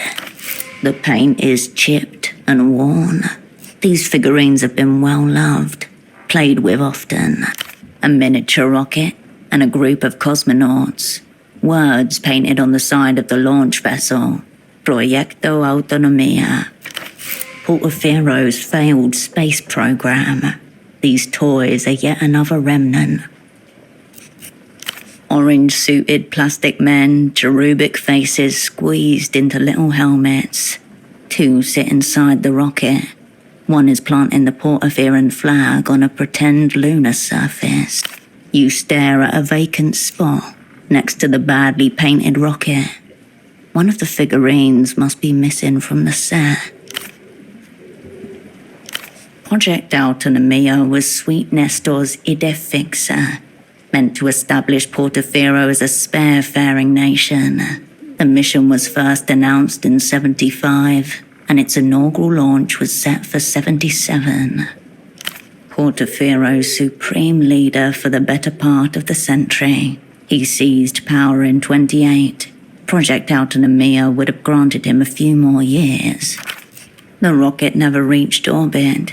It disintegrated minutes after the launch. The disaster was broadcast in real time all across the development. The disaster led to Sweet Nestor being exiled in 80, the third and final time. He left in his wake decades of stabilization loans yet to be repaid. A national tragedy for Portofiro, an excellent quarter for Emter. There's no date that you can see. Safe to assume these were manufactured in the months leading up to the disaster. Even the smallest movement of your body sends dust motes floating through the rooms. The posters on the wall, the quilt, the faint smell of nearly body lotion. It doesn't feel like it belongs to the man downstairs. This is an adolescent girl's room. A daughter, maybe. Elsewhere. The childhood tableau, undisturbed. You approach the children's figurines once again. The childhood. The thing in the bed stared. A medical dummy left out on the printed words. Property of Dr. Gonza. And scribbled right under, to myself, for when I'm not myself. Gonza's so-called personal effects, without a doubt. Museum or crime scene, history won't know what to do with him. The dummy seems posed with some kind of intention.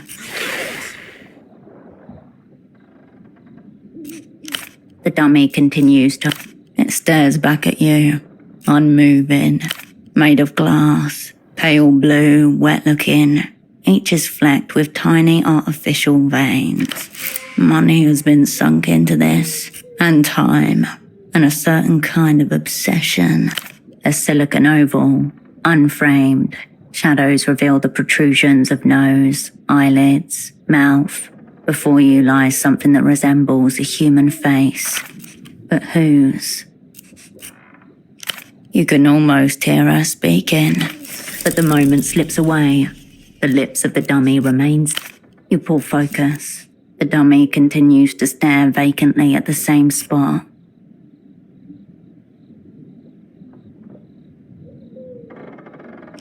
You let the dummy rest.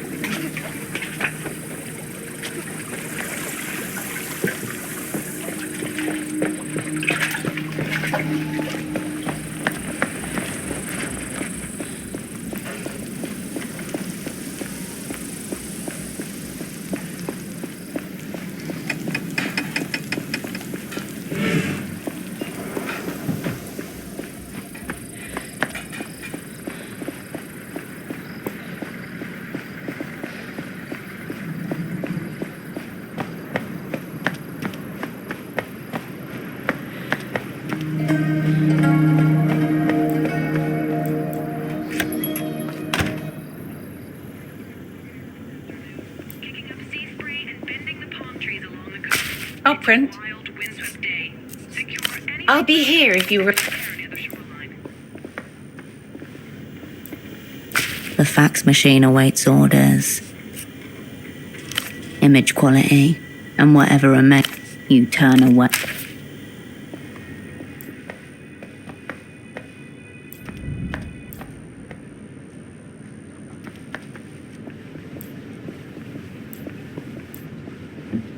The bed looks cold and disheveled.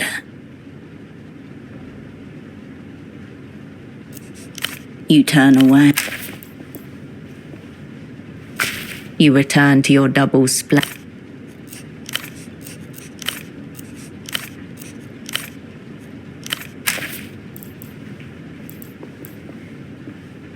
Following the cord from your double's headphones, you cut a Protypo 90950. Through the translucent view panel, you see a single red disc loaded in place. On the face of the disc are the words, Ultravioletta, you but from a dream, handwritten on thin strips of tape. The girl in the projected ad, the vision in purple. A significant amount, if her status is anything to go by. The chunky button makes a satisfying little thunk as you push it in. The discus begins to turn.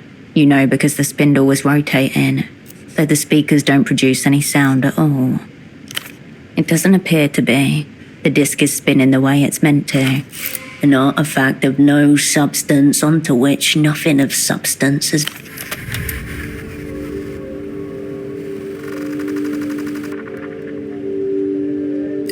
The static quiets as you reset the volume. Might be a good idea to tell the unhinged doctor about this thing. A brief you remove the red disc and place it into your pocket. You step away from the equipment.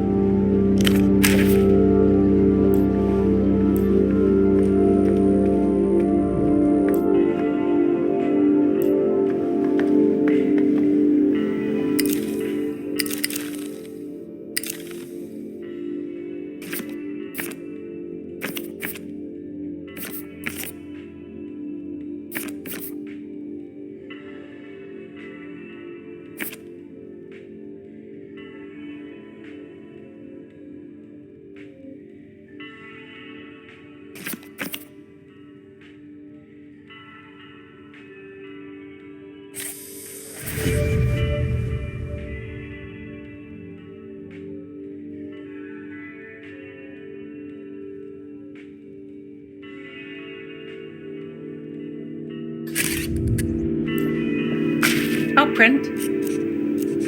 I'll be here.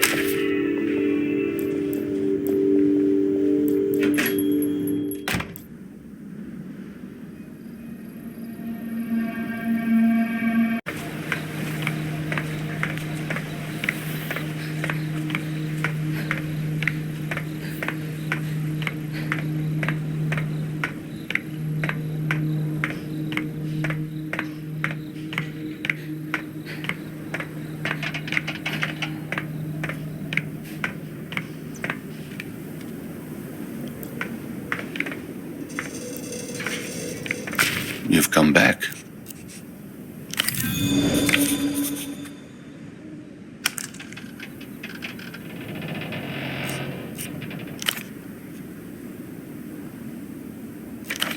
I hesitated bringing this up earlier, but you might want to know. It seems you have a follower. A light crackle teases you. Could it be you've seen this person as well? No, I don't think so. Of course.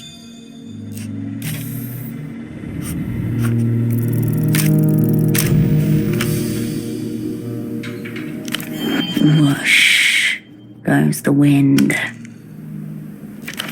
The man offers you a look of great pity before turning away.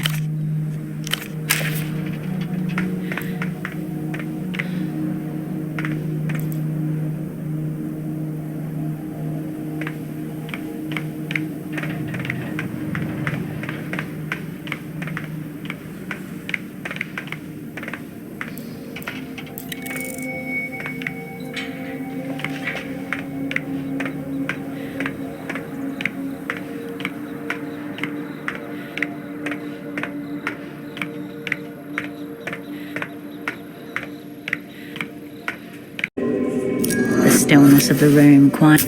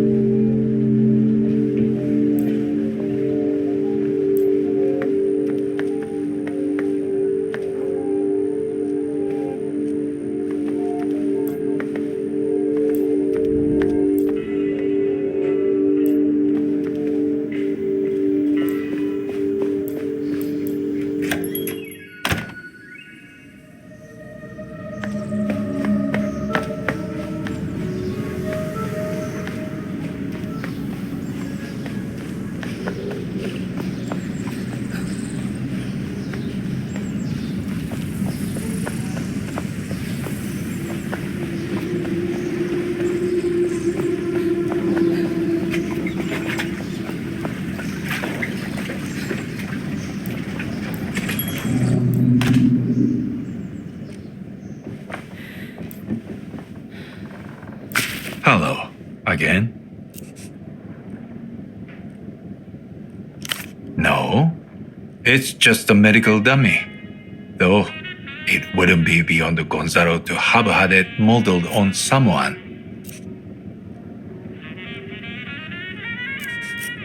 Plenty. But it's not a thought experiment I'm willing to engage in.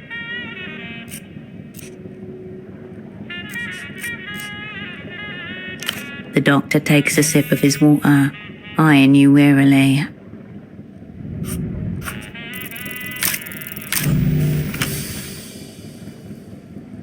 Next. I'm not going to entertain this nonsense. Are we done here? The patient is highly resistant to all forms of treatments. A veritable steel fortress of interlocking complexes and defensive mechanisms.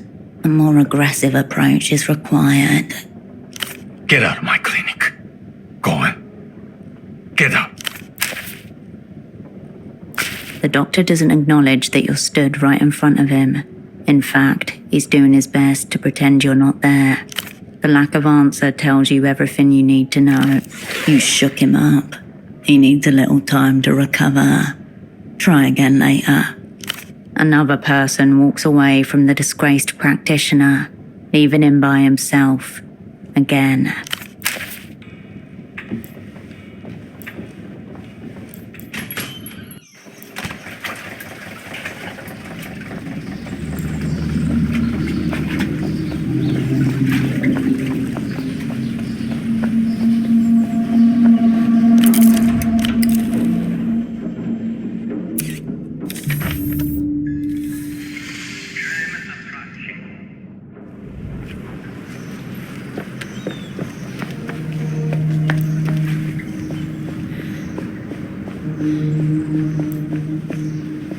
You stand before Tempo's door once more.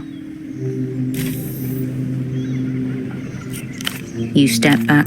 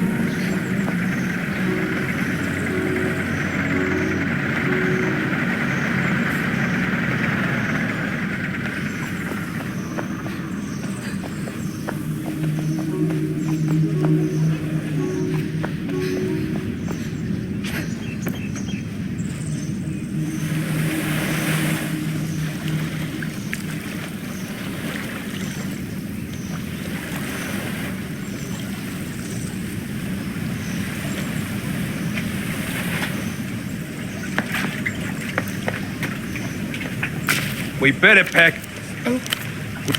We came here to do some Yeah.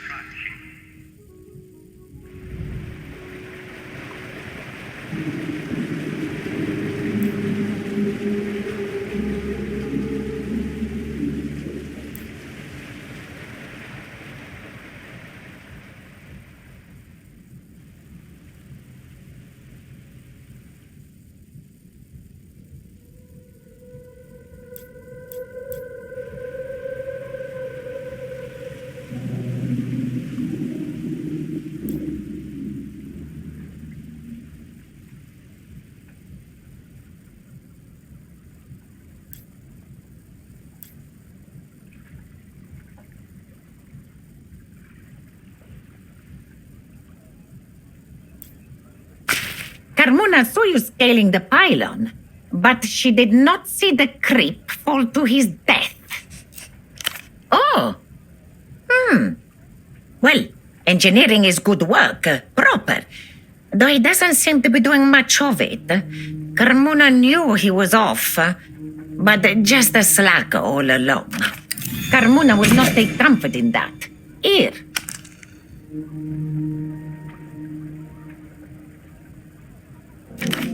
Some comfort in return.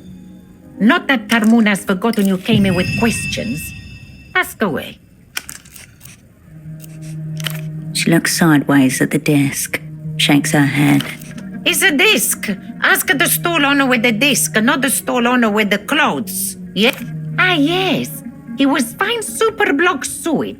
I should have known you were cut from the same cow the way you scaled that pylon. I sent him to the docks west of here. Head boatman there reports directly to the bazaar manager, in charge of imports, exports. Maybe he knows where he went. And she knows no more than you did already. Well... She lowers her voice, hunches forward. The dock workers suspect that they found an agent of the Weeping Eye, working right here, in the bazaar. Found him taking Lucian money. Carmona doesn't believe it, Domenina. They got her. He bought a beautiful coat from Carmona's stall just last week. A real gentleman. Nobody with the eye could be so polite or have such a good taste in outerwear. The dock workers must have had more information on him. Find out what you can. If there are Weeping Eye here, you need to know why. It would never. It was a trench coat, multicolored but predominantly oranges raids. It recalled a carpet bag of the olden variety. The man in photo 24. Were the Weeping Eye that close to you already? He was at photo 24 and your double was incapacitated. This is now your prime suspect. And he always had a camera. Ask yourself, Menina. Would a Weeping Eye man walk around with a camera? Too obvious.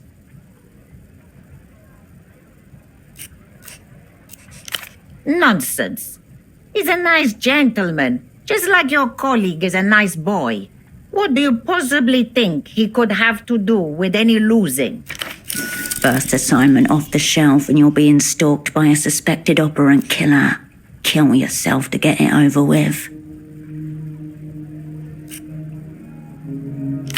Can't you just call for him, Menina? That nice boy can't have gone far. Garish? No. This coat was the treasure of the rack.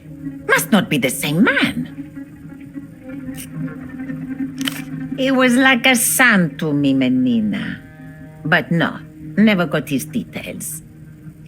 They're Lucian, Menina. Bazaar's full of bootlegs. They're keeping an eye on their wares. The Weeping Eye do not care about knockoff toys. If they're here, then something is happening way above this woman's head.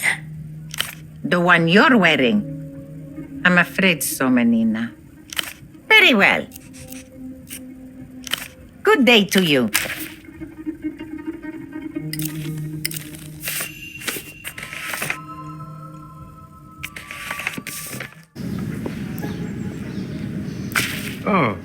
You're back. None at all. Unusual name. May have heard it on the wind once or twice, but no, I don't know him. There's something in the back of my mind telling me I've heard that word being shouted somewhere nearby. That's all. Tempo had that effect on his surroundings. Often spoke about, rarely seen. I can tell you that it's Renotel's longest running and top performing fixed line.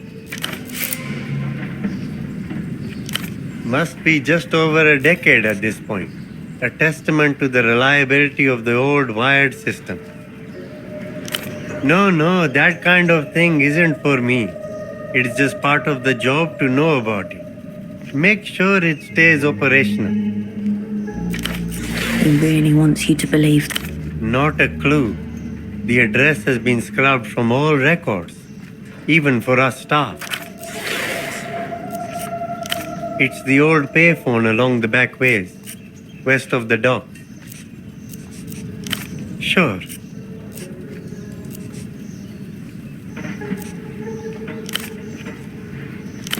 Same as everyone else, mining cadmium, lithium, and other rare minerals. In my case, on behalf of the Illuminated Empire, La Luz.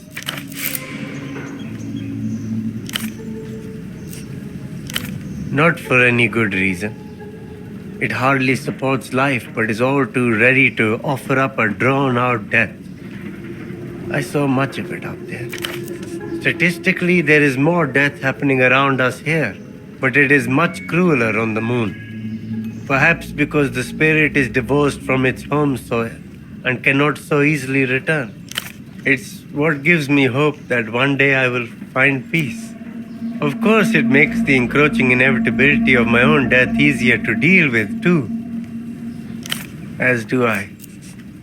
It's a comfort to know that I won't have to travel hundreds of thousands of kilometers through space, at least.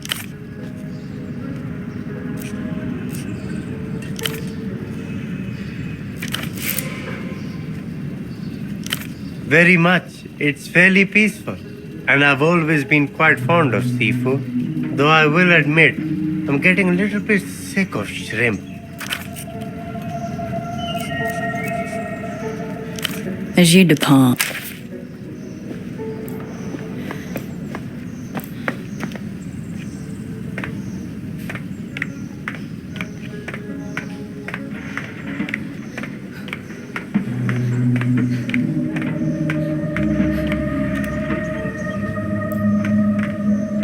a slanted aluminium box is bolted inside, a slab of beige plastic, an old terminal. Behind a clouded sheet of polyglass, the screen remains black. No buttons on the outer housing that you can see. Your fingers find a steel drawer. It slides out with a creak, revealing a keyboard designed for gloves. A low wavering whine. Behind glass, the cathode ray tube flickers once. What? System waking. Mem check. 00. Welcome to Renotel. Available commands. 1. Lined up. Based on the available, so the name suggests, around you, hundreds of landlines. The identifier you found on the payphone. You know, for monitoring trunks. Only one way to find out. The screen flickered. Line diagnostic mode. Enter landline identifier to proceed. Line ID. Line diag node 04P03. Tone OK. Status. Active uptime. 8,132,440 minutes. Route map. Trunk A02. Quisach hub 3. Exit 9. Loop length 2.7 kilometers. Voltage minus 51.3 VDC. Perfect. Now activate pilot tone injection at 997 Hz. Minus 20 dBm. Below conversation level. You'll be able to follow the magnetic lead. Tell terminal to make line go beep boop in a unique way, then follow the beep boop. You're not sure how yet, but the wealth of details should prove useful. You close the bot.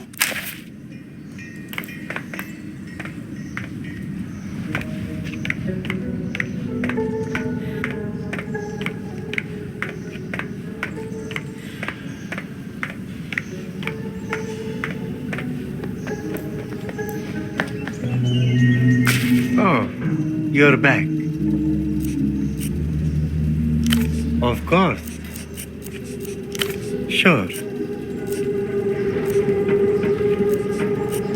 Not a lot, unfortunately. It's a life.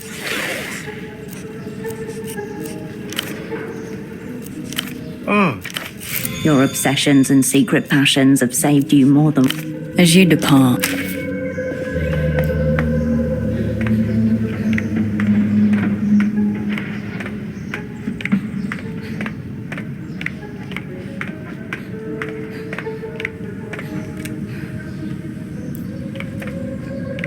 You step up to the terminal again. Line diagnostic mode. Line diag. Voltage perfect. Now activate pilot tone. Tell terminal. You're not sure how yet. Available commands. 1. Line diag. 2. Trunk mon. 3. You know, for monitoring trunk. Only one way to find out. So the names around you. Hundreds of the identifier you found on the payphone for the miracle line. Try using it here.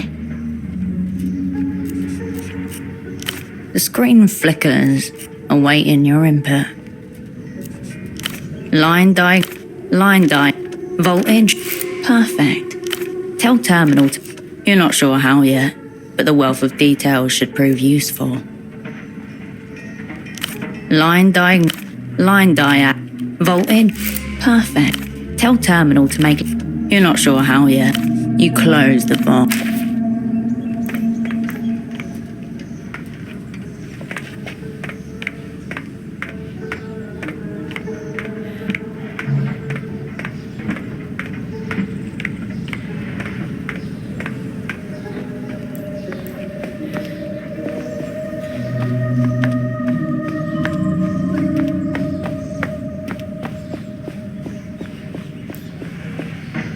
The clinic's metal door is scabbed.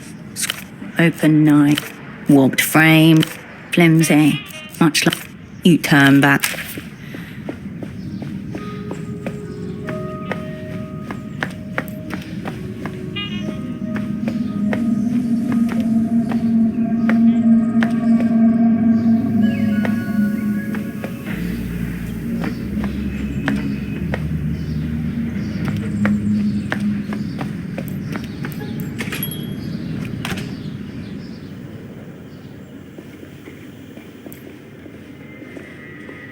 Operant.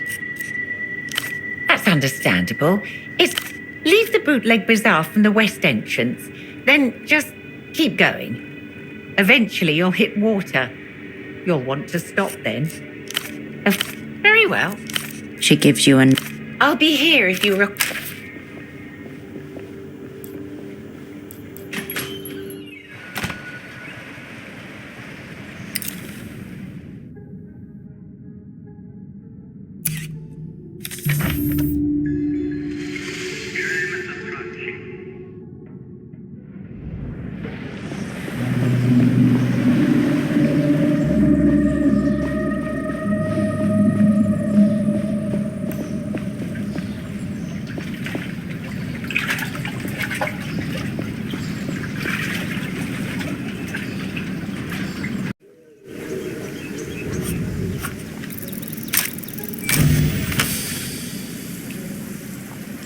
This is Ginkgo lucifera, an old Lusian ginkgo planted widely during the expansion of the old illuminated empire.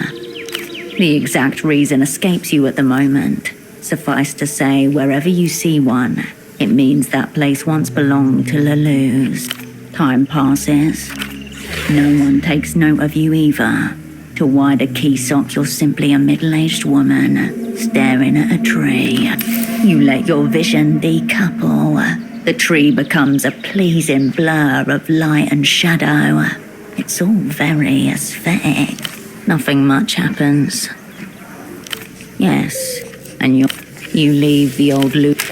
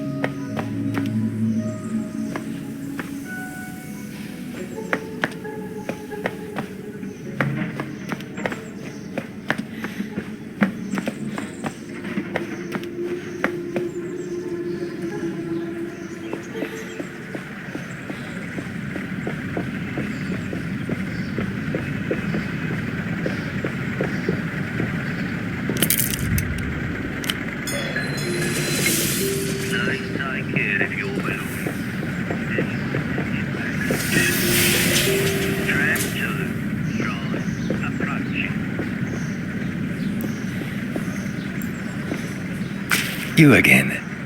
Any updates on the 9? But how can that be? A gentleman from the Carabineros said it would be in service any day now. A handsome foreigner. The Carabineros were playing a trick on him. You'd think with all the MTER money this place has gotten, they'd have fixed their aerotrams.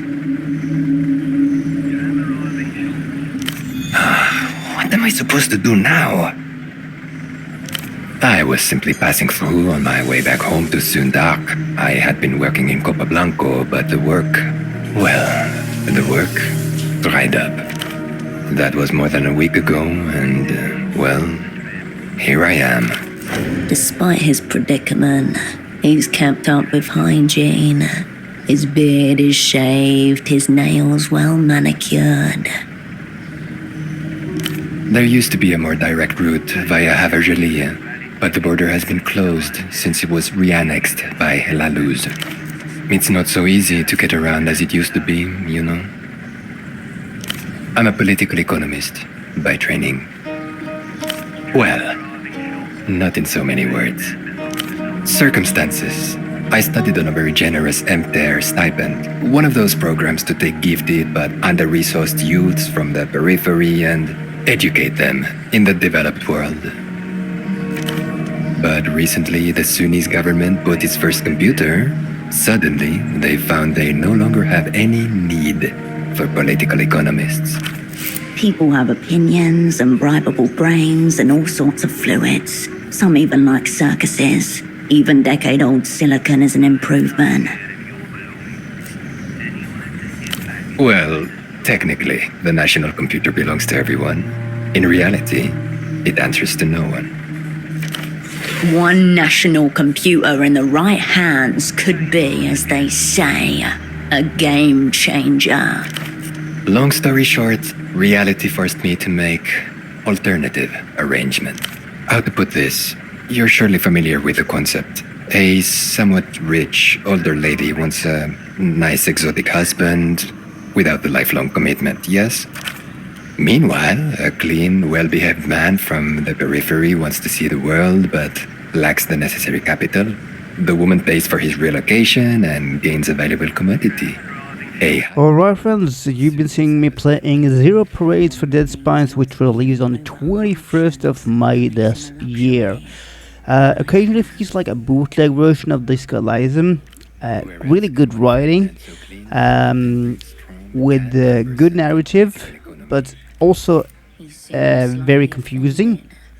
And again, we're gonna try more after a while and see what the game gives, this fantasy RPG spy game gives us after a while. So don't forget to like, do share, and leave your perspective from the game called Zero Parades for Dead Spies. Thank you so much for watching. Be yourself, be amazing, and we'll be smiling. Cheerio.